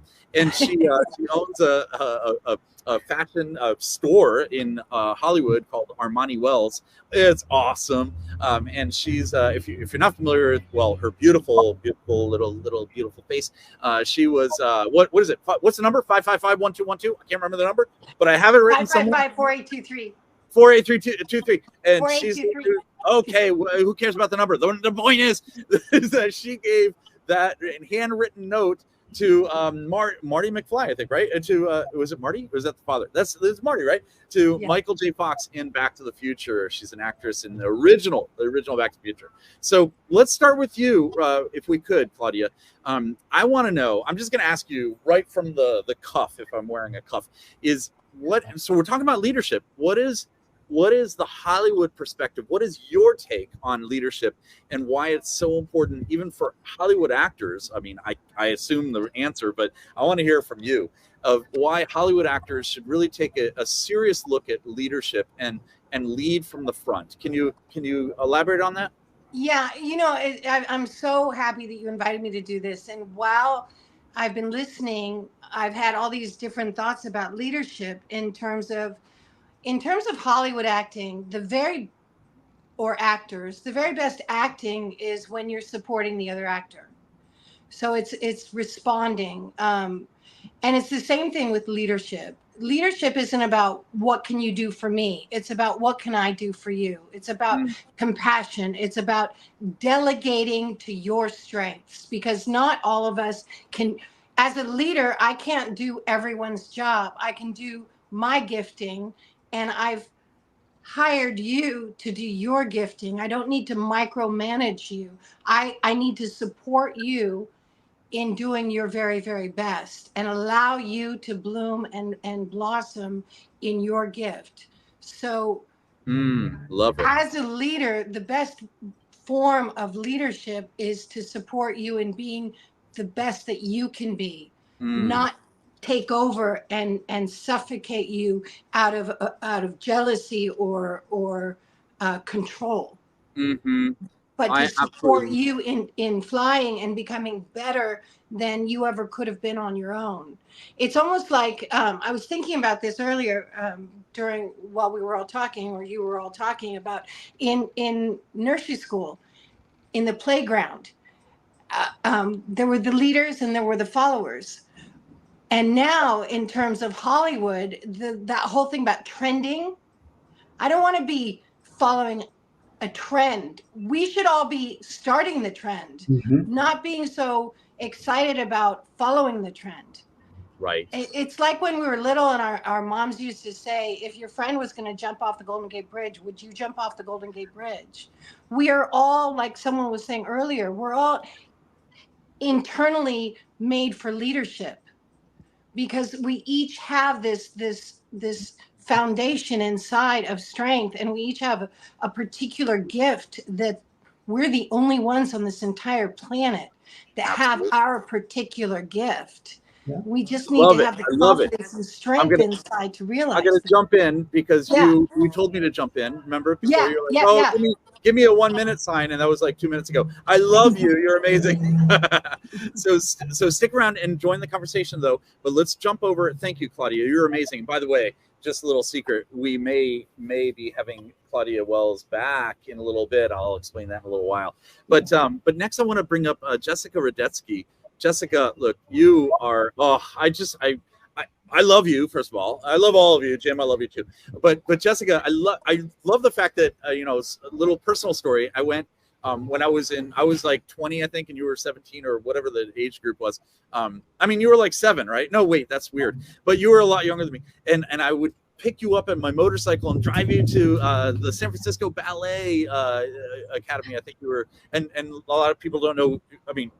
I don't know if they know your brother Sasha is a famous actor as well, so you might want to mention that as well. But let me talk to you about not just Hollywood, but more Broadway. Look, we got both coasts here, right? You got Hollywood and Broadway. So you're on Broadway for 17 years. 21. 21. Wow, 21. And I have give me a second. Everyone smile. I just have a siren behind me. I don't know if you can hear it. So you're in Broadway on Phantom of the Opera for 21 years until it just sadly finished off of Broadway. Give us your perspective on leadership, because I know you have a lot to say on that. Sure. First of all, thank you so much for having me here.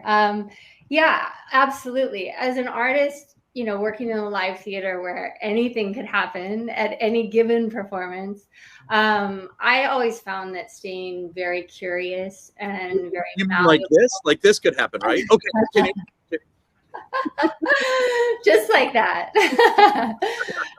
But yeah, staying very curious, very malleable, really listening. To piggyback on what Claudia said, really listening to each other was so important. And that translates completely into what I'm doing now with Broadway Hearts, leading the nonprofit, in that the more present I am as a leader.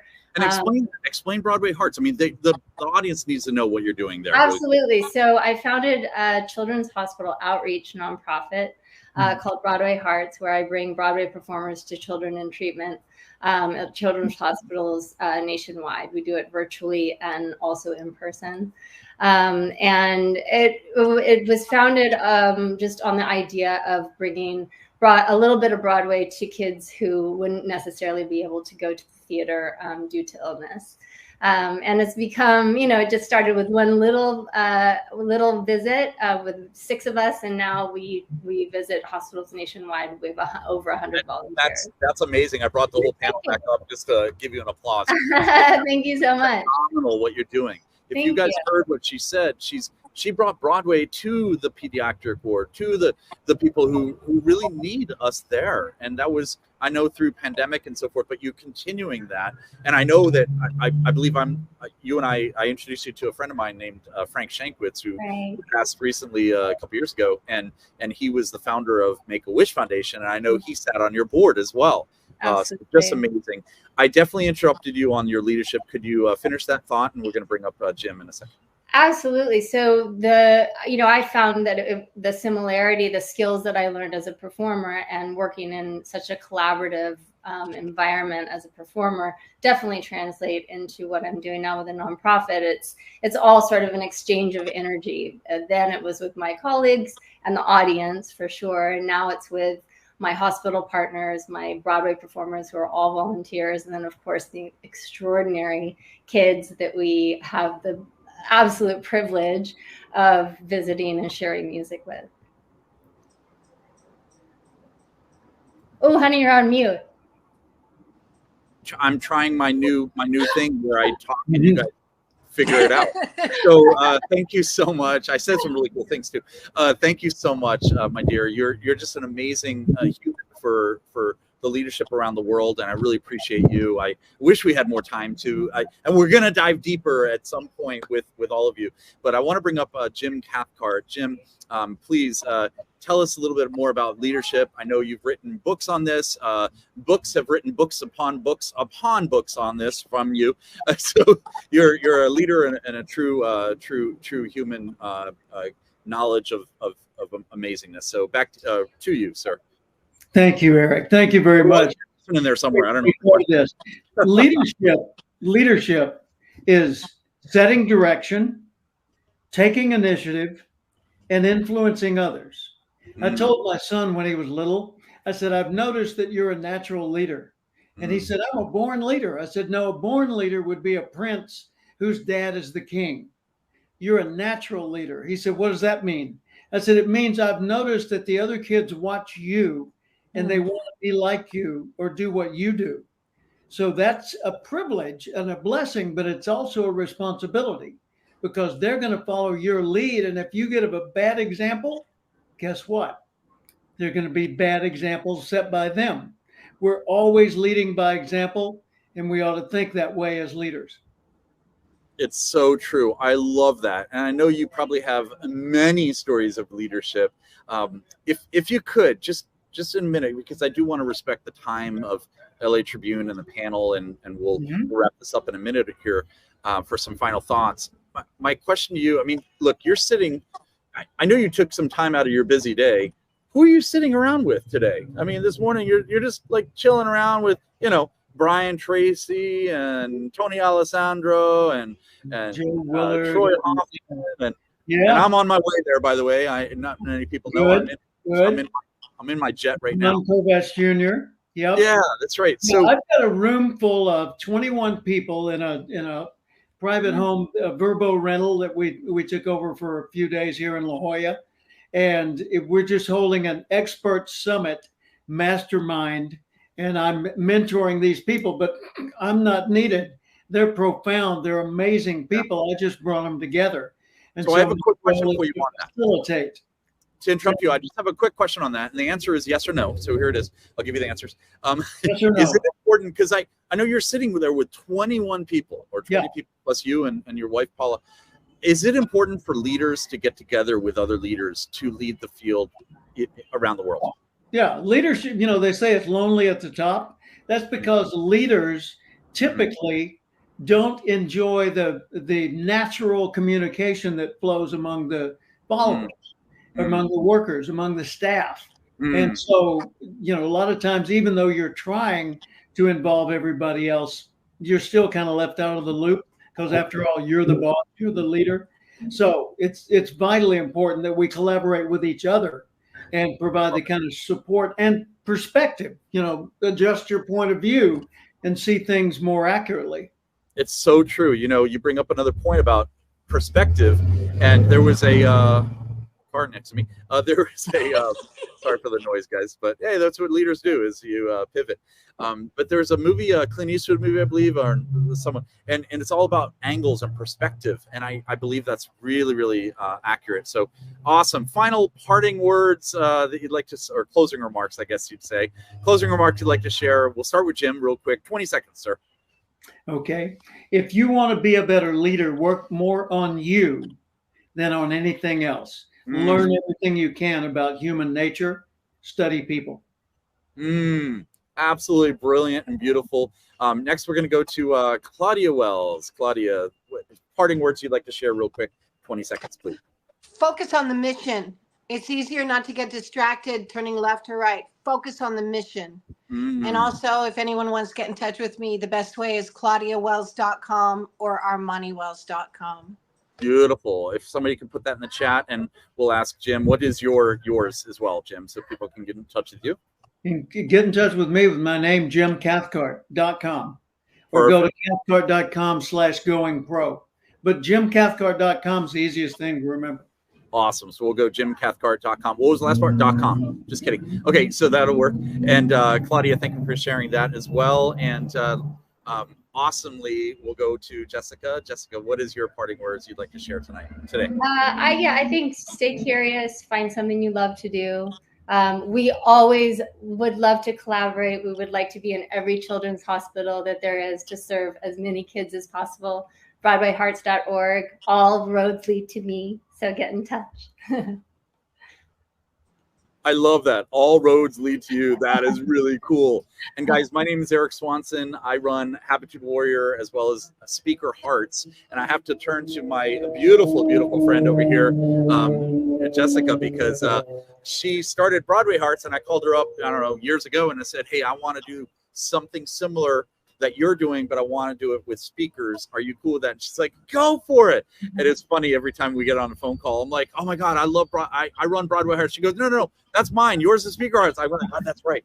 I always have to remember which is which. So guys, I want to wrap this up by saying you guys are awesome. I'm going to bring up my esteemed partner of awesomeness. His name is John Kovacs Jr. And of course, we have to add Rex in here because he's just awesome. He's been commenting over here on the chalkboard of awesomeness. And if she doesn't mind, I'm going to do it. I hope she's okay with it. The beautiful, beautiful Ava. I'm going to put her on screen. And she doesn't know she's on screen, but I want her to put her on. And of course, Jim Miller. We're just going to make it a big party right now. And you guys are awesome. Please give it up for yourselves, because honestly, if you're not filling up your own cup, whose cup are you filling?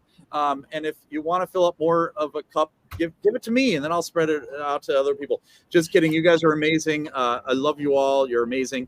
Any quick words you'd like to share, John, to wrap this up, and then I'll pass it over to Jim to share something, and Rex and Ava, of course. So, well, John, let me take this over, Eric, first before we go to Jim. This is the trouble and the risk when you give Eric, Mr. Awesome Swanson, the controls. He just like takes over and puts me on the screen.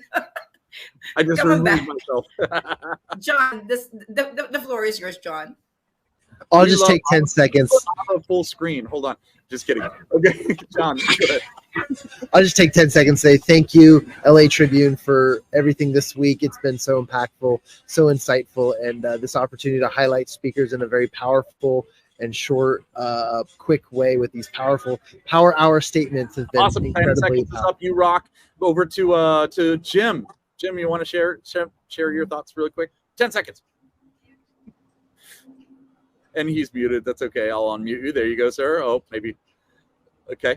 We'll go to Rex next. Rex. I've been a working actor in the union since 1975 and a filmmaker, and there's nothing more than I love is that people understand how Hollywood and Broadway operates. Because if you can understand that, you can understand just about anything in life, because it's a meritocracy. And what you guys have done here today is to help elevate everyone who's watching to work better, more efficiently, more wonderfully in life, wherever they are. Thank you so much. You're awesome. Thank you. And Rex, you are, Jim, you are unmuted now. I am unmuted. No, I'm very happy to be amongst this great panel right here. So great job. Thank you so much. And to our amazing, esteemed Ava, the floor is yours. Well, I really appreciate you bringing the craftfulness and the skillfulness of navigating so many leaders and amazing individuals in such a short amount of time. Kudos. I'm like, I give you the flowers, except that men probably don't like flowers, John and Eric. So there you go. Rex was giving me sign language, so I just put him in the green room. Awesome. Oh Well, my I'm gonna- gosh. I'm going to pass the mic over to you, Ava. I really appreciate you. Everyone give Ava, just go like this. Go like that. Just bow to her, Hey, please. Attitude Yes. Warriors, you guys are amazing. I love you. We're in You're love awesome. with you already. Let me bring back Jim and Rex, because who's coming up next is really a leader in the realm of influence and persuasion, and as a matter of fact, persuasion. Jim, I'm going to give the floor to you and Rex, just be in the exchange of this conversation for a little bit, and let's tee up, our honorable guest that's coming right up, that you will have a conversation with Jim, with a little bit of a shift of your background and such, and we'll bring a little commercial right before we bring up Dr. Cialdini. Sounds good. Well, there's Dr. Cialdini speaks for himself. With you talk to any Fortune 100 company, 50 company, and you're going to see that most of those companies have done work with Dr. Cialdini. He has spoken across the world, and he is considered to be the absolute godfather, guru, master of the field of influence, but more importantly, ethical influence, right? So that this is all science-based. So the strategies, the mindsets, the psychology that he teaches is truly based upon scientific study, upon psychological study.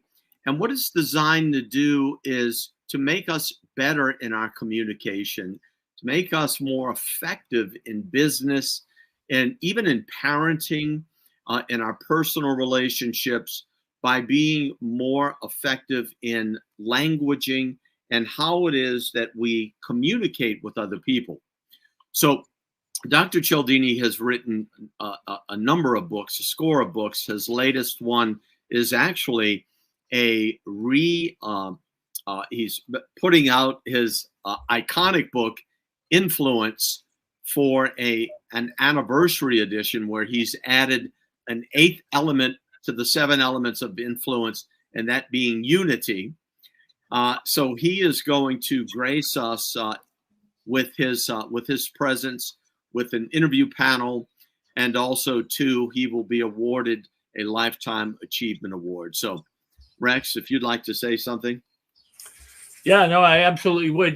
Dr. Cialdini, it did the legwork for all the rest of us many, many years ago. And he codified the patterns that we need to look at, notice in other people. We're far more alike all around the world than we are different. And when we understand that, we can use these principles, or what some people would call laws, to great effect to be able to communicate heart to heart with other people. Because, people like people who are like themselves, and people say yes to people they like.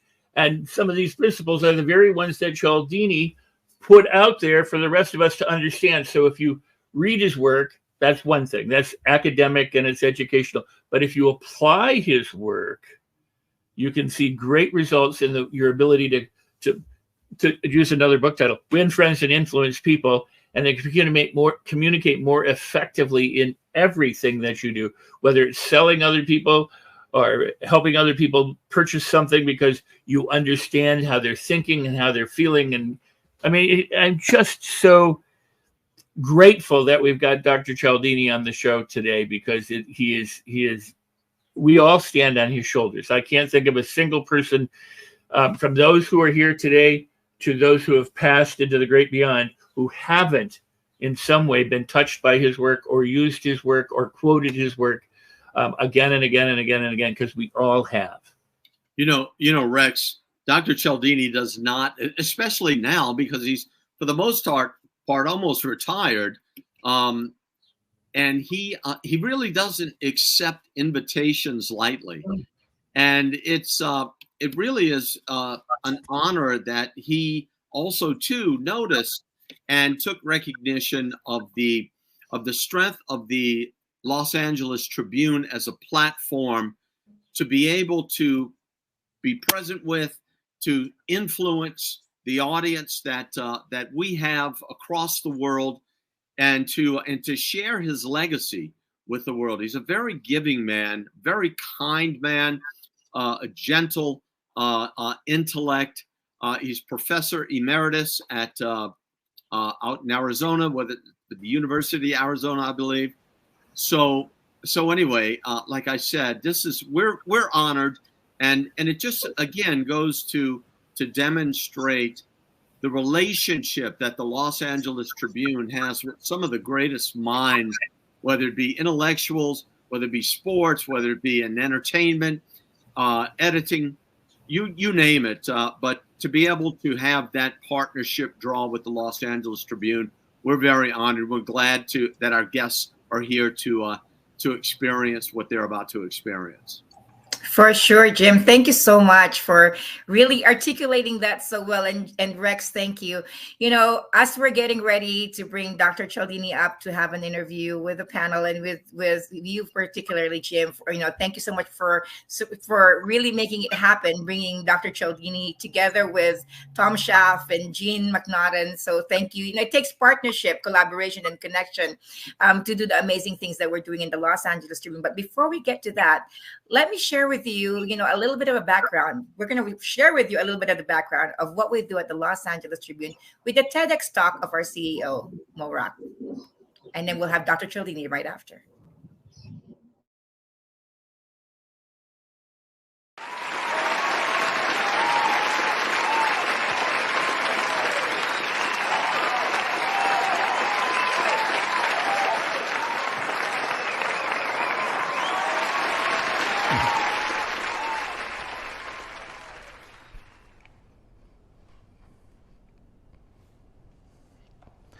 Imagine waking up in the morning, grabbing your morning coffee, and opening up your daily newspaper to nothing but headlines that inspire and uplift you.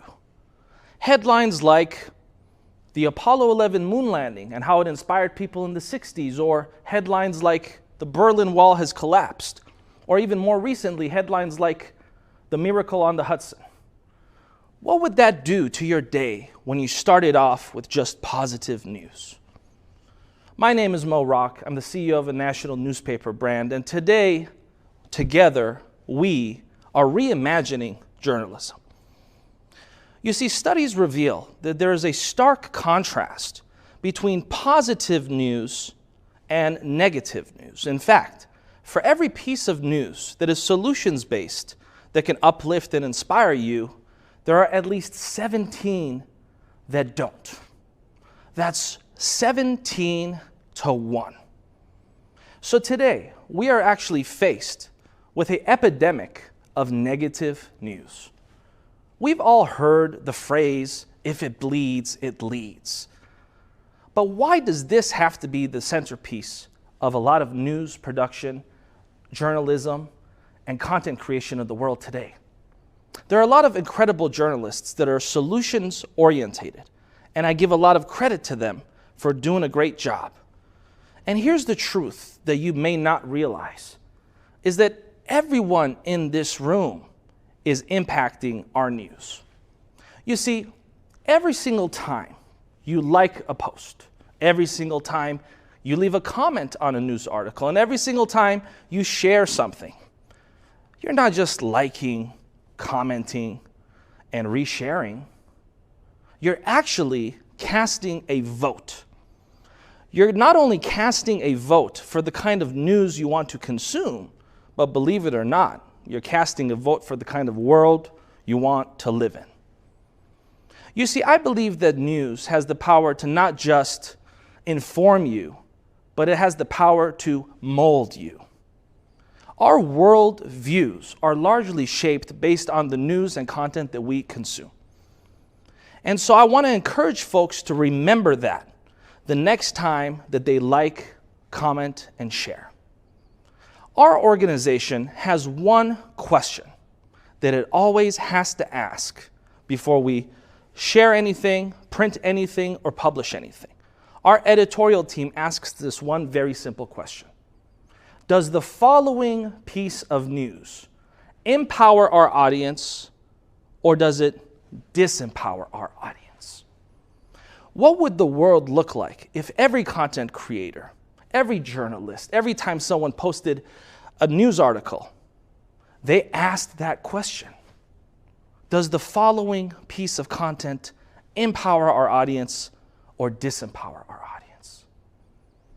And I want to encourage everyone to participate in this process and help us bridge that gap between 17 negative news articles for every one positive. And let's come together and ultimately make this world a better place. Thank you.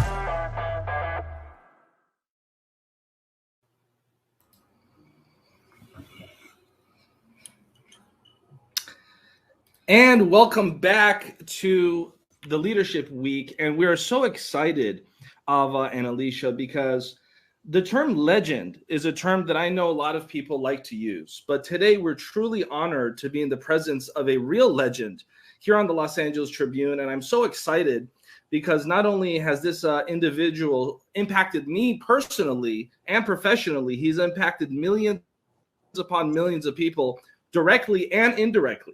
And so before we have the formal introduction, I'd love to just ask my colleagues here on stage, how excited are you to be able to spend some time with the legendary Dr. Cialdini? Let's start with our editor-in-chief, Ava Manuel, please. Well, Morak, thank you so much. You know, I am honored.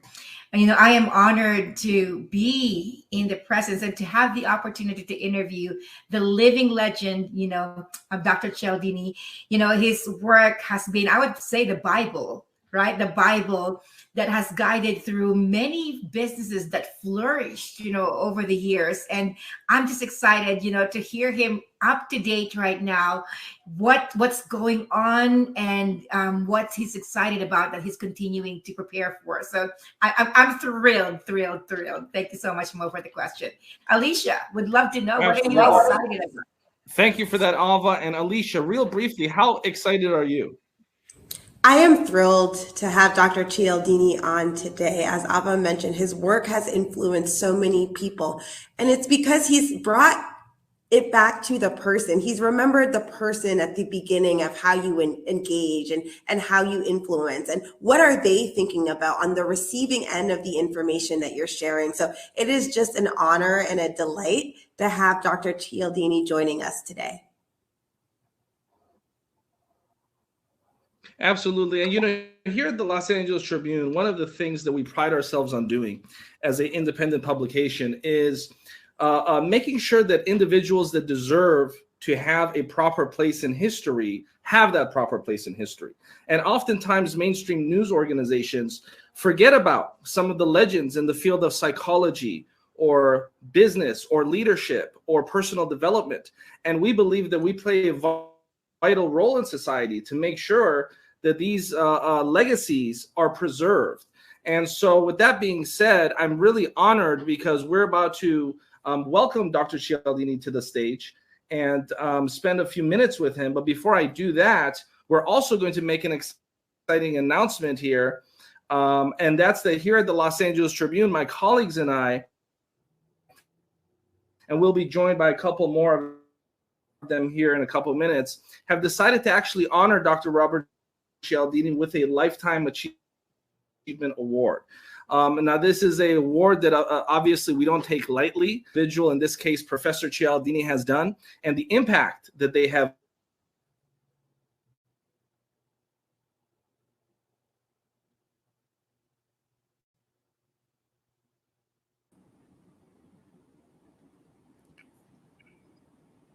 Okay.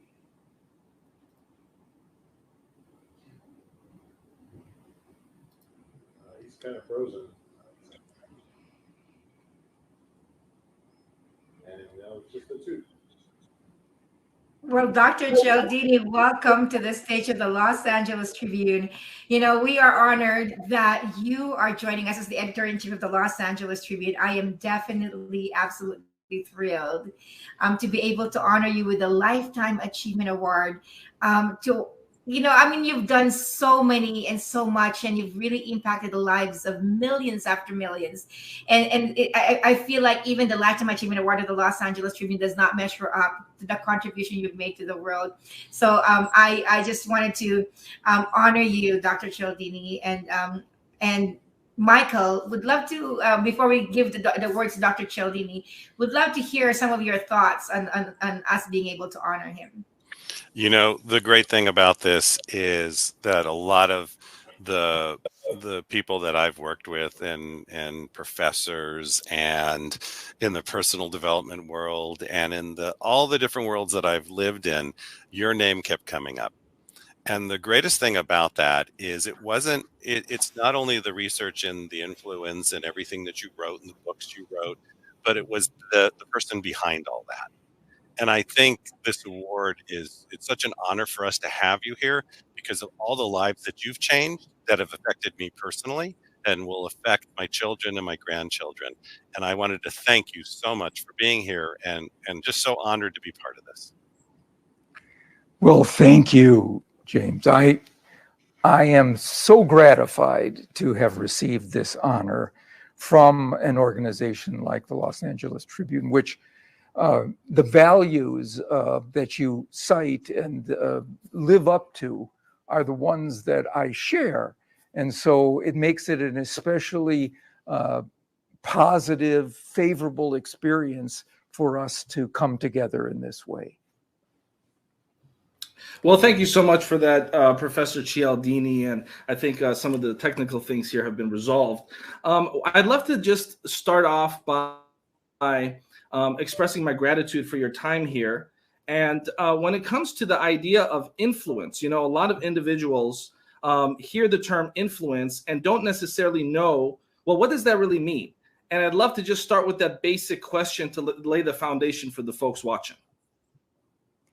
For me, influence requires that we demonstrate change that we've produced. That represents influence. And now it could be an attitude, it could be an opinion, a perception of the situation, or in the most valuable way, it's a behavior that we've altered, that we've modified in some way. If we can't lay claim to change in someone, we can't lay claim to influence.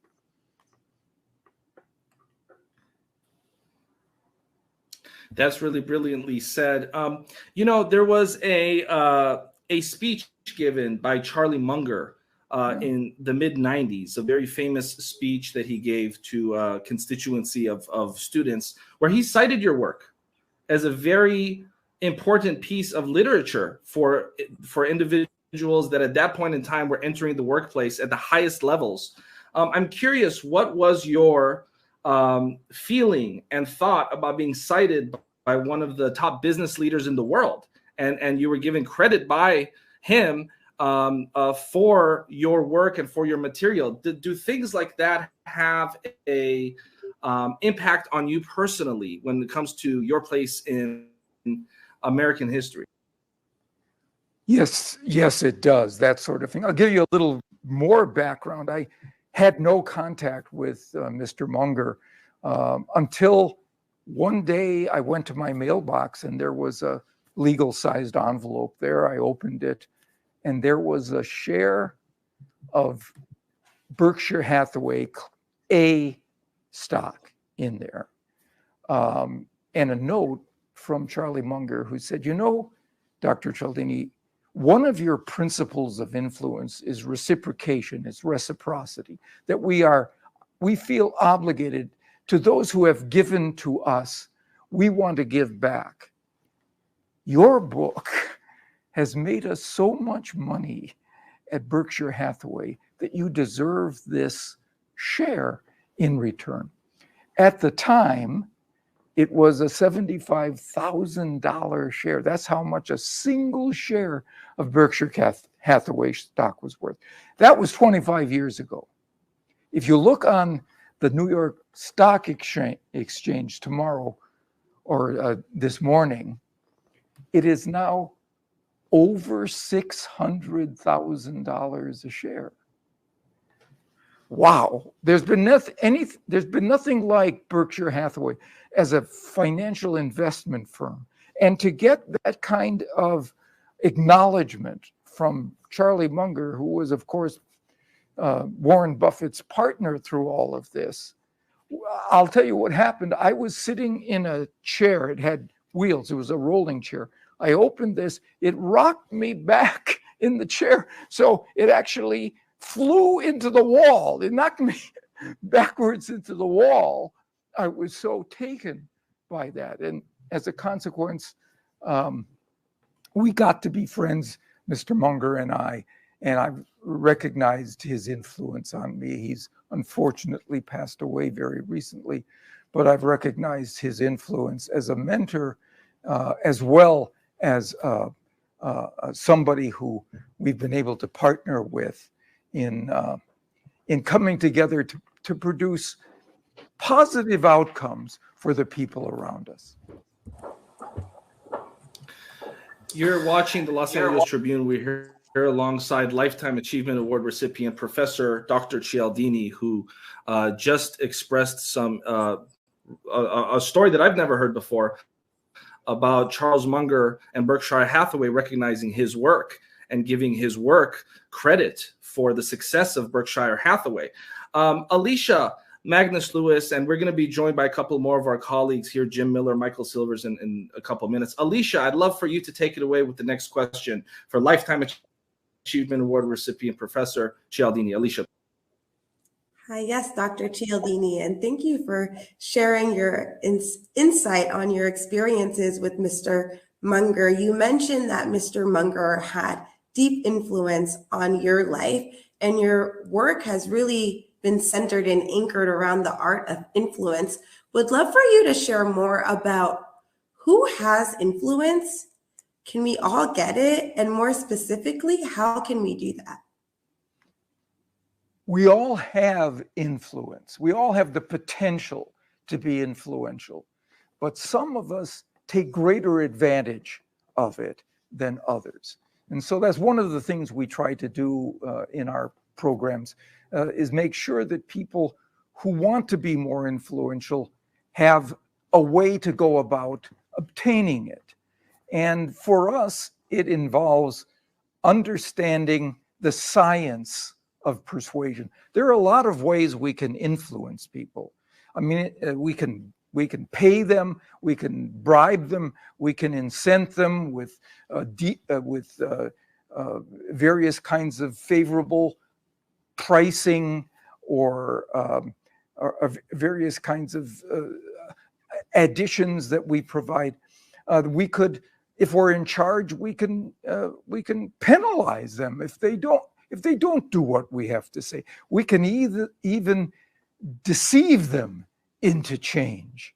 But all of those have serious costs, either in terms of social capital or financial capital. And what we recommend is a form of influence that's almost costless, persuasion, where all we do is change the words that we use in order to move people in our direction. Now, when I say that there's a science to the process, this goes against what we've thought for a long time, where it used to be thought that persuasion was an art, something that's mastered by people who instinctively know just what the right thing to say is at just the right time. That's true. There are those people. But what about the rest of us? Well, it turns out that it's also a science. And if it's a science, it's learnable and it's teachable. So that allows all of us to have a chance to be much more influential than we started off being without knowing the systematic science and research that tells us what are the things to do or say in a particular situation that lend themselves to assent, get people to say yes to our requests, our proposals, our recommendations. And as far as your last question was concerned, how do we get it? Well, I'm of the mind, I have to be biased at this because I claim that there are 7 universal principles of influence.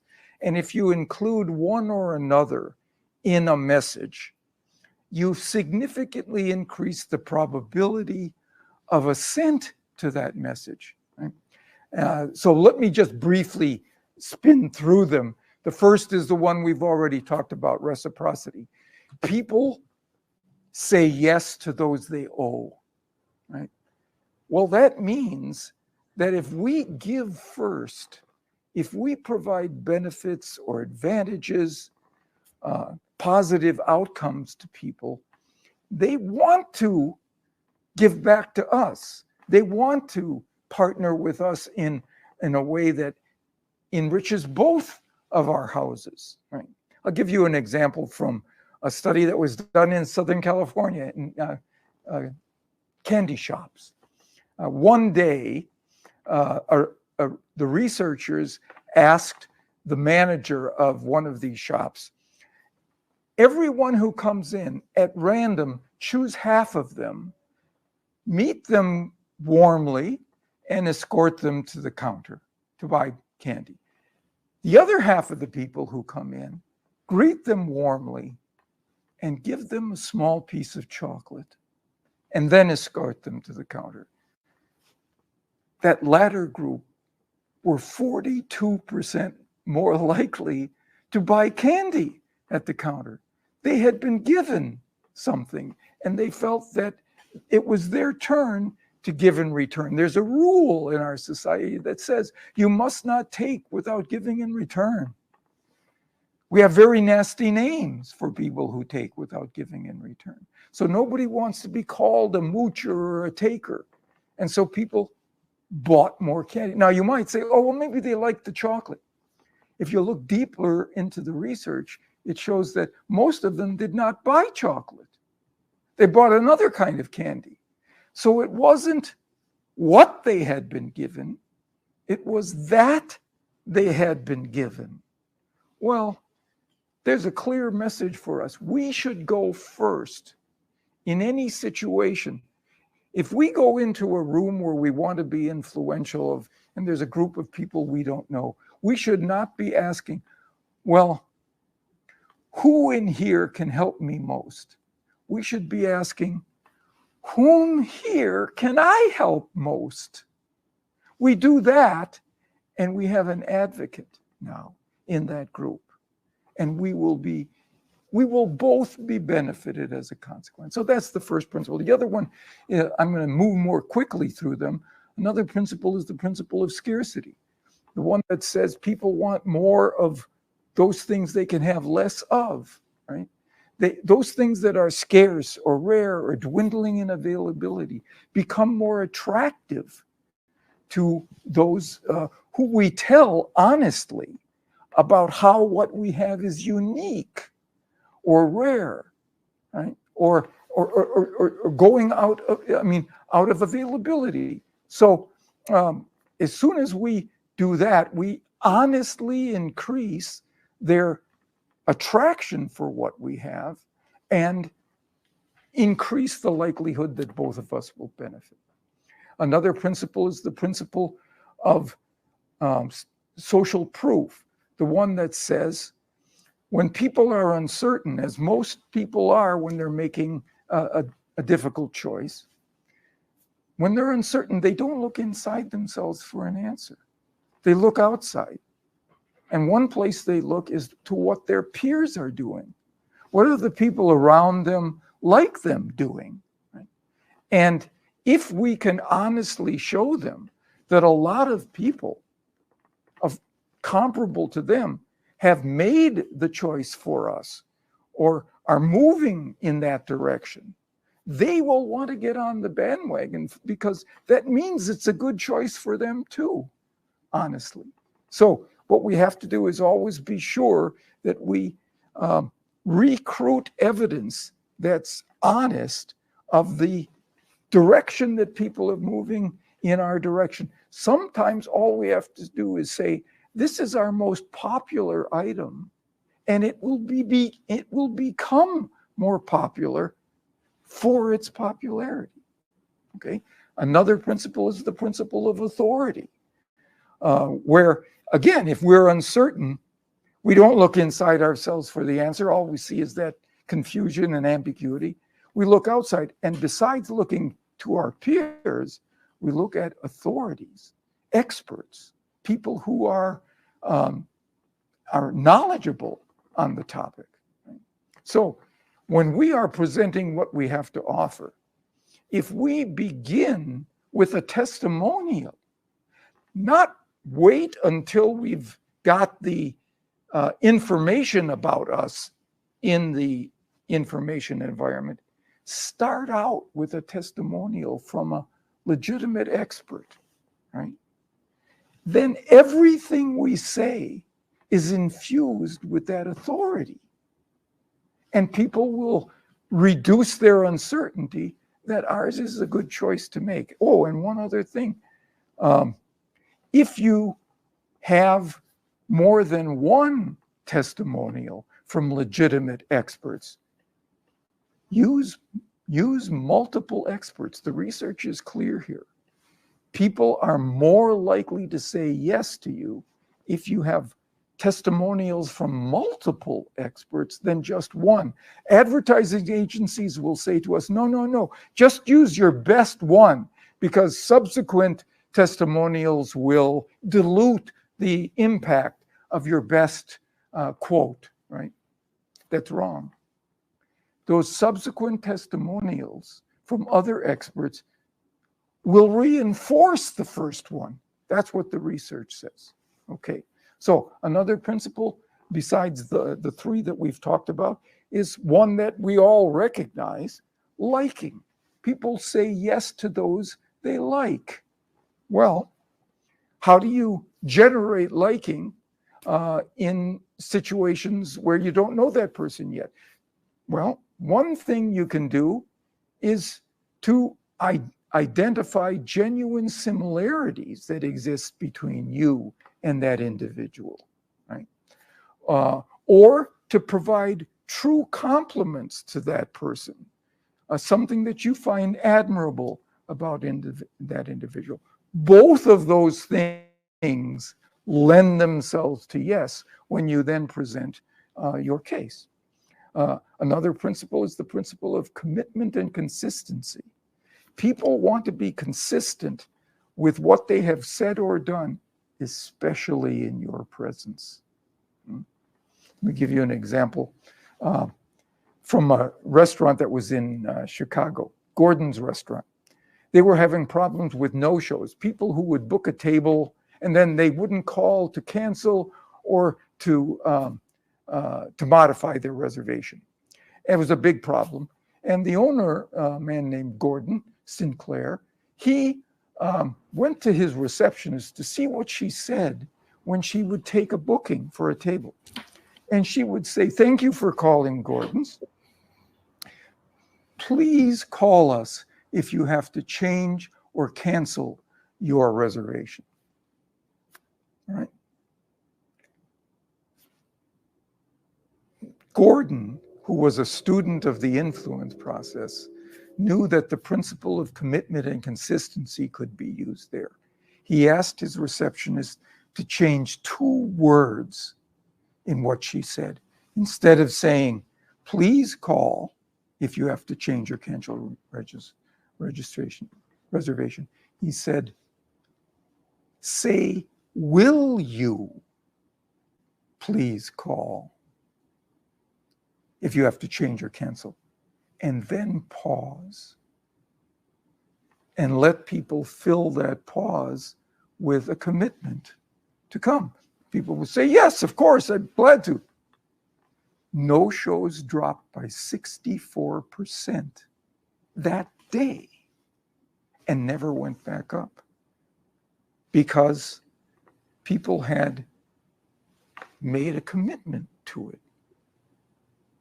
We can do that too. If you're ever in a meeting that you're in charge of and you have your team there and they are each given a responsibility to accomplish before the next meeting, don't let anybody out of that room until you say, will you be able to accomplish this properly by our next meeting? They will almost always say yes. And as a consequence, they will be significantly more likely to come fully prepared to the next meeting.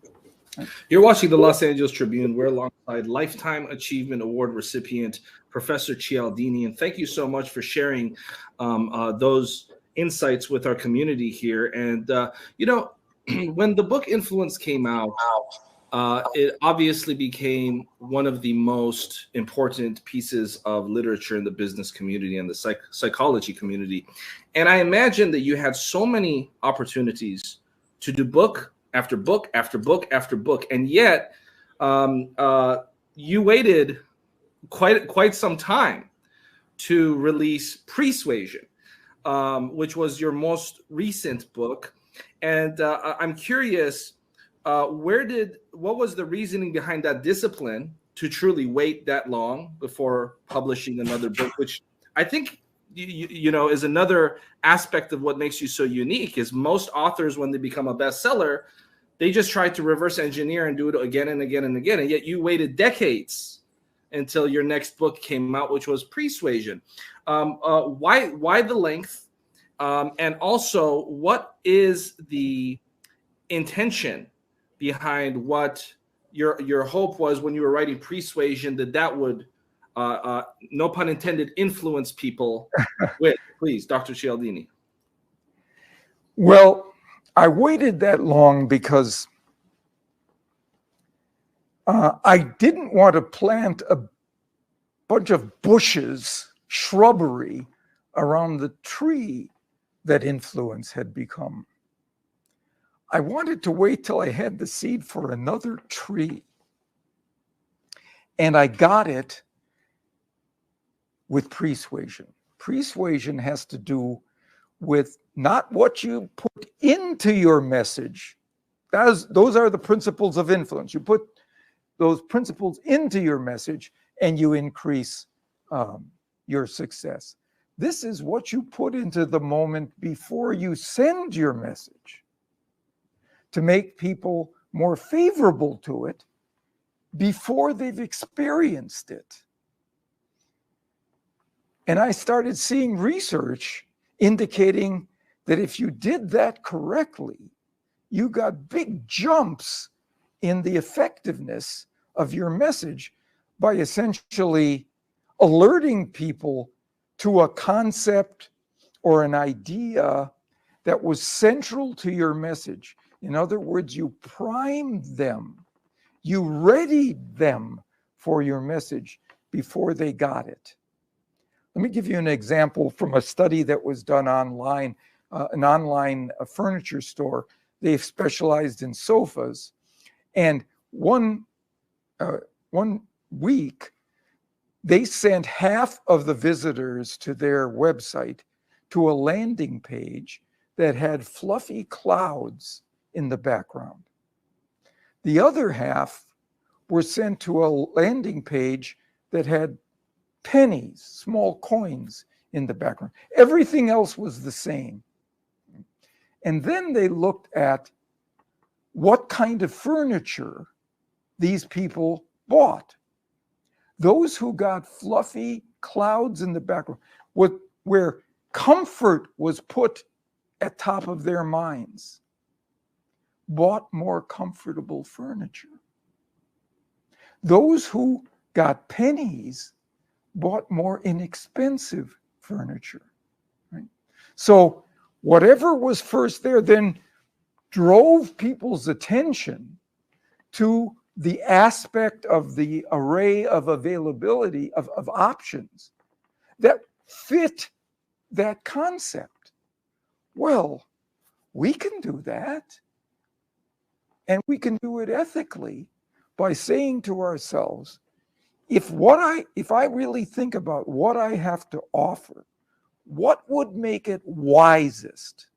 What would make people happiest, right? That would that would make them choose my product or service. Is it our price? Is it our quality? Is it our durability? Is it our safety? Whatever that is that you think would make it wisest for people to choose you. Then take that concept and mention it or provide an image associated with it before you ever make your case. And people will be channeled to that beneficial feature of what you have to offer. Wow, that's so powerful. Persuasion, all of the work and understanding that should go into the process before you even get to selling someone, which also kind of lends itself to what you were talking about earlier, which is how do you create value for someone? How can you help support them and their decisions? Dr. Cialdini, throughout your career, you've emphasized the importance of ethical persuasion. Could you please elaborate on any ethical concerns surrounding the use of influence to get some people to say yes, and the ethical considerations that practitioners, business owners, government officials, any individual really that is trying to employ influence should keep in mind when they're thinking about principles of influence? This is such an important issue, and it's something I've been concerned about since the outset of making this information public to people, that it might be misused. Right? There might be some people who deceive others or use the principles in ways that trick them into assent.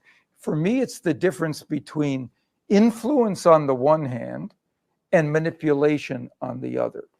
And the way I think I can differentiate what allows us to be ethical, not only ethically acceptable, but ethically commendable agents of influence, is to recognize what the principles are and then point to them to the extent that they exist there.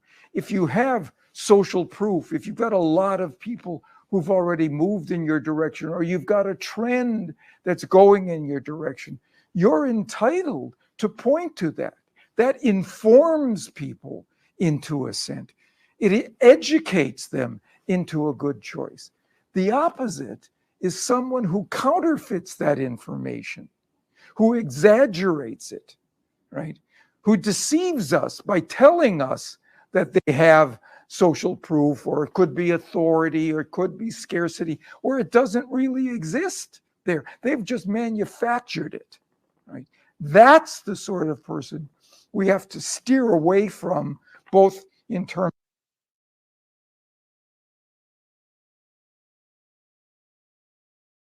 to the extent that they exist in the situation.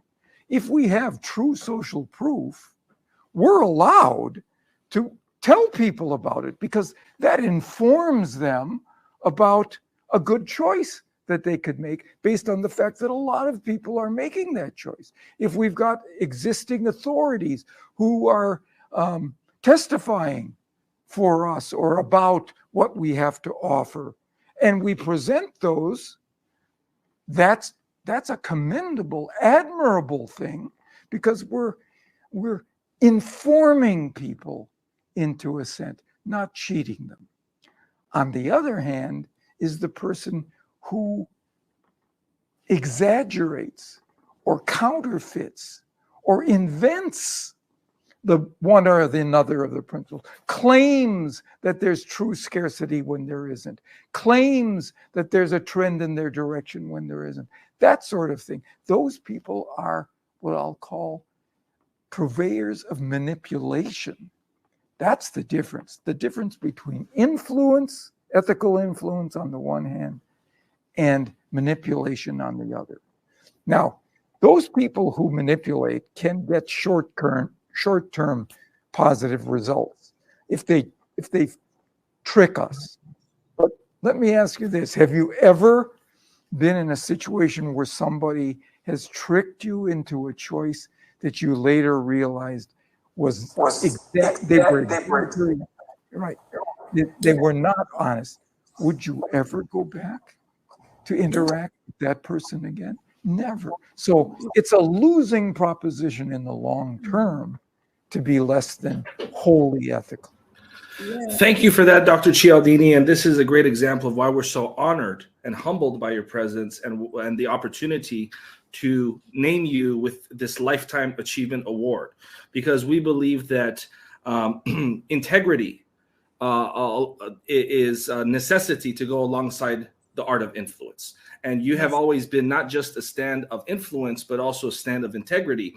And the book Influence has not only helped people in the spirit of commerce, it's helped people in multitude different ways, including helping bring awareness to some of the bad actors out there that use some of these things. And so I also think that it's important for us to highlight that this book is important in multitude different areas, not only business, but also in life in general. And I'd like to welcome a couple of our colleagues that'll join us for the next few minutes while we have Lifetime Achievement Award recipient Dr. Cialdini with us, of course, Michael Silver's Jim Miller. And if you don't mind, Dr. Cialdini, I just think it's so important for us to double down on that point a little bit more, because I really wanted to hit home, especially with all of the entrepreneurs that are watching.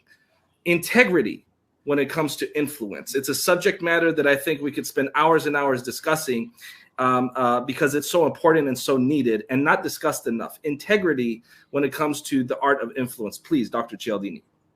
You know, I'm a public speaker, and it's invariably the case that after my presentation, people from the audience will come up and say, thank you for emphasizing the ethics of the influence process and showing us ways to become ethically.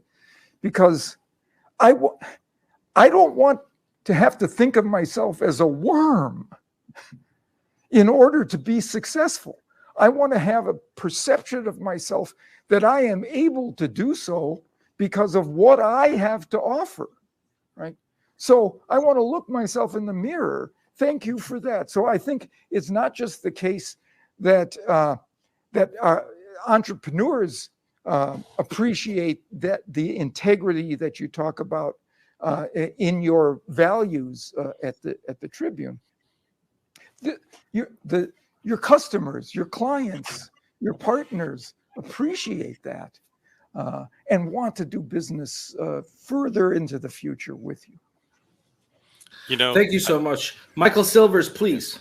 You know, this is great, because everything that we've done and that the paper does, and that social impact and our legacies, is truly the power of that, Dr. Cialdini, is the mentorship, right? And the mentorship roles that we play. And as a professor, you play a very crucial role in that. And you're really shaping that next generation of scholars. What advice do you offer to your students and mentees as they embark on their own academic and professional careers? As it refers to influence, I'll say two things, the principles of influence. One is never have a favorite principle that you use in every situation with every population and so on. No. Use what's in the situation waiting for you there. You get to be entirely ethical and moral about simply raising it to consciousness in people's minds, right? I have a friend who's a marketing professor who said he spent about 2.5 years trying to find the single most effective influence practice, right? And I saw him at a conference a while ago. He caught me by the elbow. He said, Bob, I found it. The single most effective influence practice is not to have a single influence practice. That's a fool's game. To think that the same approach is going to work in every situation under all conditions with all kinds of populations, that's just naive. So that's one thing I tell people. Use the one that's waiting for you to employ, because you don't have to do anything except bring it to top of consciousness. Incredible. Jim Miller, one of our colleagues, if you have a question for Dr. Cialdini, please. I do. First of all, I just want to say how impressed I am by the enthusiasm that you have for this subject. And I've been teaching your material for over 20 years now, and still have the same enthusiasm every time I teach it. So I'd like to acknowledge that. And also too, knowing your history and how you began the research in your book and influence, and going underground, if you will, to all the different sales organizations. By the way, I worked in most of those industries that you researched. So yeah. I wanted to know in your new book, Influence, New and Expanded, where you bring in that 7th principle of influence, unity. What type of research did you do in order to come to the conclusion to add this specific element to the other principles of influence? You know, I looked at the research that was coming out, the most recent research, and I realized that this idea of unity, that people say yes to those who they feel a sense of togetherness or partnership with, right? That I was failing to recognize that it was a principle that stood by itself. I always thought it was an accelerator for the other ones. If people see you as a person they can label with the pronoun we, right? We're together. They're much more likely to say yes to you. And I thought, okay, that if they have that, then scarcity will work better, and social proof will work better, and all these others. No, it's by itself. It works by itself. It's powerful alone. And I'll give you an example. I was asking a friend of mine, a colleague of mine, to help me with some research that he had done, and it was in his archives. And I needed them the next day so I could put them in a proposal I was writing for a grant. And he said, you know, Bob, I can't do that. I'm a busy man. And I'm sorry that it's due tomorrow, but I can't be responsible for your poor time management skills, Bob. I'm sorry. And before I read this research, I would have said, come on, Tim, I really need this. It's due tomorrow. He had already said no to that. Here's what I said instead. Come on, Tim. We've been members of the same psychology department now for 12 years. I really need this. And I had the data that afternoon. Just honestly pointing to a sense of connection that we had together. There I'm using the term we now.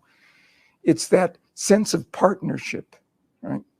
And so if you just have those connections, like a long-term relationship with people, don't be a fool of the influence process and make a request without first mentioning the long-term relationship. Excellent. I wanted to follow up, if I may, with the, and it's interesting that over 52% of college graduates will end up in the field of sales, according to research across the board.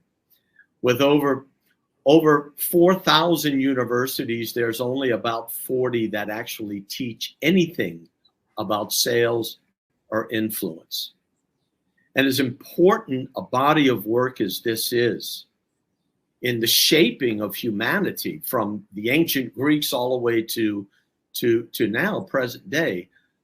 What do you feel is the responsibility that we as a society have in teaching this art, this body of work, to the younger generation as they come into the workforce, into the business world, and into politics, whatever it may be, as important as it is? What are your thoughts on that? Well, first of all, the statistic that you related to us, only 40 in how many universities did you say? 4,000. Is a scandal. That's scandalous. Yes. Because we are always, everybody is selling. We're selling in our personal relationships. We're selling in our professional relationships. We're selling in our romantic relationships, in our friendships, in our charity boards and volunteer relationships. Everybody is hoping to move others into a direction that they're recommending. And if we can convince ourselves that the recommendation is a worthy one, it is scientifically based and it is ethical, then those people are going to benefit from that move, the information that we're providing. So I think it's incumbent on us to make sure that the idea of sales is something that is honored and taught systematically in a morally responsible way. You know, I think the great thing about this, I'll just really quick, is from what you just said, I think of all the people watching us internationally and everybody starting their careers, and they're in that first, you know, they've been going for 7, 8, 9 years. If you were to be back then, what is one thing you would tell me if I'm in that position of it's going, but it's not going the way I think it should be? What would you do differently? Well, I think I would ask them to become conversant in what we know scientifically that makes them more successful in a sales arena.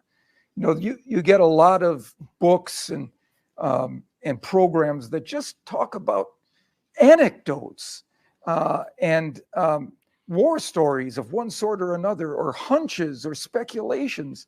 You know, some of those can be effective, but they won't be consistently instructional unless there's a research base to it. So what I'd ask those individuals to do is make themselves available, make themselves exposed to the work that is done under controlled research conditions, so that we can be confident that this isn't just a one at a time thing, or something that doesn't generalize beyond the situation of that particular story.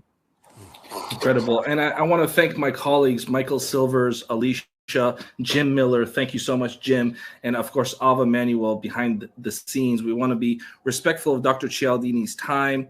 And, you know, one of the things that we're so proud of here at the LA Tribune is that we have opportunities to honor those that we believe deserve to be honored.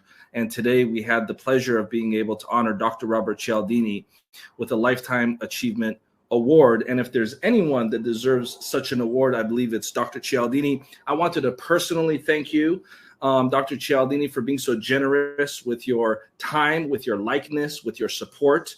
And I wanted to just personally share my enthusiasm about the future and the great work that you're continuing to do. And I would love to just give the full floor to you to share some closing remarks with this community, with this audience. The folks watching this are many of them are aspiring leaders, aspiring entrepreneurs, aspiring authors, and they have an opportunity here to hear your insights. So I would love to just give the floor to you to share some remarks about perhaps this Lifetime Achievement Award, what it means to you, and any remarks you'd like to share with our audience. Dr. Cialdini, please.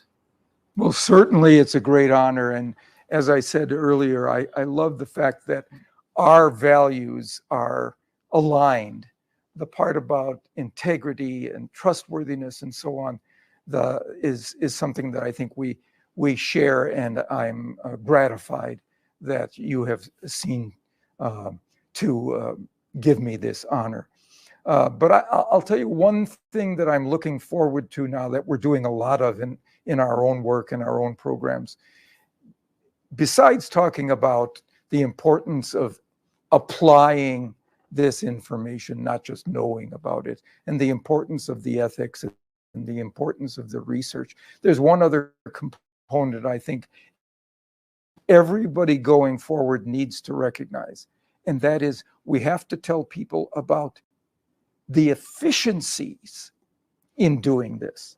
Because if we can show people small triggers, small instances of ways to move the principles of influence in their direction, right, with little wording changes or changes of the sequencing of the wordings and so on, that will be the easiest way to get a big return on your investment, where it won't cost you much in terms of effort or time or expense. So look for those efficiencies. Those are the things that we're focusing on now, and people love that return on investment perspective for going forward. Thank you so much, Dr. Cialdini. There's so many takeaways with the time we spent today together. Jim Miller asked a great question and shared those statistics. And something that was striking to me was your choice of wording, scandal. And I think that's a very powerful word, and people should really sit with that. Why is it that we human beings that are social creatures that have an opportunity to learn from Dr. Cialdini and learn from the likes of Dr. Cialdini are not offered that in higher education? It's something that I am going to ponder myself, because here's the thing. I think that if somebody wants to climb up the ranks of society, the most important field for them to understand is the art of influence. And yet that's something that higher education doesn't value. So it's a food for thought. I don't know why, but it's very interesting. And again, I just wanted to thank you, Dr. Robert Cialdini, and congratulate you on your Lifetime Achievement Award. It's been truly a pleasure and privilege to spend some time with you. Thank you. Thank you, Mo. Thank you.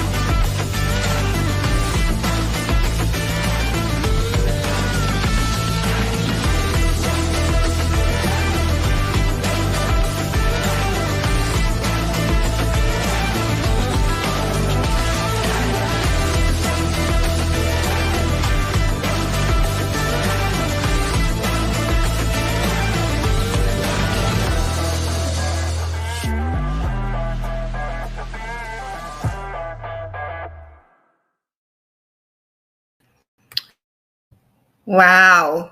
To say that I am speechless is without words. So let me hand off the mic to someone who always has words to say, Rex Sykes. And Jim Miller, thank you for bringing Dr. Cialdini. Thank you for that interview. I'm just so moved. Since you're on mic, Jim, let's start with you. With me? Okay.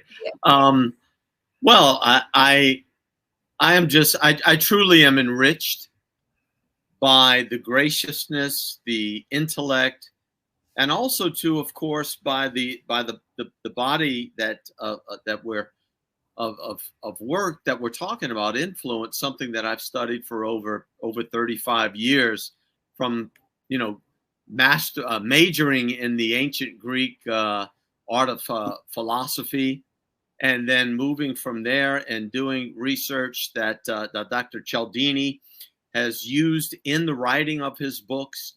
So I believe that we are like he said, we're aligned in our principles of integrity. The Los Angeles Tribune and his work is based upon integrity. And it's really important for all of us to understand that we can influence, especially those who are in sales, right?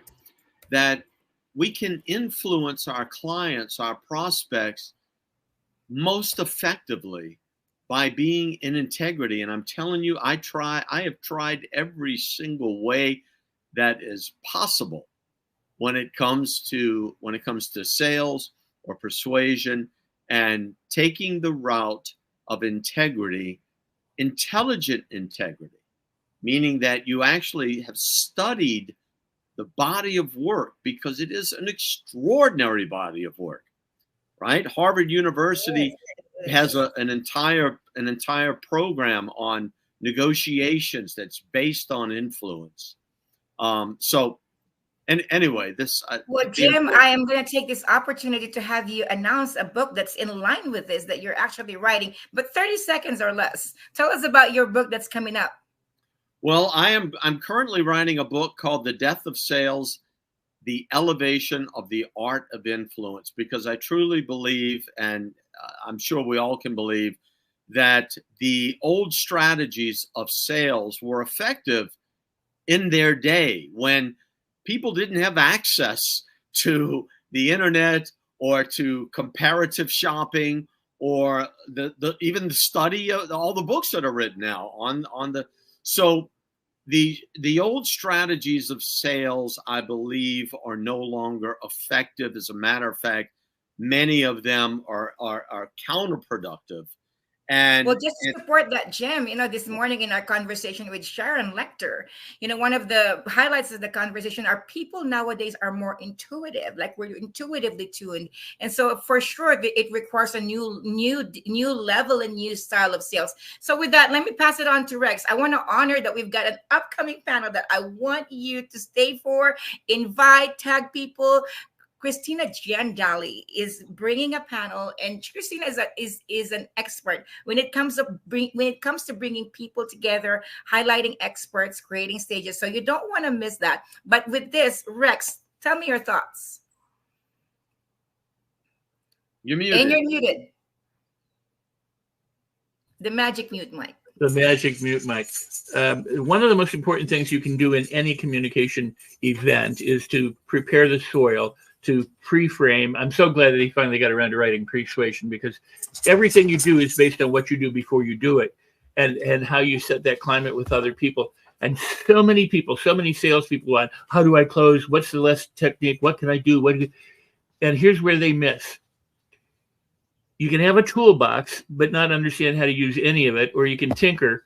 But if you have the mind of a carpenter who knows what to do when and how to use all the tools, and knows that the same tool can be used for multiple different purposes. The hammer can be used as a fulcrum. It can be used as a hammer. It can be used as a pendulum. There's a multi-purpose and multi-function and multi-form in it.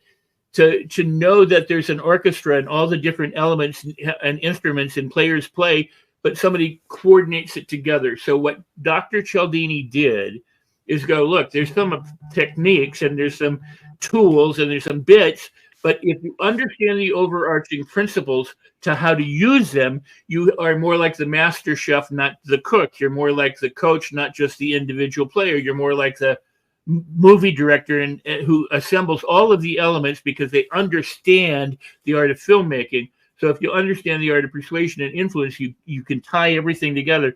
If you're just trying to do the little bits and close here and do that and manipulate this and manipulate it, you can miss every time. So the work that he did is incredible for putting things into perspective for people. But they can read it, they can know it, they can understand it, and still not use it because they have to develop the skills in doing it. And I heard from one of our speakers, we've had so many of them, that anything worth doing is worth doing not well for the first time.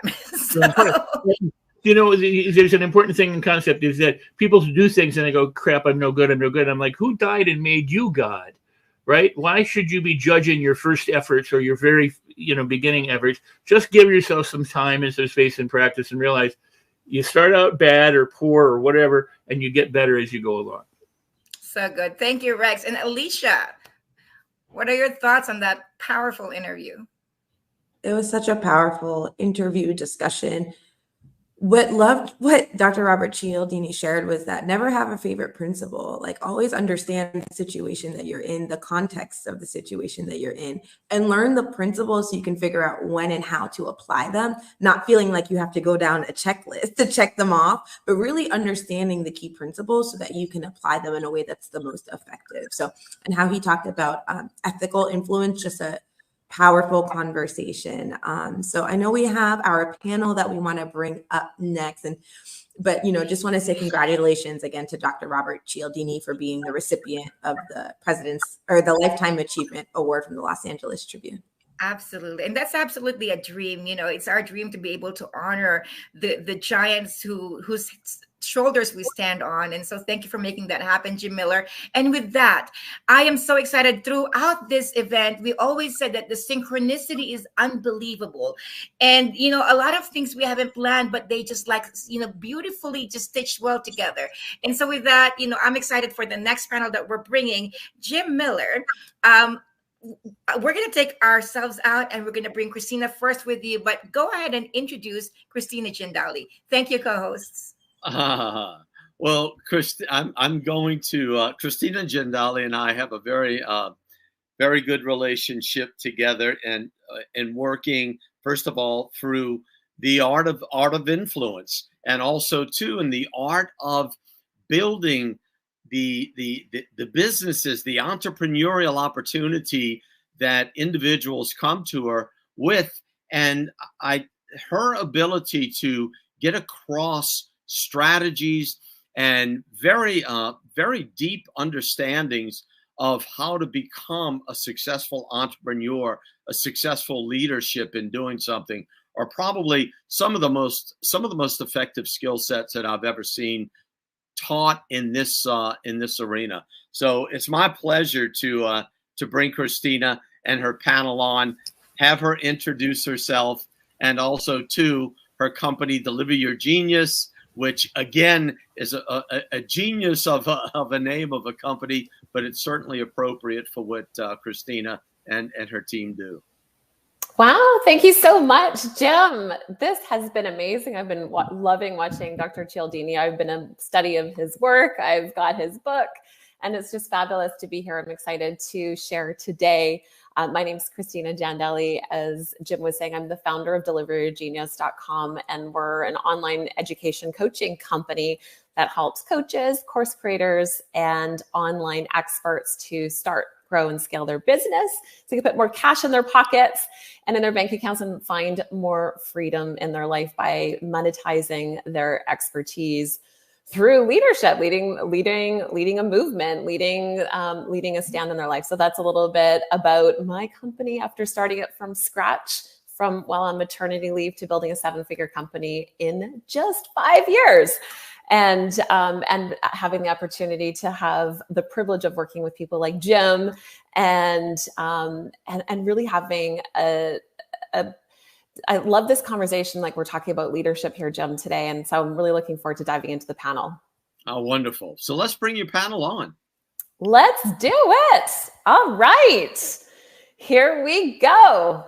All right. So today we are going to be talking about today's panel that we're going to be talking about today really is everyone on the stage here, speakers, authors, thought leaders who are making money by helping other people leveling up their leadership in their own unique ways. So I'm going to go around the room. We're going to do quick introductions. First of all, we have from the Netherlands, which is, I think, in the middle of the night for you. Yes.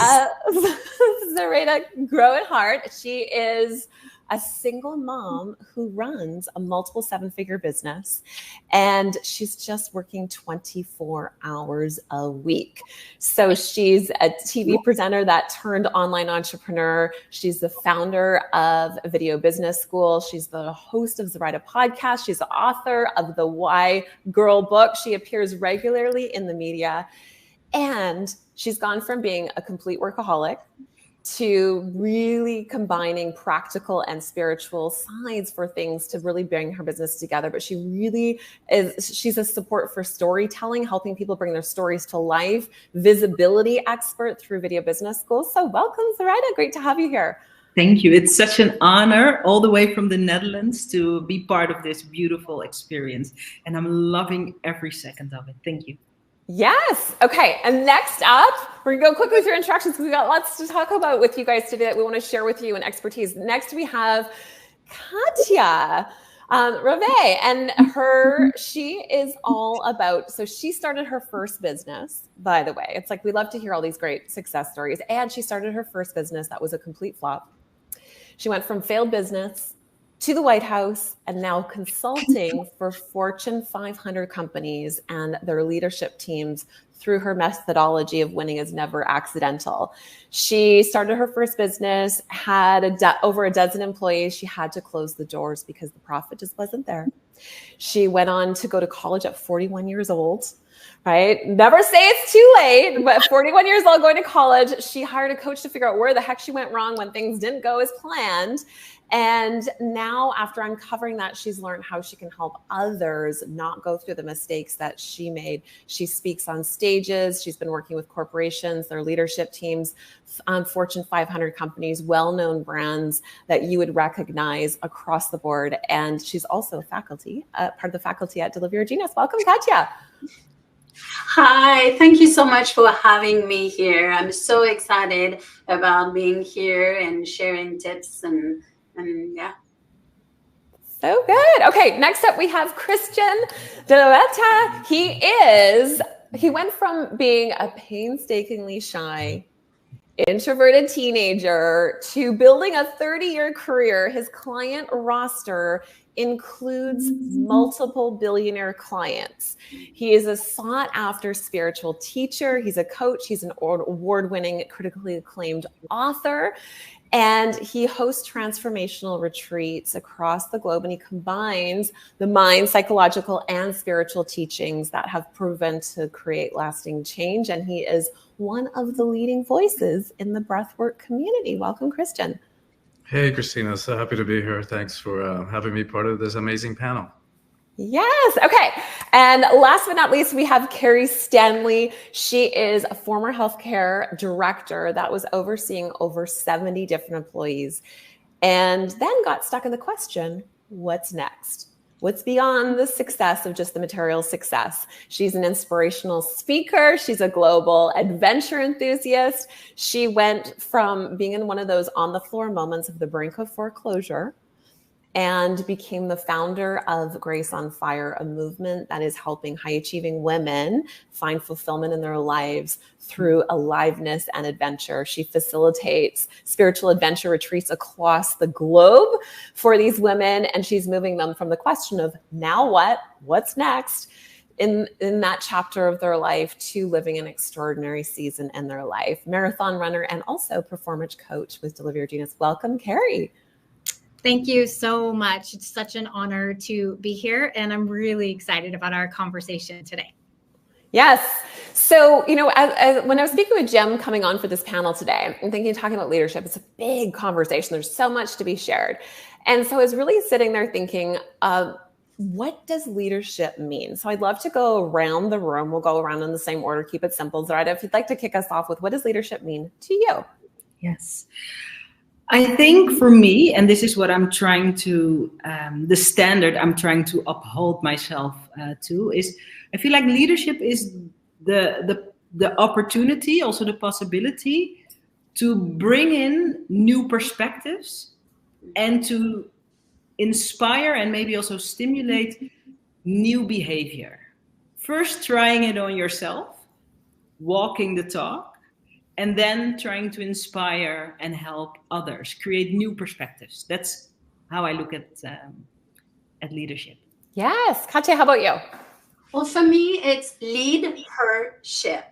Katja leading her own ship. It's having strong values, creating vision that aligns with those values. It's having a strength of character that even when I don't feel like it, it gets to happen. It's knowing how to be change master. It's supporting people behind the curtain. And it's really me being congruent. I'm the same at home than I am at work with my friends. So leadership for me is really a way of being. It really starts with me. Yes, Christian. You know, for me, it's been a long journey to even own that word. It's something that I had projected outside of me, something that I admired in others. I never saw myself as a leader. You know, I thought leadership had to do with being this charismatic, powerful, you know, hierarchical leader, and that just wasn't me. And yet, you know, I love words, and at some point I did the etymology. I looked up the etymology of the word and realized that it has to do with guiding. That's the origin of the word, means to guide. I said, oh, well, I do that, and I do it really well. And then I started reading about servant leadership, which took me in a whole different direction. And so, you know, so to me, then I began to be able to relate to that concept of leadership and to own it in myself. And to me, it means not only guiding, but leading by example, rather than from a hierarchical, you know, you're going to do it my way or else kind of perspective. Leading by inspiration, like, you know, like I said, by example, by rather than instead of fear. And so that's how I began to be able to own that word and it began to realize that we all have a leader inside of us. And it doesn't matter how we express it, right? Whether we're just a leader in our own household or a scout troop or multinational, it doesn't matter. What matters is that we find a way to give expression to that, because ultimately, like Katya was talking about, it's about leading ourselves out of our own self-made prisons and to give full expression to our unique human potential. Because if we don't do it, ain't nobody else going to do it. That is true. That is true. So here's what I'd love to talk about, because I think we learn so much from contrast. We figure out what we want in life by the things that we don't want. So what would you say is the biggest distinction between a lack of leadership and strong leadership? Sarita? I think, and this is something I'm practicing, the biggest difference is, are you in the story, lack of leadership, or are you beyond the story? And so I've had my business for 11 years. And in those first years, and I'm still learning, I used to constantly get caught in the story. The story is the ego. The story tells you you're supposed to be right. It has to be your way or the highway. It's all these stories. And it's obscuring you from seeing what is needed. How can you serve? And I feel like when I just look at myself, lack of leadership is I'm drowned in the story. And I'm like, basically I'm a kid and I'm trying to get my own way. And being in leadership is I'm beyond the story and I'm serving what is needed. What do I have to offer? What do I have to give? Instead of what can I get? I want to feel a certain type of way. I want to be all these things the ego want. I want to be respected. I want to be whatever. And really, for me, it's leadership is really about serving.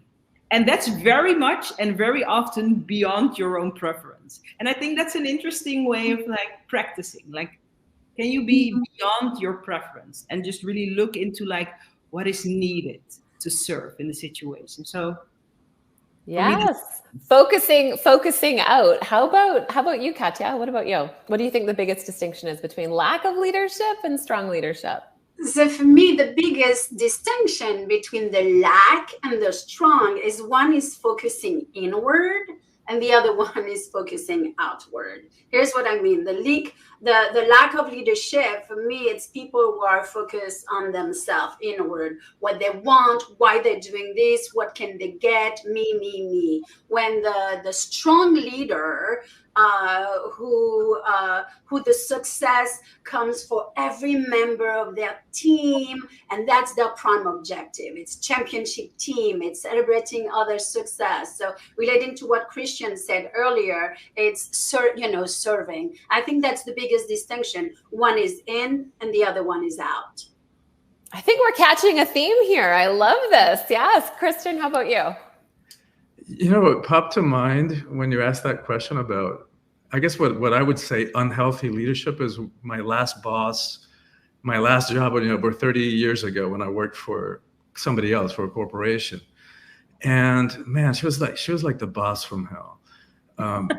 She was out of there by 3 o'clock and she had to go to her yoga class. She was hypocritical. If things went right, she took credit.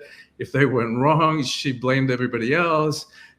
Lazy. She was abusive, manipulative, hypocritical, and fear-based, right? And so to me, that was a theme. Her boss, the hospital administrator where it worked, and was the psychiatric and addictions hospital, was like a little Napoleon. So overcompensating for whatever his own perceived inadequacies were, and abuse power. So it's that hierarchical abuse of power, which just led to a very unhealthy environment. But then I used to blame her and blame him for the fact that I probably lasted a year and got fired, which ended up to be a huge blessing. But then I realized, that it was really my responsibility, right? If I'm going to practice my own teachings and practice ultimate personal accountability for everything, it's like I had overridden my misgivings about the job. I knew that when I went for the couple of interviews, I knew I didn't like the place. It didn't feel right. I just didn't have a good feeling. And because out of fear of how I was going to pay the bills, I overrode that intuition and I accepted the job. So of course it wasn't going to work. So to me, that's also a part of leadership, which is owning our role in it rather than blaming others for our state of being, for our situation. Yes. And Carrie, how about you? So one of my favorite quotes is, the only problem that we have is thinking we aren't supposed to have any. And the reason that I love this so much is when we are in personal growth and leadership and entrepreneurship, all of those things, many times we feel like there's going to be this internal place of perfection where we don't have the problems anymore, where we don't have those things. And the analogy that I love is one that I learned of the domino theory. And it is that when a problem happens, many times when we're starting out, the dominoes fall all the way down and the ripple effect is pretty big. And we end up, taking it out on our spouses or taking it out on our children or hiding for like 2 weeks or whatever it may be. And the goal is not that the dominoes never fall down. The goal is that I'm catching them sooner. And so leadership, really the distinction for that is when I am faced with those problems, understanding that it is my role to be curious, to catch it earlier, to not let the ripple effect take us out, and then stand those back up and then see, where do I get to be 1% better? And then use this for the good of myself, my family, my team, and what we're up to in the world. So that's my take on it. Yes. I always look at leadership has so much to do with the capacity of what you can handle without melting down. Right? It's like, how much can you hold without the freak out? And to me, lack of leadership is you're so emotionally reactive to everything. Everything is happening to you. You have a lot of entitlement. You're forcing things, pushing things, right? And strong leadership is when people follow you because they want to, not because they have to. Right. And there's a big distinction between those. So in like 60 seconds or less, I'd love for you guys to go through this, is what is one emotional trigger that you've experienced from a lack of leadership that used to take you out of the game that you have now been able to overcome? Like, what was that for you and what shifted? Sarita, you kick us off. The first word that comes to mind, I'm a little afraid to share, but the first word that comes to mind is shame. I remember some years ago, I became a mother and then a single mom. And then I got consumed for a while with just the shame of being a statistic. Oh my God. What will people think? What will people say? And I got into this mode of like trying to... I closed down a little bit because I was so afraid of what the judgment would be.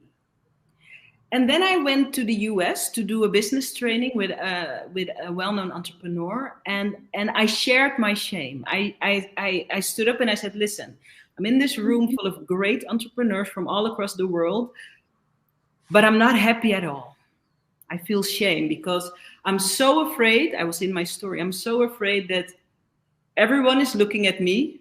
They're not. Everyone is looking at me and they're thinking, oh, there's another single Black mom. And the feedback I got was, the thing you're ashamed about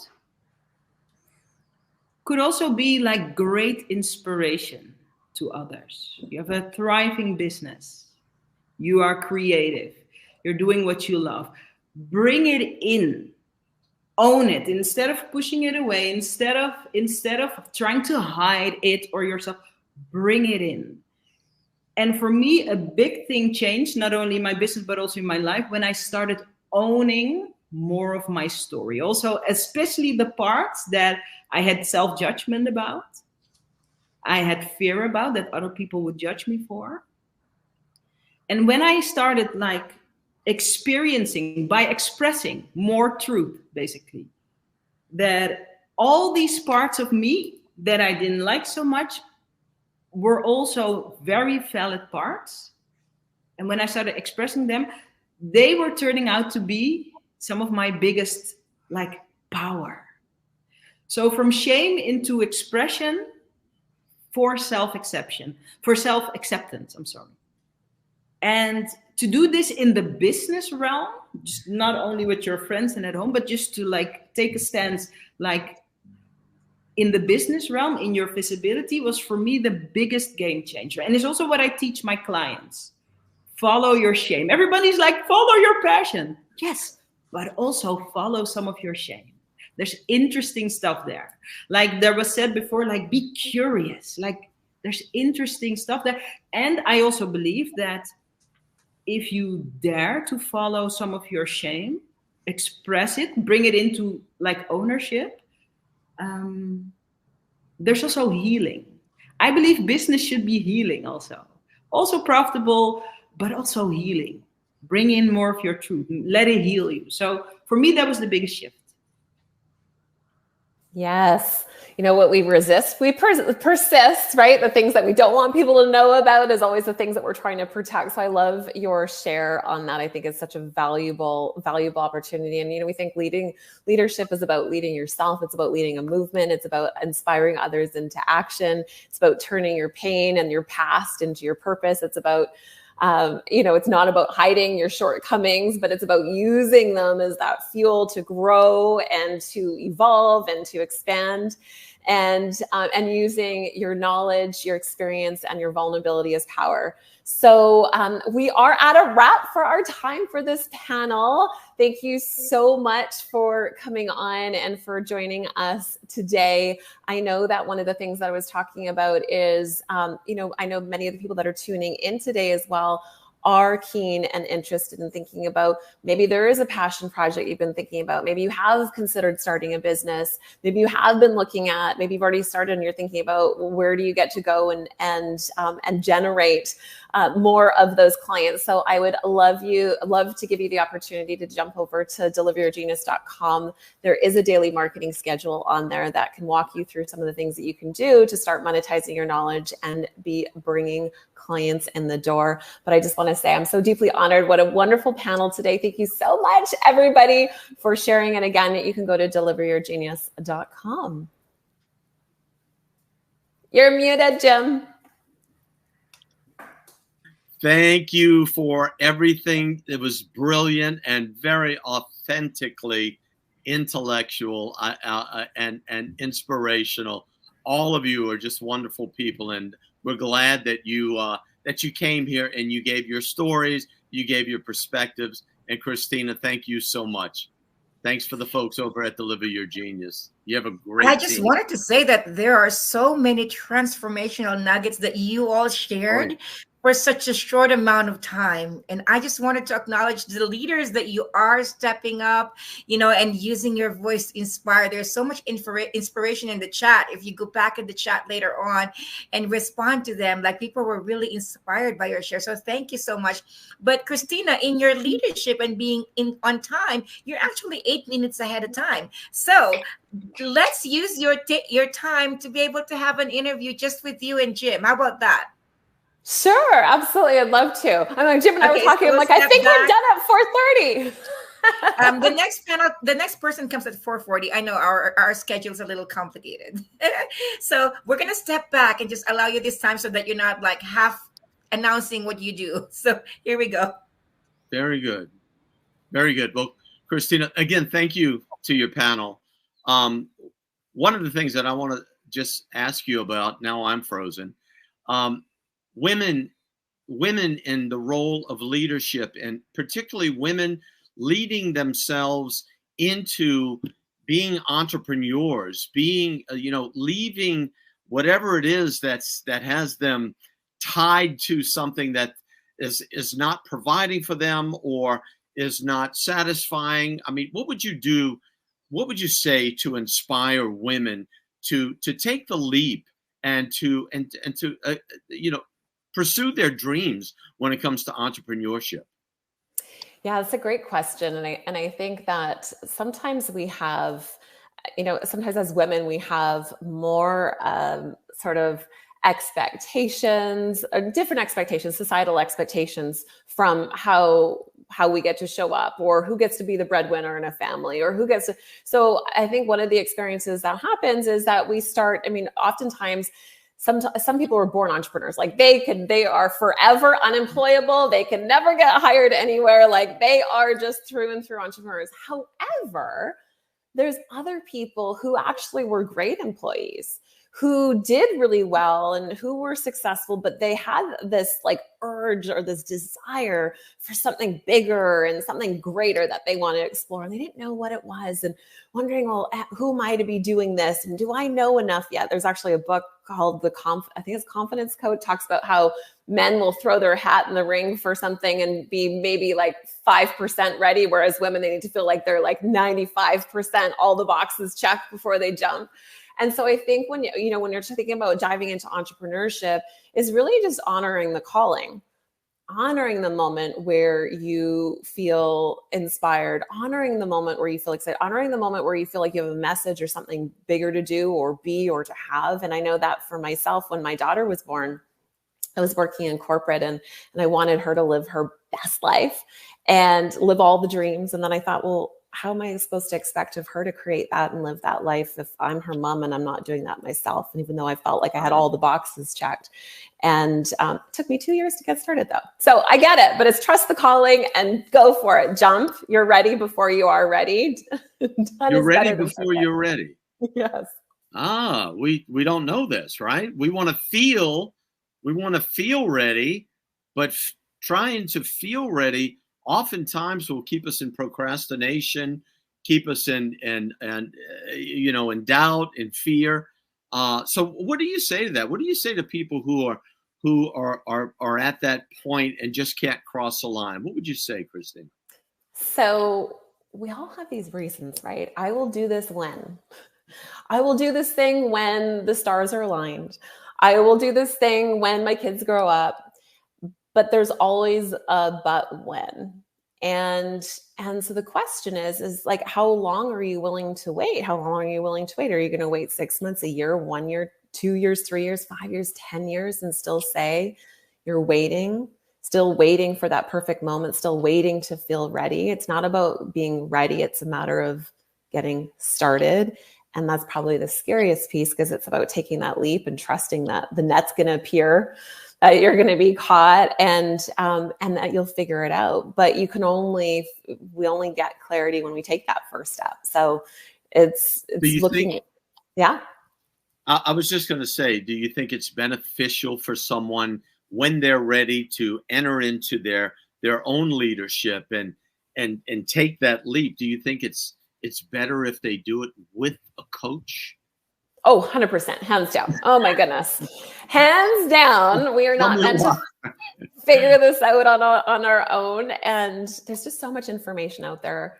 It's hard. It's hard to try and filter through information. And if you're surfing from, free sign up to things that you're trying to do, like I know I did in the beginning, it was like, I felt like I was piecemealing everything and I didn't know how it fit together. And I kept feeling like I was missing something. Like, what's the thing that I'm missing?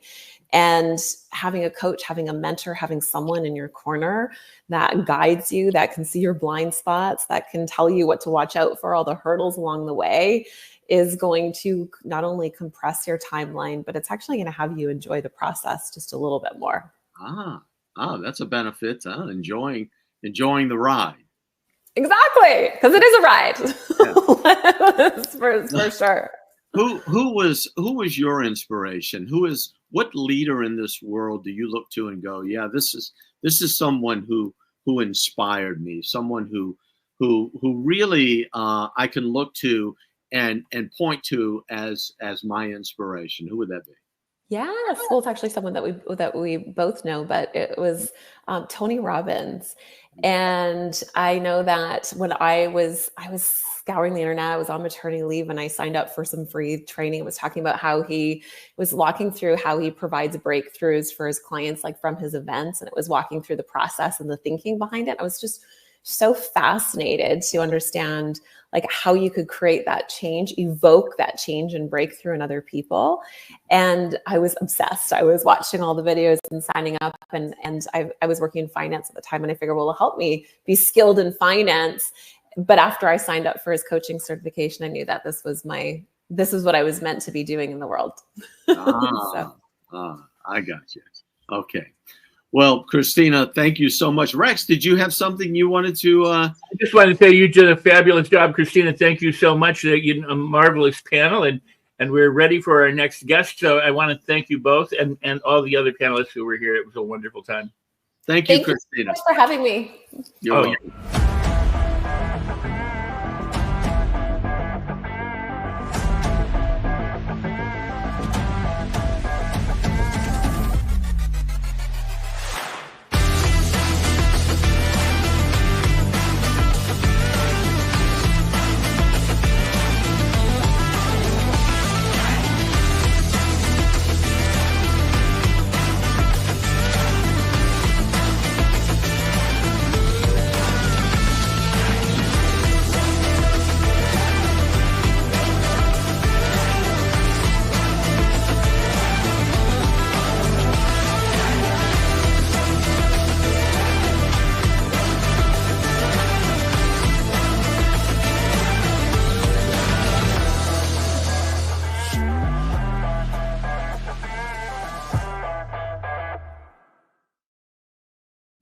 Wow. Well, I am so thrilled to be back. And I'm back with this guy over here. You know, people ask me, they go, Rex, you know, you're a speaker. How come you're not like a speaker? And I go, you know what? I'd only get to spend an hour or two with people, but I get to spend incredible amounts of time with all sorts of stellar guests, like the gentleman who's next to me.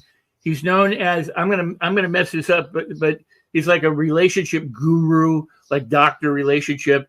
He's an author. He's written a book. He's done all these things, but he doesn't call himself that. His people call himself that. That's the true sign of a leader. He's out there leading the pack by helping people connect better. So this is Mr. Barry Selby. How you doing, Barry? I'm doing great. Thank you, Rex, for the introduction. Yes, I'm known as the love doctor to my clients and friends. That's how I got branded. Although the name's already taken, so I can't use it in my labeling. I just say what they call me, you know. Well, I'm so happy that you're here, and you are the love doctor, and you have a book. Why don't we just tell everybody what the name of the book is right away?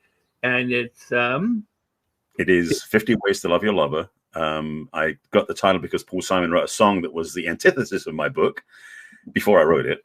And my book is about 50 principles for healthy relationships with yourself and others. That's the main board. It's on Amazon. You can, find it that way. You can go to my websites there too. And it's a beautiful book, and I learned lots. Thank you. Beautiful. Thank you. Yes. So Barry, because this is a leadership summit, and we're talking about leading yourself, others, and connecting with people, because it's not just a leader with followers, but it's that interaction. Right. And the thing is also, I was going to say, is being invited to this week-long conversation about leadership. Part of me is going, well, how do I fit in this? I'm a relationship expert. It's not my field. I'm not a business leader, that sort of thing in this sense.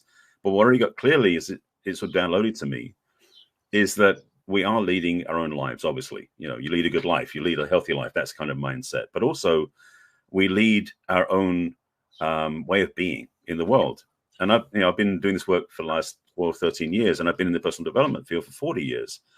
And the core thing I got over everything is the relationship that counts most is the one in the mirror. And so when we lead from that place, when we lead in our relationships with other people, with our families, with our children, with our co-workers everywhere, that makes everything better as well. So it's how do you lead is the key question. So how do you lead? I thought you might go there. The simplest way I put it is a lot of times we have this habit of, I say this nicely, judging other people. We evaluate ourselves in comparison. We think about other people in good or bad ways, and then ourselves in retrospect to that. And again, the truth is, the relationship with ourselves comes first. So when we're not honoring and respecting and trusting ourselves, first of all, why not? Secondly, what we do about that, so we become a much healthier leader in that sense, meaning that we are honest with ourselves, we're taking care of ourselves, we're forgiving ourselves. That's the biggest one for most people, is letting ourselves off the hook for all the stuff we carry that is like a steamer trunk over our shoulder, you know, going through your life after breakups in relationships or breakup at work or family dynamics. We carry that cross, so to speak. We don't have to. So it's being kind to ourselves, being respectful to ourselves, and honoring the amazing person that we are, because we are. Wow. Can they apply the 50 ways to love their lover to themselves? Absolutely. To be honest, a lot of the principles are about you, not about them. So they want to get the book. So Oh, yeah. for greater self-love, because that's important, and for being able to love and connect with others. So let me ask you this. You know, there's this saying that goes around the self-improvement community, you know, put your air mask on before you help somebody else, because, you know, in an emergency, obviously they want you to be conscious in order to help somebody else. Absolutely. But in real life, I mean, you do have to take care of yourself. Yeah. But it's really not an either or, is it? Well, the thing is, given the analogy is what I'm saying. Yeah. Well, it is in a sense, because in a relationship, if we keep waiting for the other person to do something for us, we can either be waiting a long time, or we get upset with them because they didn't think about it, because we didn't realize they can't read our minds. So first of all, if we want something from somebody else, it's okay to be willing to ask for it. Not demand it, but ask for it. The second piece is that sometimes what we want from somebody else, we can give ourselves anyway. You know, having some spare time, having some, having a certain thing we want to do in the world, we can say, you know, I want to go do this. You want to come with me, versus you need to take me there. You know, that sort of shifting of ownership. So we get to do what we want. Well, I love that, because in a crisis situation, you put the mask on somebody else because they may not be able to do it. But in this situation, we're talking about asking the other person what they would prefer and helping them know what they want, not just shoving, you know, what you want down there. Wow. Yeah. Well, that's real. That is a powerful piece for a lot of people who may or may not know that. And I have a little bit of a surprise here. You do? Hey! Nice surprise. Yay! Yay! Oh my gosh, this is so awesome. Thanks, Rex. Thanks for having me. So obviously you know each other. Yeah. So Parisa, you know Barry, and I'm fortunate to be in space with both of you. So is there something you'd like to ask Barry, or because you know him, you would ask him to share that I might never ever think to ask? Yeah. Thank you, Rex. My question would be for you, Barry, is I experience this level of grace from you that is unreal. And I say this from this perspective of, I'll say these random things to you at random times, you know, unprovoked, unsuspected, you know, you have no idea when I'm going to say what. And you'll just look at me, you're like, yes. Like you just receive what I have to say, but it's like you already knew what I was going to say. I want to know how you got to that place within yourself, that you're able to meet people there. Well, meeting you in that way, yes. To know what you're going to say ahead of time, I'm not what's what I'm looking for? I can't tell the future, no. However, I've been on this journey for quite a long time, and part of the work for me has always been about having enough self-regard, self-love, and self-care that when somebody says something to me, I don't react to it anymore. The big shift for me was moving from reaction to response, which frankly is a game changer. And being able to respond to other people like you in conversation, first of all, it means don't say the first thing that comes through, because sometimes that cannot be very healthy. And secondly, it's also what would add to the conversation, what would add value. Is kind of what drives my work anyway, and what I do with my friends and clients. I have recently, and this has come up recently for myself, noticed where I'm getting off track, and I tend not to be adding value. And so I'm almost got to like rewind it and pull it back from conversations I'm in, saying, you know what, let me back away for a second. So I'm not perfect at this by any means. So it's really about honoring and adding that way. Well, that sounds like something that other people might want to embrace at times when things aren't going the way they want. They might want to take a pause or back up and come back to it, you know, as long as parties agree. But what say you? It's something that, I mean, again, I've learned massively to be able to move into response versus reactivity. Anybody who's going through that journey where something happens and it triggers them or upsets them or just stirs their pot without them wanting it to, is really where they can look and go, okay, how can I fix this? How can I work with this? How can I transition this? I mean, part of my work with my clients has been shifting them from that reactive place where they're always at the mercy of other people to a place where they have mastery of themselves. And that's where the responsiveness comes from. Wow, beautiful. Beautiful. Is there anything you want to say that we might never think to ask you? Because a lot of times, I mean, you're the love doctor, and a lot of times you get asked the same questions over and over again because it's the top of people's consciousness when they meet somebody. But what is it something that you want to talk about that you may never get to talk about? Wow. Well, since I have over 200 episodes of my 2 podcasts I co-host, I've covered quite a lot of stuff. I'm thinking what I have not covered. I think in reality, as I said at the beginning, is relationship with self comes first. And the biggest trap we fall into, which I did many times, was look for a relationship outside myself and be codependent with somebody. And that was always ultimately fails what I wanted. It never was fulfilling. It wasn't whole. It wasn't everything I wanted. So I've spent quite a few years alone, happily so, because I've really navigated that path. That's one reason I'm happy in the way I am. Because I realized the relationship with myself had to come first. And it's not a selfish act, but it's a self with a big S, selfish act. In the sense that it's about taking care of ourselves, so being better for other people. And if we all were willing to care for ourselves with forgiveness and get ourselves off our high horses and be more vulnerable, more honest, more real around other people, we would change the planet, frankly. But it's a big movement, you know? So I want to have Parisa talk about it. You said something that I embrace. I love it. And I know that many people do. And then many people just totally fear it. And that is the ability to have a good relationship with yourself and not be in a relationship with a partner. Mm-hmm. That is okay, right? People could do that, correct? I mean, yeah. I mean, admittedly, there are some people who function best in partnership. That's navigate. That's part of human experience. But if you can find the time to be on your own, because a lot of times I watch people go from relationship to relationship with nothing in between, like they almost want to fill the gap they think they've got because they haven't taken care of themselves first. But if you can find the time, if you can choose the time after you break up to not enter another relationship, to spend time with your own relationship with yourself, then it gets so much easier to be in a new relationship after that, because you're no longer giving everything away and being drained again like you've maybe done in the previous one.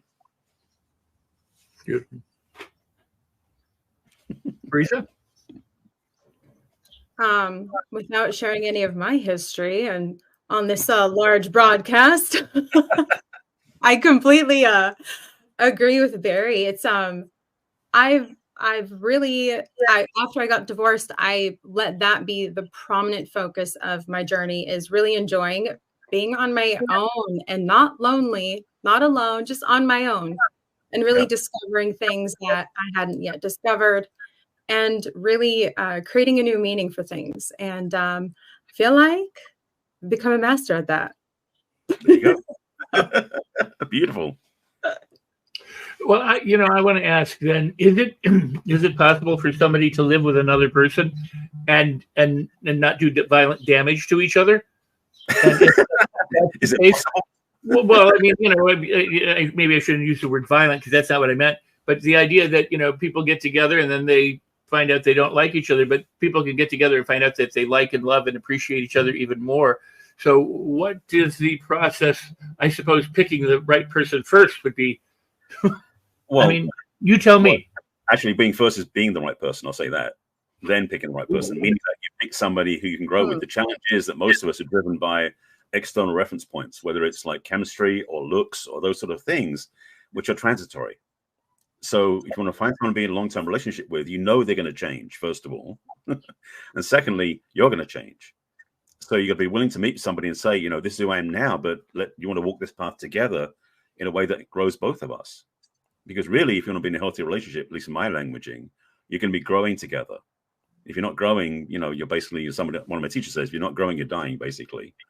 So yeah, definitely find someone who you can navigate with and find someone you walk side by side. One thing I do visually is a lot of times people are focused on relationship where they're going to meet their soulmate and be like stuck together like this. The reality is relationships should be side by side, walking together, not walking at each other because you can't see where you're going. So that's a big... I would venture to say that there are a handful of people that say, wow, I'd like to find a partner that I can grow together with, as opposed to, I want the person who completes me. I don't want to be lonely anymore. I need someone to fill that gap. Or, oh, I like him because he's got a hot set of buns, or I like her because of something. But to actually want to grow together with another person throughout the duration of a relationship is an amazing concept. What cracks me up is people don't recognize that. It makes sense to me. Of course, I've been on my own journey. But if we all got that, again, the choices we make, if more people made that same choice to choose to grow in their own lives and with a partner, it would just change our culture, change our population. Wow. I like to say, I feel like people say that they want that and they want to do that, but I feel like they don't actually know how to do it. If I'm just gonna call out the elephant in the room right now, people don't know how to do that. And it's okay. There's no shame. There's no blame. But I think there's not enough humility with people stepping into the learning process of that.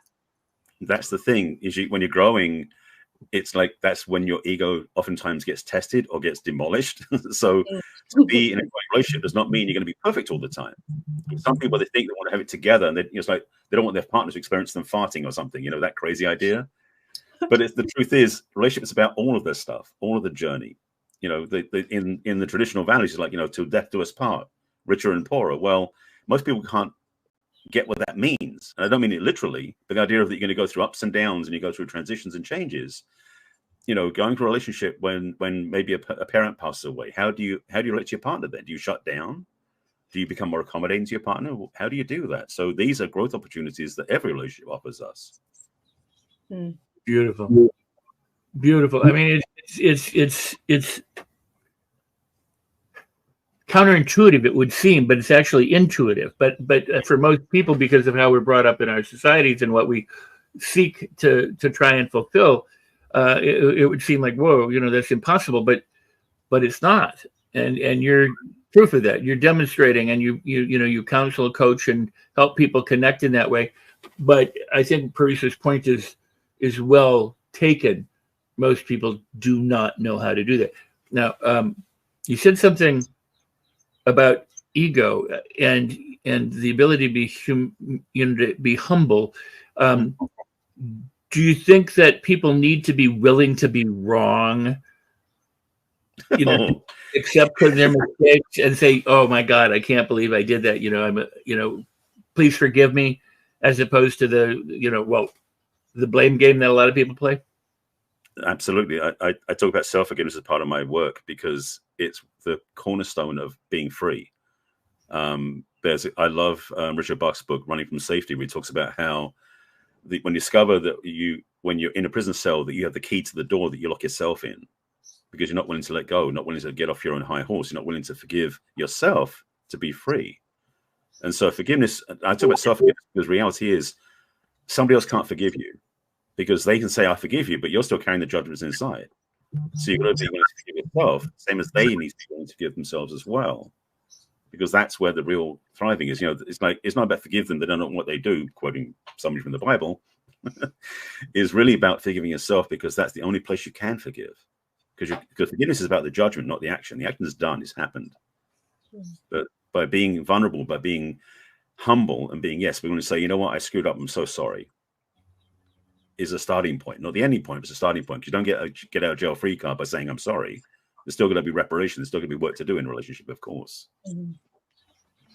We're just about out of time, but Prissy, you want to I think I could be wrong. I can't tell with the schedule right now, but I could go like 3 hours with Barry alone and ask some really tough questions, and this would be real juicy. But this is not my segment, and I'm just here to be a guest here. But I think Jim, let's keep going until they take us down. We'll, yeah. Well, well, Jim, Barry, I want to appreciate you. Thank you so much. Like the insights, I want to just point out some of the comments from the chat. The world needs to hear this discussion. And even from the private chat in the back, this is very powerful.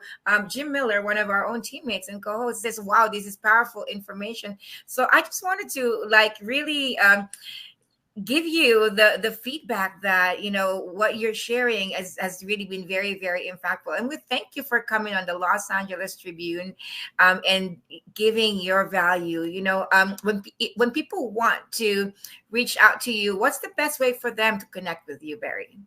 Well, my website's in my handle, but also that QR code in the corner has all my information, links to my podcast, to my social media, everything else. So that's the best way of reaching me.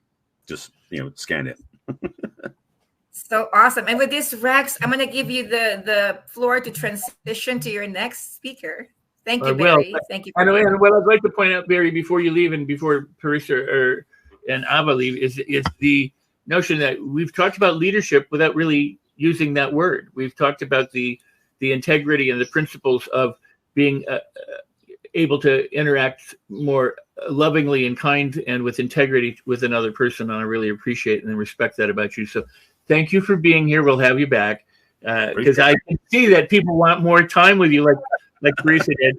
And with that, we're going to bring up my next guest, who you also know. Yes, I do. Is Mr. Scott Jones. So, okay, with that, I'm going to bring him up to the stage. And did you guys say hi? All right, awesome. This is Mr. Scott. This is Mr. Scott Jones. Scott is a leader in terms of helping people face addiction issues that they might have, but not just the person who might be the addict or the alcoholic themselves, but also he helps train multiple agencies to be able to better effectively work with people instead of just lock them up, and to deal with them with compassion and sensitivity. So, Scott, I'm very thrilled to have you here. This is Parisa. She's a champion athlete. This is Ava, our editor-in-chief. You'll be back at other times. But Scott Jones, how are you? Rex, I'm doing fine. I want to thank you for the opportunity. You brought this to me and thought this might be a good stage for us to talk about subjects that people don't talk about very openly and honestly. So I really do appreciate this. I believe part of leadership is to tackle the hard subjects and to do the hard work that it takes to better our communities. And that's what we're here to talk about today, Rex. Absolutely. Now, and to that end, you have the onebrother1sister.com website up there with you? That is correct. One Brother, One Sister is our program that's within our nonprofit. Our nonprofit is ACC, Addicted Communities Coalition. But the program One Brother, One Sister is a program we set up to train first responders, and that includes fire, police, medical workers, social workers as well, and military. Let's not forget our veterans and our military. To train them to deal with everything from trauma to mental health and certainly addictions and alcoholism. We train them at no cost to the first responder. It's all done through donations. This is a labor of love. My business partner's brother was a firefighter who spent years in addiction, dealing with his mental health, his depression, but with the addiction, he was a firefighter, he was a veteran, and he committed suicide. It was later in life, but he finally lost that battle. And as many people already know, my wife lost the battle with her addiction and died from an overdose several years ago. So we're very committed to this. We're very committed to bring proper education, proper training, and more importantly, proper understanding. I think sometimes education and understanding don't always go hand in hand. We want to bring proper understanding to the problems of mental health, trauma, and addictions. Rex. I want to share a story with you very briefly. I was a young man in my late teens, maybe early 20s. I was at Dupar's restaurant, which is no longer there, on Ventura and Laurel Canyon, essentially in the Hollywood area, the Valley area. And the bathrooms were upstairs. So I left who I was with, went upstairs, and I'm doing my business at the urinal, and I hear this thump in the stall.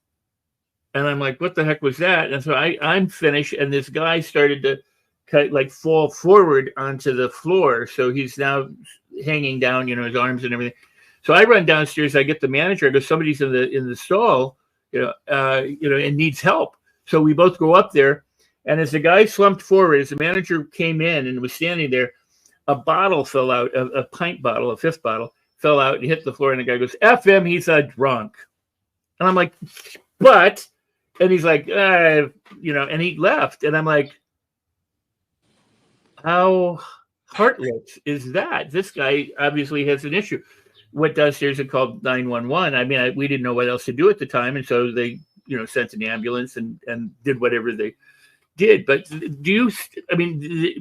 people are more sensitive to the idea of addiction and alcohol abuse from people, but do you still find a lot of people having that kind of mentality that either as the responders or as family members or friends or strangers? Yeah, absolutely, Rex. And that's why I was saying education and understanding don't always go hand in hand. Our education tells us that somebody who's addicted, it is now considered a disease of the brain, and there's some other things that go with it. There's a lot of things we can understand, but when you actually look at it, to have the understanding, to have empathy, and to actually do something about it. For years, we fought, over 30 years, the war on drugs. I think we all remember that. That was a big deal. Got a lot of press. And we'd move cocaine out of one area, and then they'd pick up meth. And then we moved the meth area, they'd pick up heroin. And the war was never on drugs, and it still is not on drugs. The war is on us to be able to look at a human being who is laying on the ground, who is laying in their own vomit and mess and everything else. Or even somebody who's struggling in a college classroom, sitting in the corner, not being able to talk to anybody, whimpering. The apathy that we have to just walk past those things and carry on with our lives, and to believe that human being, because of their issue, doesn't matter. Now, we're at fault for this. Part of us is, part of this is even the people who are afflicted. Now, I am a recovering alcoholic, and I share that with people. I spent many years drowning myself in a bottle. But even us who are in the recovery industry have made the stigma worse by creating a personification of a disease that doesn't truly exist. And let me explain what I mean. It means somebody goes out and becomes addicted to heroin, or somebody goes out and becomes addicted to alcohol. All of a sudden, they cease to be the person, and we now start to label them an addict or an alcoholic. They are no longer Bob. Once Bob gets addicted, Bob is now an addict. It's created a disease that's bigger than a human being. And the truth is, the disease only exists within the human being. You can't treat alcoholism. You can't treat addiction. You treat the human condition, and then you transcend the situation. You transcend the disease itself. This is an amazing point, and I think a discussion that has to continue long after this summit ends, and our time together ends, because people self-label themselves as those things. They self-label themselves as introverts, extroverts, as somebody with a learning disability, as somebody with cancer, or a survivor, or an abused person from years ago. I mean, this labeling process is endemic in our culture, and the person, what you just said, is lost when people are wearing labels. I mean, and what is a label but just one aspect of many things? I mean, I'm a dad, I'm a brother, I'm a son, I'm a this, that, and the other. So why should I pick one over all the others? And that's what's happening to addicts and alcoholics and the other people that I've mentioned. And we see this, it happens with mental illness as well, and victims of trauma. What we do is we create so that the situation is bigger than the person. And what we do is we take away the power. We victimize the person. Now, I am a victim of this disease, as opposed to being, I am a powerful human being who can transcend. And, now does that mean I can put alcohol in my body again? No, because if I put the stuff in my body, it triggers addiction. So that's fine. But what I want to stop is I want to stop people from believing that because they suffer from an issue, whether it be trauma, mental health, or addiction, the human still exists above and beyond all of that. That's what we refuse to see. We have treatment centers that are still using models that were developed 40 years ago. 40 years ago. You know, if we don't change, we're losing. The best treatment modality in the world will gain about a 10% success rate. 10. Right. I'm sorry, I don't go to a doctor if he only cures you. It's such a great point. No, but I understand too, because they are using outmoded thoughts about the thing. You know, the moment somebody walks in to a treatment center and they go, you know, obviously you're an addict. What I love about you is that it's not the addict standing in front of them, it's the person standing in front of them, and now meet the person and help the person heal the addiction, not treat the person like the addiction. That's a great difference that most people haven't even begun to embrace yet. Well, Rex, obviously you are a word meister, and you understand the power of language. And when you put the language where I am an addict before I am Scott, then the addiction will always win. Right. Scott must rise above of that and have the power, and that's what our trainings do. It brings everybody back to our humanity first. The affliction can be dealt with, but only by healing the human, not by fighting the. You know, you can't fight trauma. You have to treat what the trauma did to the person and have the person be able to say, I don't accept that trauma anymore. I mean, that's how it works. Addiction is very similar. There is a physical addiction. That is true. There is a physiological addiction that happens in the brain. We rewire pathways, but we also know we can create new pathways in our brain. But that is simply because we make a decision and we follow a path to do so. So if you need the human power to make a decision to get better, why do we take the human out of the affliction? That's what I don't understand. And that's what we're trying to teach people now. Well, the other thing that happened is we had this campaign that said, just say no. And if people didn't say no, then they were horrible people. Yeah. Yeah. You know what? People developed this idea that addicts must not have willpower. They don't have willpower. I'll tell you what, if you live an addictive life, if you have no willpower, you do not live long. Anybody who has survived addiction has plenty of willpower. The willpower to get up in the morning without a dime in your pocket. Rex, you don't have lint in your belly button to sew a sweater. You got nothing. And you still find a way to drink and use all day. You still find a way to carry on. When your kids hate you and the cops are after you and this is happening, you still find a way to survive.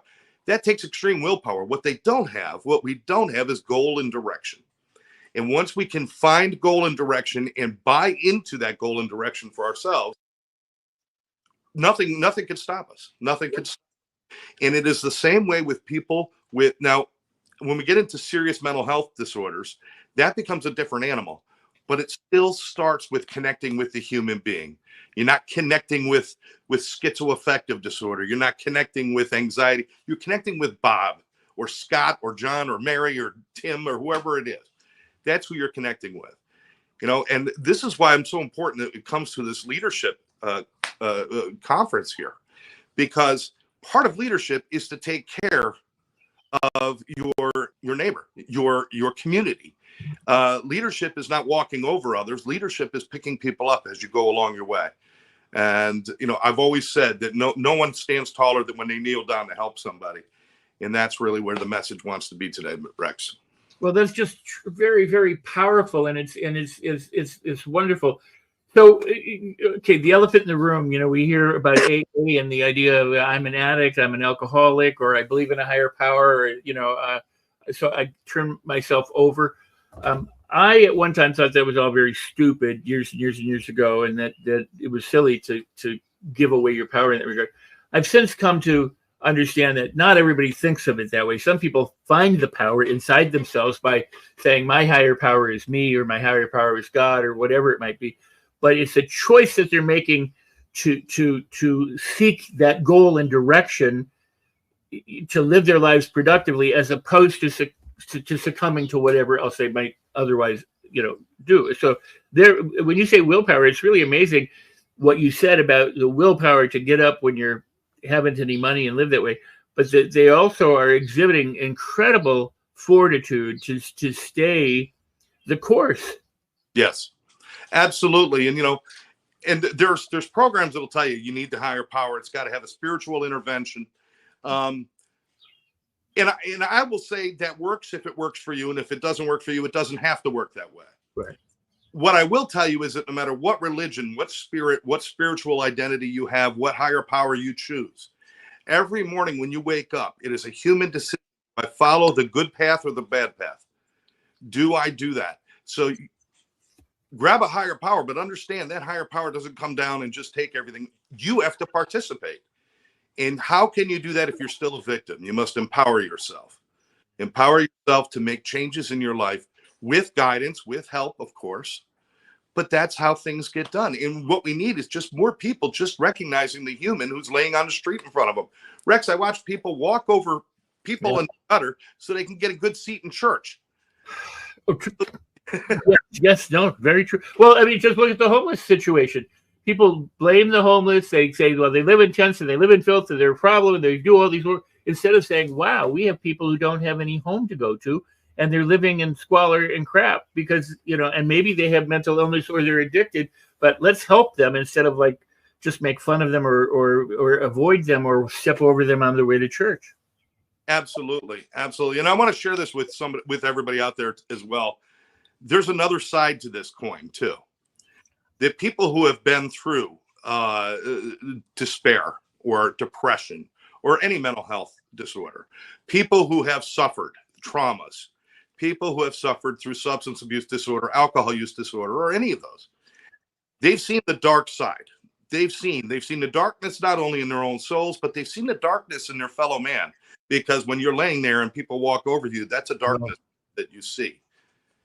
When you can find your pathway back into the light, we become more giving, more caring, more grateful, more honorable. We have more integrity. Why is it so important to us?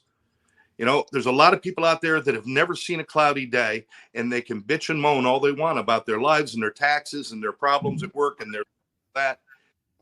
You know what? Give me a ray of sunshine and a bowl of soup, and I'm smiling more than I ever thought I was going to have. And that's what's amazing about this. And if people who are maybe on the path and maybe you're being really successful, I encourage you, start sharing that success with people. Start going out and helping people. Donate a few dollars. You can donate to One Brother, One Sister if you want. I'm not going to use this to hawk your money, but donate somewhere. Do something. And I'm going to tell you, it becomes more addictive than any drug or any bit of alcohol out there.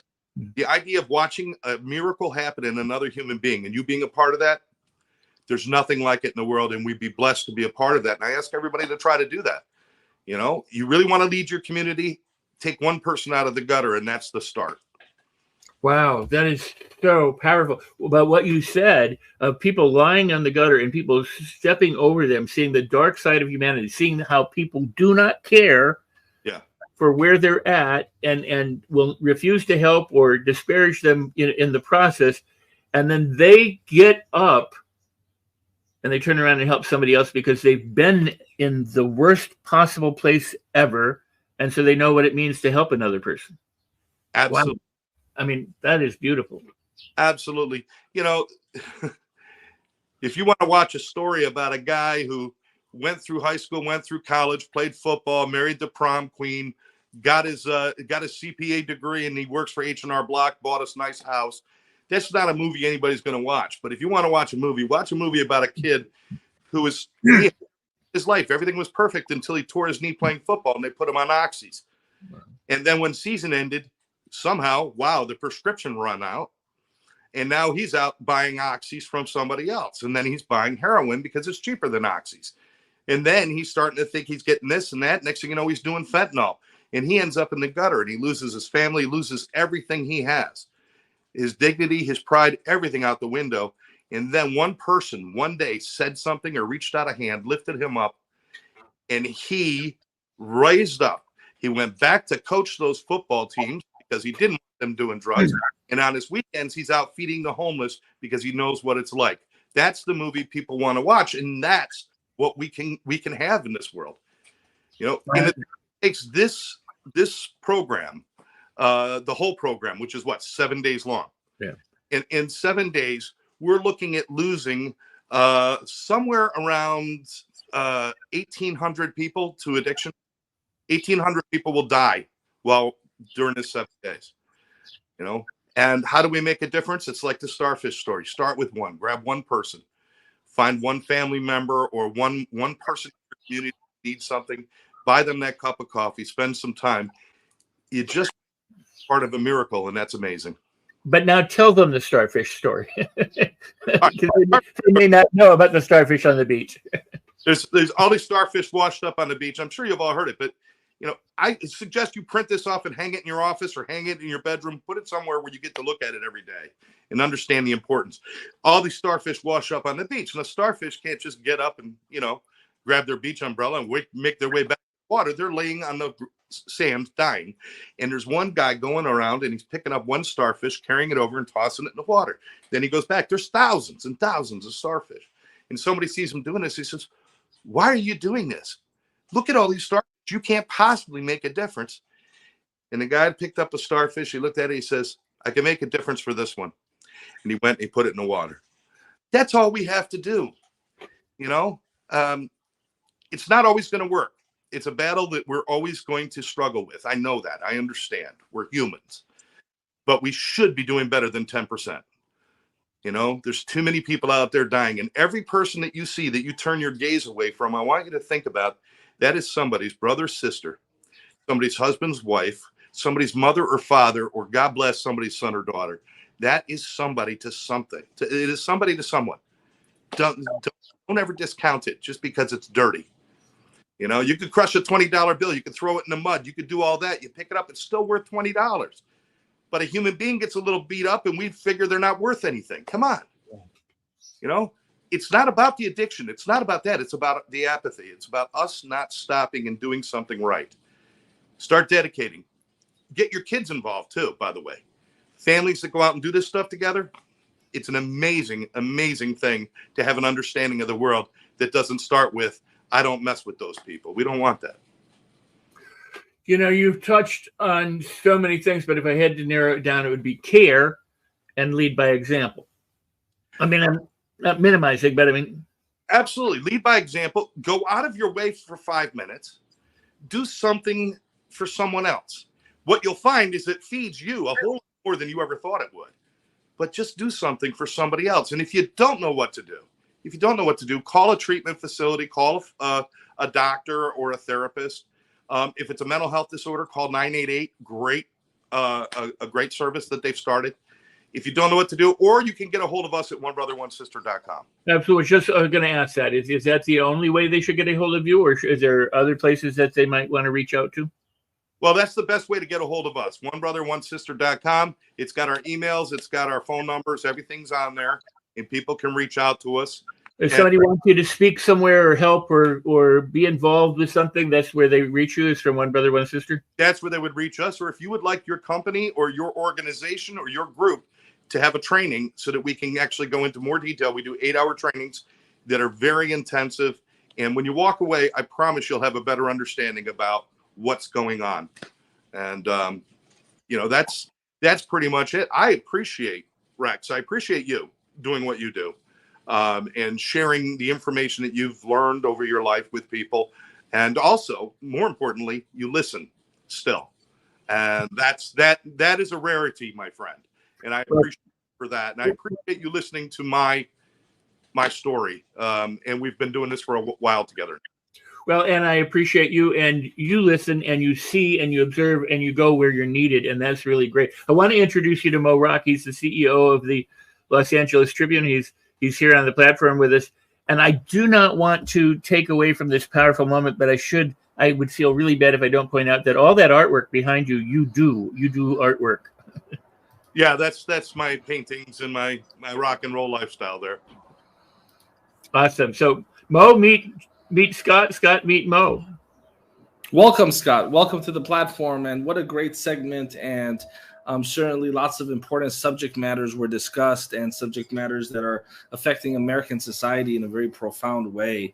I think that the fact that the addiction problem has gotten to the point that it is, and it's getting such a lack of attention from mainstream media, is a problem in and of itself. So I'm very glad that we were able to cover this subject matter because it actually is a silent killer here in the United States. And I think that people would be very surprised how many families are impacted by this. You just never know. You could be walking in a grocery store. You could be standing in line at a bank. You could be just roaming around society.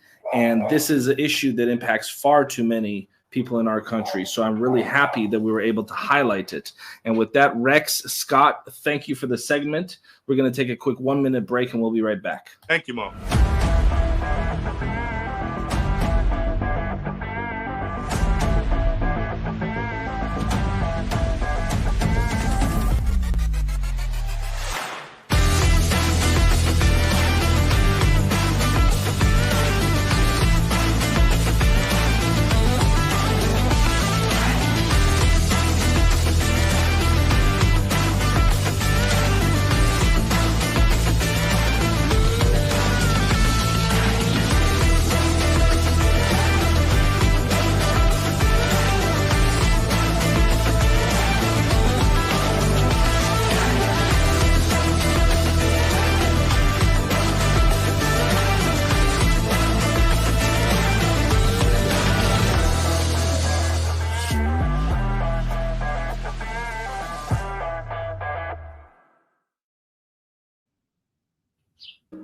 And welcome back. And I'm here alongside some of my colleagues, Julianne Meyer, Alicia Rex, and of course, Rachel Weaver. And we're 6 days into this leadership summit. And I want to thank you, Rex, for that last segment. It was very powerful and important for the audience at large to get some of that feedback.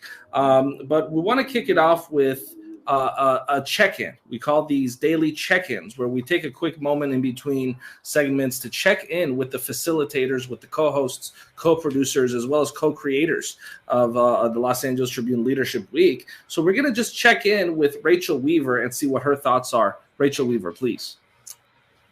Wow, Mo, what a profound week this has been. I mean, so many incredible thought leaders like yourself, Mo, and Rex, Alicia, Julie, but we have had so many celebrity thought leaders as well pouring into us each and every day. If you guys don't have a notebook full of notes to go take and implement, right?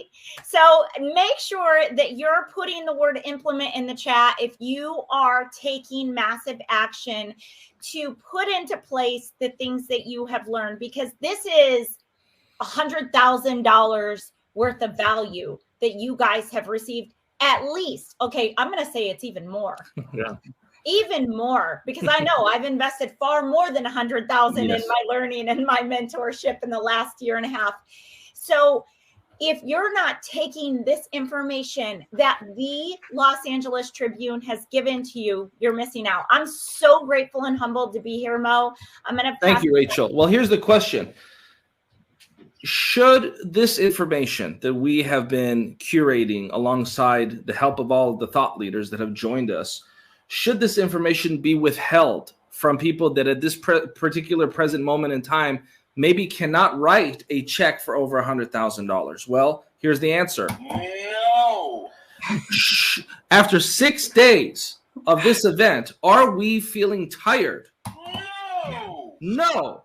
Was it a good idea for me to get a no button on this desk?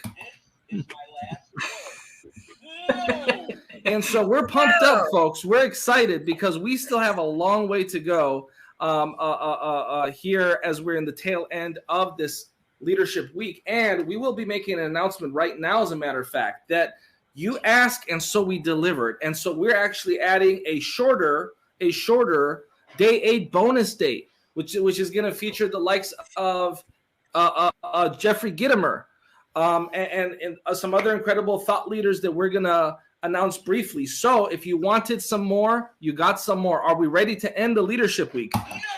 No. That was an aggressive no. And with that, Mr. Rex Sykes, we want to do a check-in with you as well.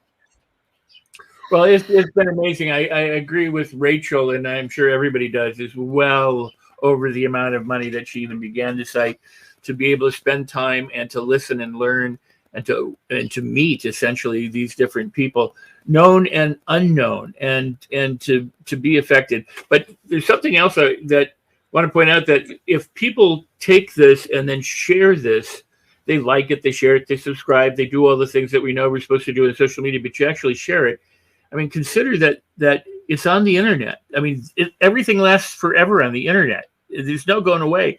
So how this impacts not just today, but future people tomorrow and future generations is, I mean, it's unbelievable what is being accomplished here and what can happen in terms of the just a massive positivity and massive growth and influence that has come from these 7-8 days. Thank you, Rex. The executive producer of this program and our editor-in-chief, Ava Manuel, please.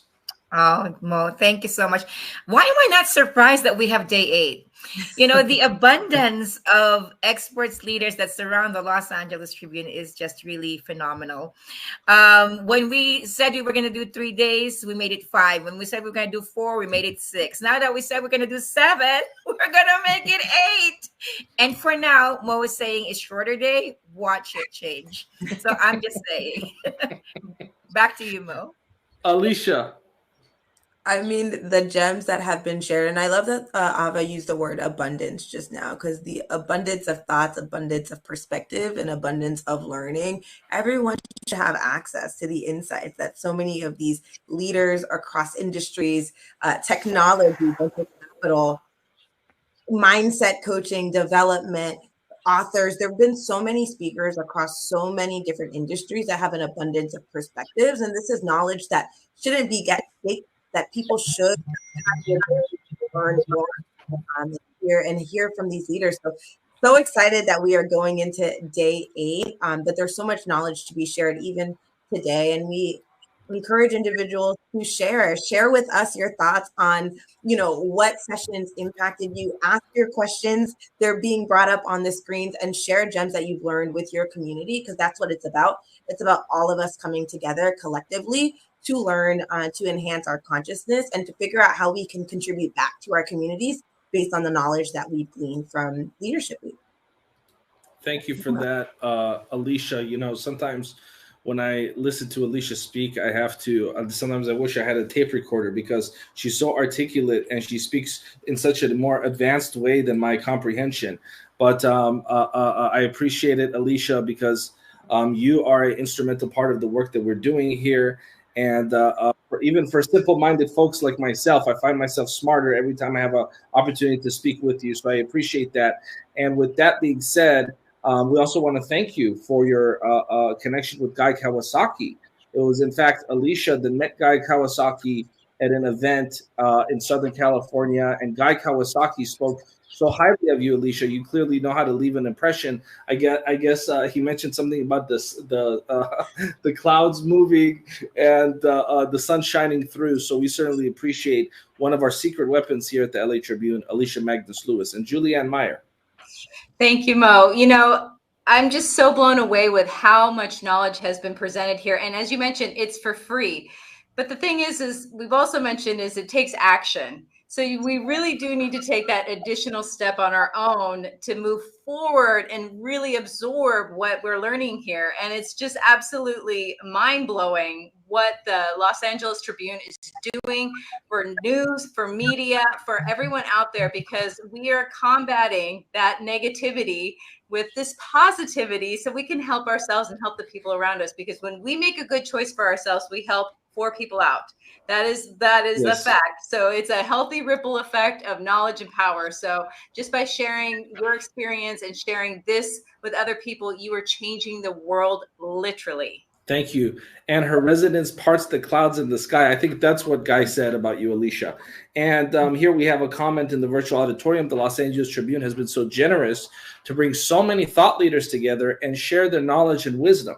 Man, I wonder, can we get the person that left this comment to magically appear on the screen? Boom. Yes, we did. And one of those thought leaders is, of course, Michelle Wilson, somebody that this community is very familiar with, a truly remarkable woman that has done remarkable things on this planet and continues to be a leader. And when it comes to a conversation on leadership. When it comes to a dialogue about how to lead your life, how to lead your business, there's no one else I can think of that's more qualified than Michelle Wilson. So while I part the stage, Mr. Rex Sykes, Rachel Weaver, and Julianne are going to lead this conversation to pick the mind of Michelle Wilson.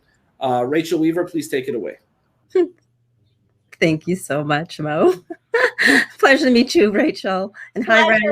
To meet you, Michelle. So excited to hear from you. As always, you leave the most incredible knowledge with us.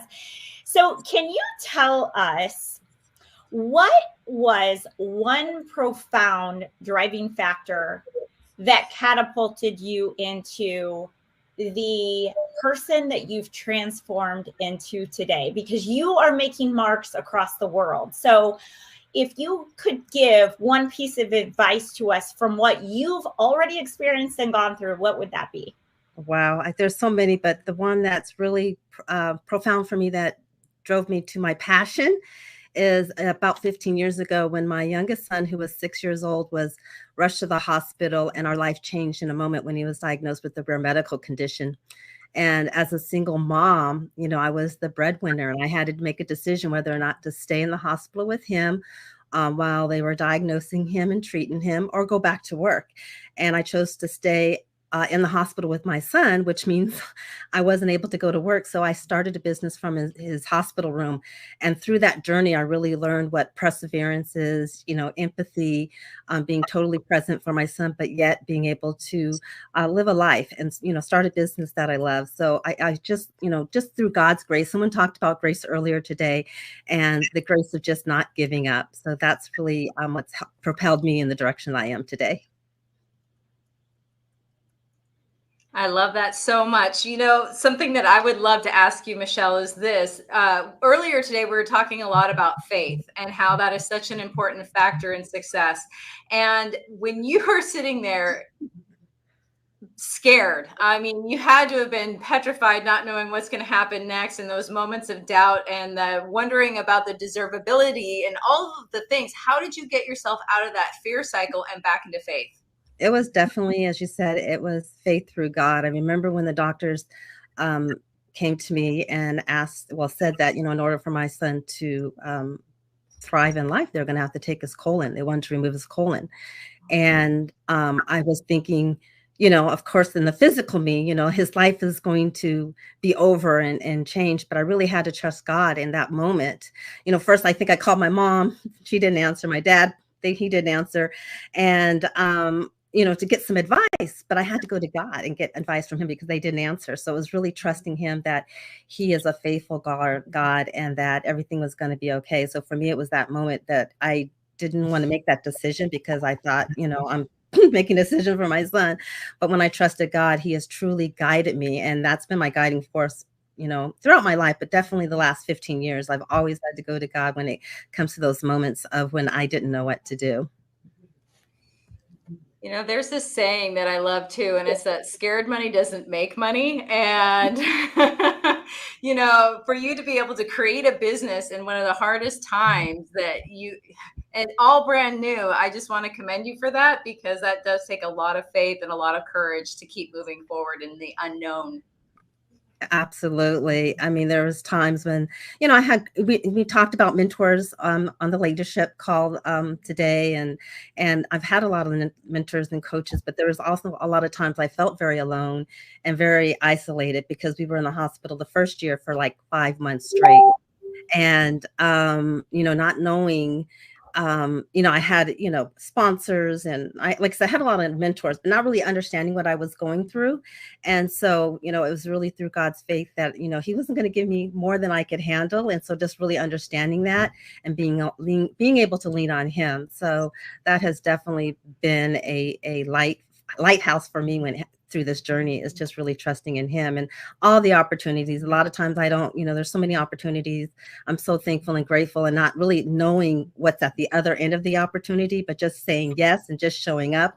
There's so many things, amazing things that's happened through my life, especially over the last 15 years on this journey with me and my son. Wow. Rex, did you have a question? I saw your mouth moving. I just said, wow. I mean, so the journey, you and your son, what would you say is the most important thing you want to get across relating to another person and traveling together on this planet? Because you're a leader and you're a guide, and you're a parent. So what is important for you to tell our audience about that position that you're in?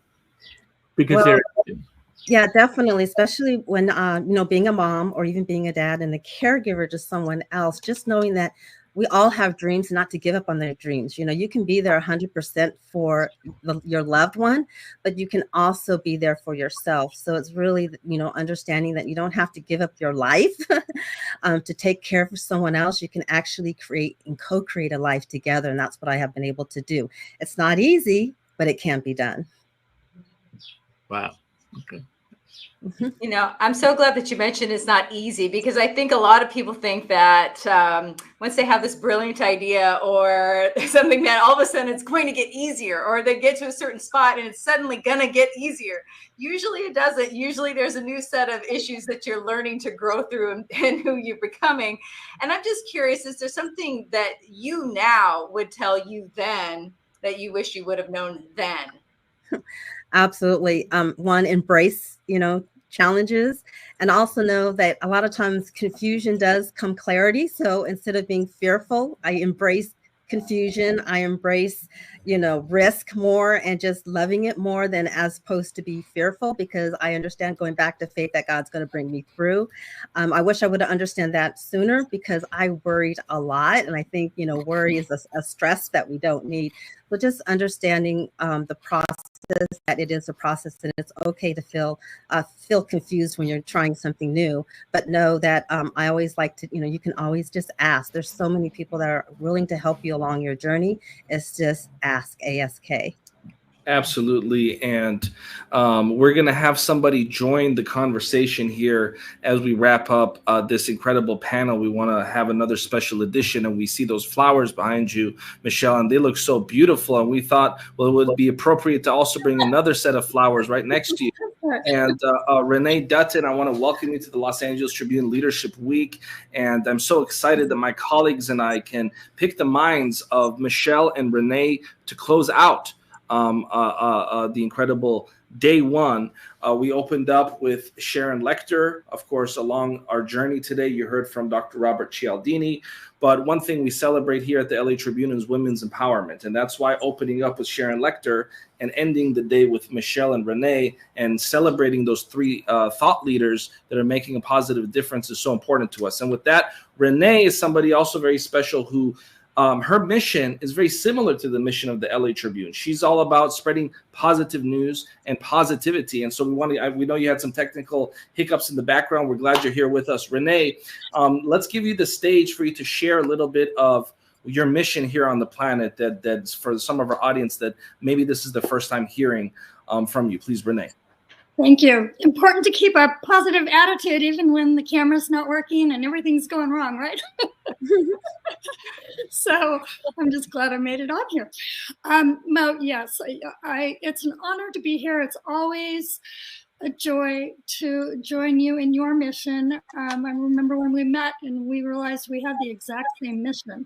And it has been so impressive to see what you have accomplished in such an incredibly short time. I mean, I can't wait for another month and what you're going to accomplish then. So it's just, it's just crazy how everybody is jumping on the Los Angeles Tribune, Mo Rock, let's change the world with positivity bandwagon. So love it.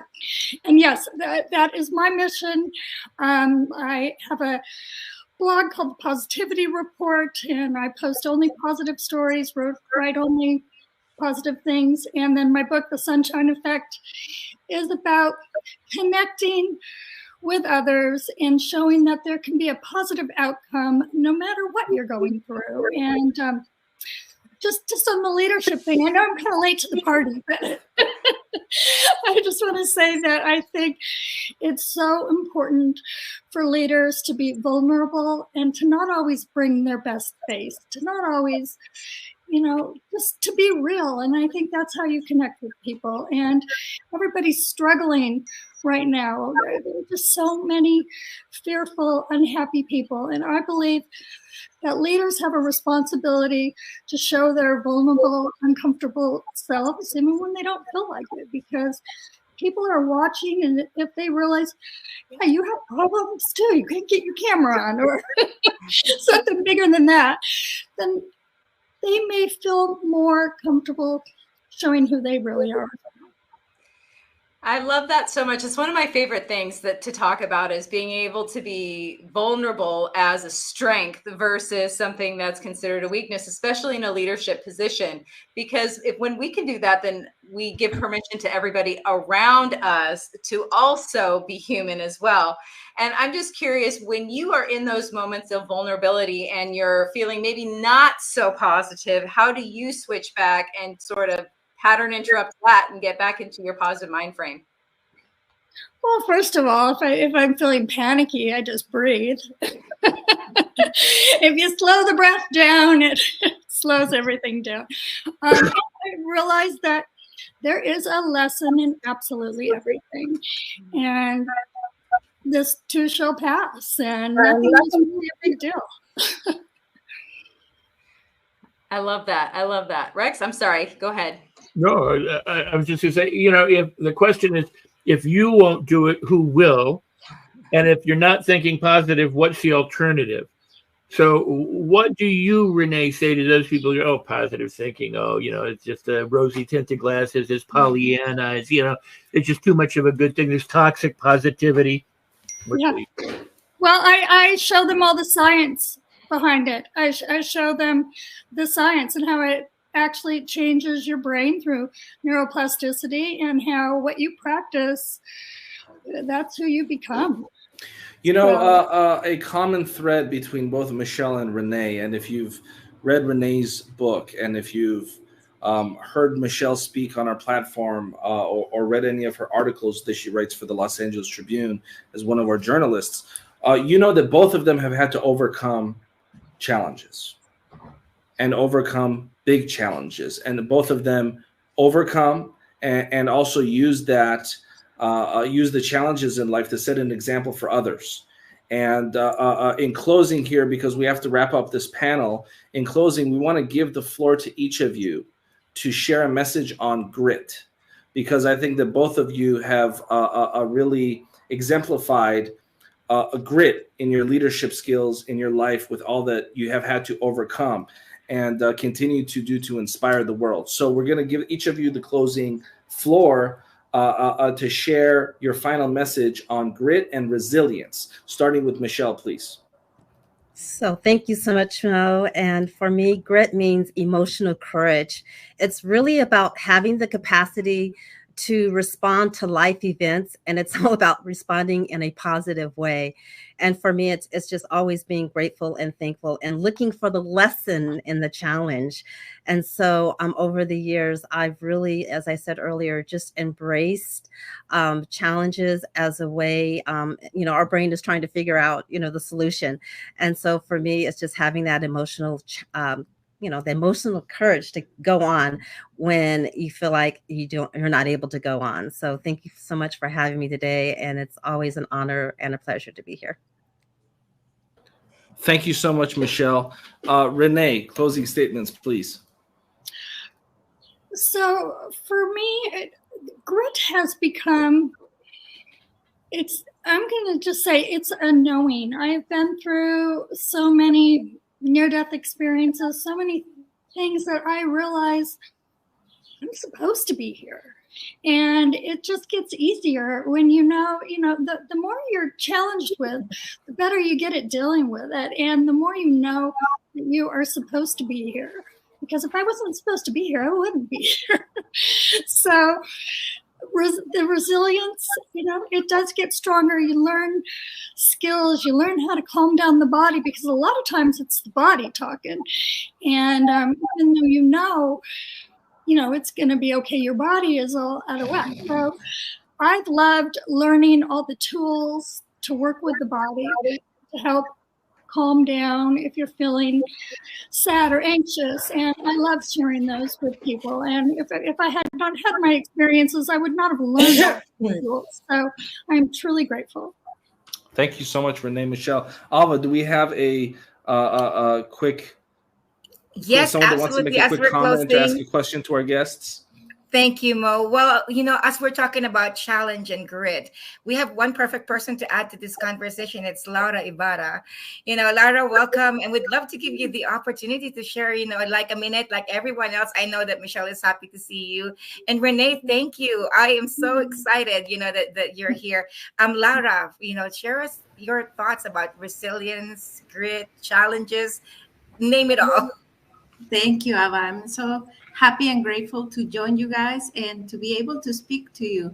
As a Latin woman coming as an immigrant, I'm so relate to these terms. So I'm just enjoying the conversation, and just to know that with these challenges that we have in life, we always have to have the strength of mind. And I'm always learning from Michelle, from Rex, for everyone and each one of you. And I think this is very important to have these kind of conversations, because everyone is listening, and we can go back, and please go back and go buy all the content from Los Angeles Tribune, because it is such a blessing to have these tools, because it's actually a tool what we need to move forward. Thank you, Ava. Awesome. Thank you, Michelle, Renee, and Laura for chiming in on a very important subject matter. And certainly we'll be inviting many of our guests back. And we want to welcome back to the floor Alicia as well, who's going to be joining us here. And we're going to be wrapping up day one, part one. I believe we do have, I asked if we're ready to wrap up, and the answer I got was no. So I guess we're going to keep it going. And I thought that we're wrapping up, but I stand corrected, because folks yesterday that were tuning into the special segment on some of the top professional athletes in the world, specifically in the field of boxing, which of course is all about grit. And one of the things that I've learned speaking to some of the top boxers in the world and having a chance to actually be friends with some of them is that when you go into the ring, the number one opponent is yourself. And whether it's in a boxing ring or whether it's in the ring of life, our number one opponent oftentimes can be ourselves, and growing from the person that we were yesterday. And I think that getting those kinds of messages from world boxing champions, multiple world boxing champions here on the LA Tribune is incredible. And I just want the folks that are lucky enough to be a part of our community, and I consider myself lucky enough to be part of this community as well, is think about the access to individuals from a multitude of different industries. Not only personal development, not only publishing, not only some of the greatest authors of psychology, but also some of the top athletes in the world, some of the coaches of athletes in the world, and in the field of business from some of the top companies in the world. We had earlier today a C-level executive from Apple.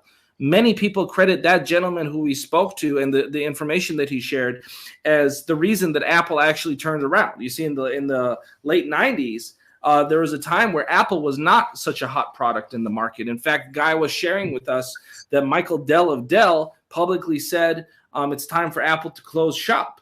And Guy played an instrumental role in not only helping Apple survive, but thrive. And so if you're holding an iPhone, or if you've ever owned an iPhone, or if you've ever owned a Macintosh computer, you're part of the people that were influenced by the leaders of this program. So it's not just personal development, it's business, it's the top athletes in the world. And why are we doing this? Because everyone has something they can teach us about leadership. Everyone has one takeaway that we can apply to our lives, apply to our businesses, and continue to spread integrity-driven leadership around the world. I'm so humbled and honored that we had a couple panels regarding The Moral Compass, my flagship book. And when I was approached by multiple different publishers, multiple different people saying, Mo, it's time for you to put a book out, time for you to put a book out, I was pressured by some people to write a book about how to make a lot of money. I was pressured by some people to write a book about, influencing people in relationships. And I said the only reason that I would write a book is to say something useful to the marketplace. And I thought to myself, what is the most useful conversation that we need to have in today's marketplace of books and publishing? And that's not just another book about how to be successful. But what we need to have are conversations on integrity. And what we need to have are conversations on integrity-driven leadership. And that's not just the premise of The Moral Compass, my flagship book, which we'll be giving away to over 100 people that have registered at laleadershipweek.com. We're gifting over 100 copies of The Moral Compass. I'm even going to pay for the shipping myself. So we'll be announcing the winners later.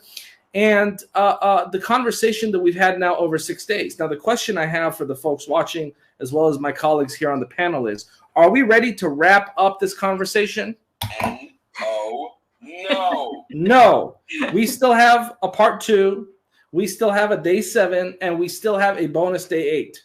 Okay. And we still have some incredible thought leaders, including the folks here that I'm sharing the screen with, that we're going to present to the world.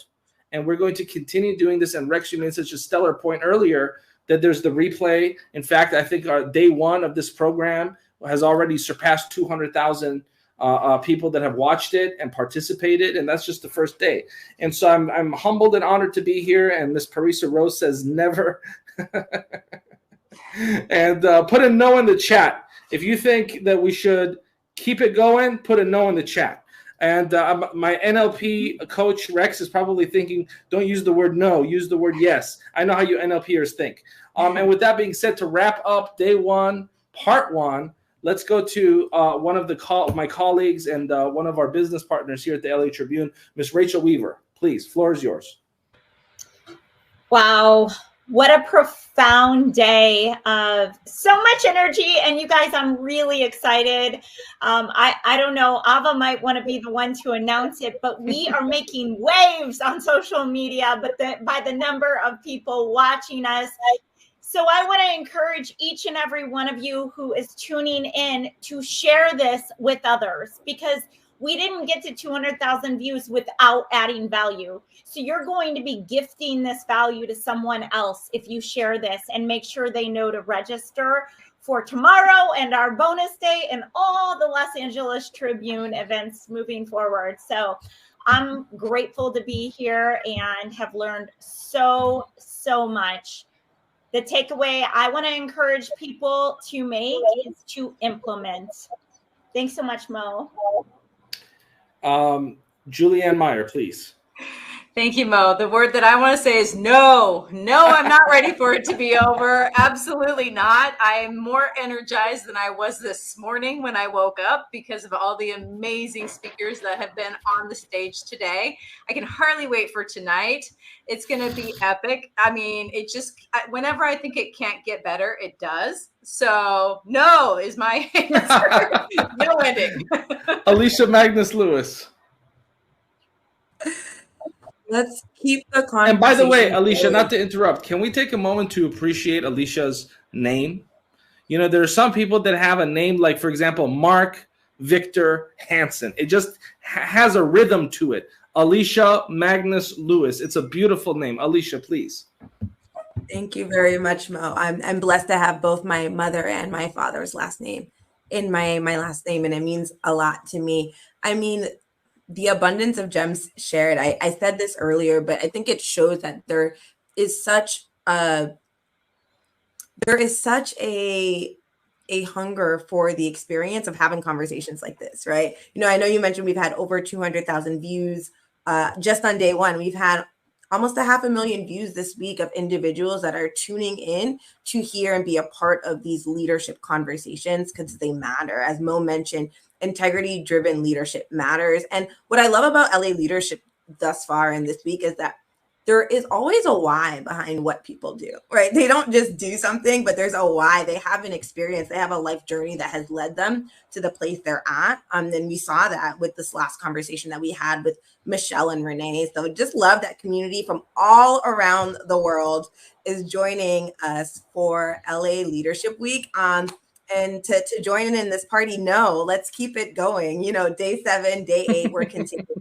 But back to you, Mo. Thank you for that, Alicia. Do we have time to listen to Rex Sykes's closing remarks? No means no. I'm going to disagree with the button. I'm disagreeing with the button. I'm vetoing the button. I believe we all deserve to hear from one of my mentors, Mr. Rex Sykes. Please don't listen to the button, Rex, please. Floor is yours, sir. Just keep it going. Just keep it going, everybody. You know, apply what you've learned, take it to heart, and have a change of heart, and allow yourself to connect with somebody who needs to be connected with, who needs to know this information, who needs to have a kind word, a smile, something to uplift them. And there's so many incredible people here who have been doing that, some for many years and some are newer than others, but take it all in, and then spread it all out, you know, and share it with the other people in your life, and we'll keep it going. We'll keep it going and keep it going. Thank you, Mr. Rex Sykes, one of my mentors, someone that I learned so much from. And what's incredible is I'm just so blessed to be able to pick up the phone and call someone like Rex Sykes and just converse with him. And as I've done many times now for many years about many different subject matters, specifically the field of NLP and psychology, which I think is such an important and yet understated field. In fact, what we discovered from our conversation today from Robert Cialdini is that higher educational institutions do not teach courses on psychology and influence. And yet we as a country now more than ever need individuals to understand these principles so they can succeed at entrepreneurship. Because one of the ways for us to advance as a society is with integrity-driven entrepreneurs. And they cannot be integrity-driven entrepreneurs that accomplish much without understanding the principles discussed in this program. And with that, Alva Manuel, please close us out. By the way, let's all give a round of applause to Alva Manuel, the executive producer of this program. I'm honored to be one of the associate producers. Alicia, Julie, Rex, Rachel, we're all associate producers, including myself. But the executive producer of this entire program is Alva Manuel. Alva, final floor, please. Mo, thank you so much. You know, one of the things that Mo does well is elevating people. So I appreciate you, Mo. Thank you. But I want to say my biggest takeaway for today was from Sharon Lecter this morning. And I want to reiterate it. It's spending versus investing. Spending is learning and not doing something about it. Investing is learning and then implementing. So with that, my invitation to all of you is to implement, but stay on this page, because I tell you what's coming up is part 3 of Boxing Legends with Sir Kaya Redford. So it's going to be in the exact same page where you are right now. We're just going to be on a different stream, but exactly going to be appearing live where you are at the moment. So with that, Mo, let me give it back to you. Do I have anything else left to say? No. We will be back in a few minutes. We will be back. Thank you. God bless.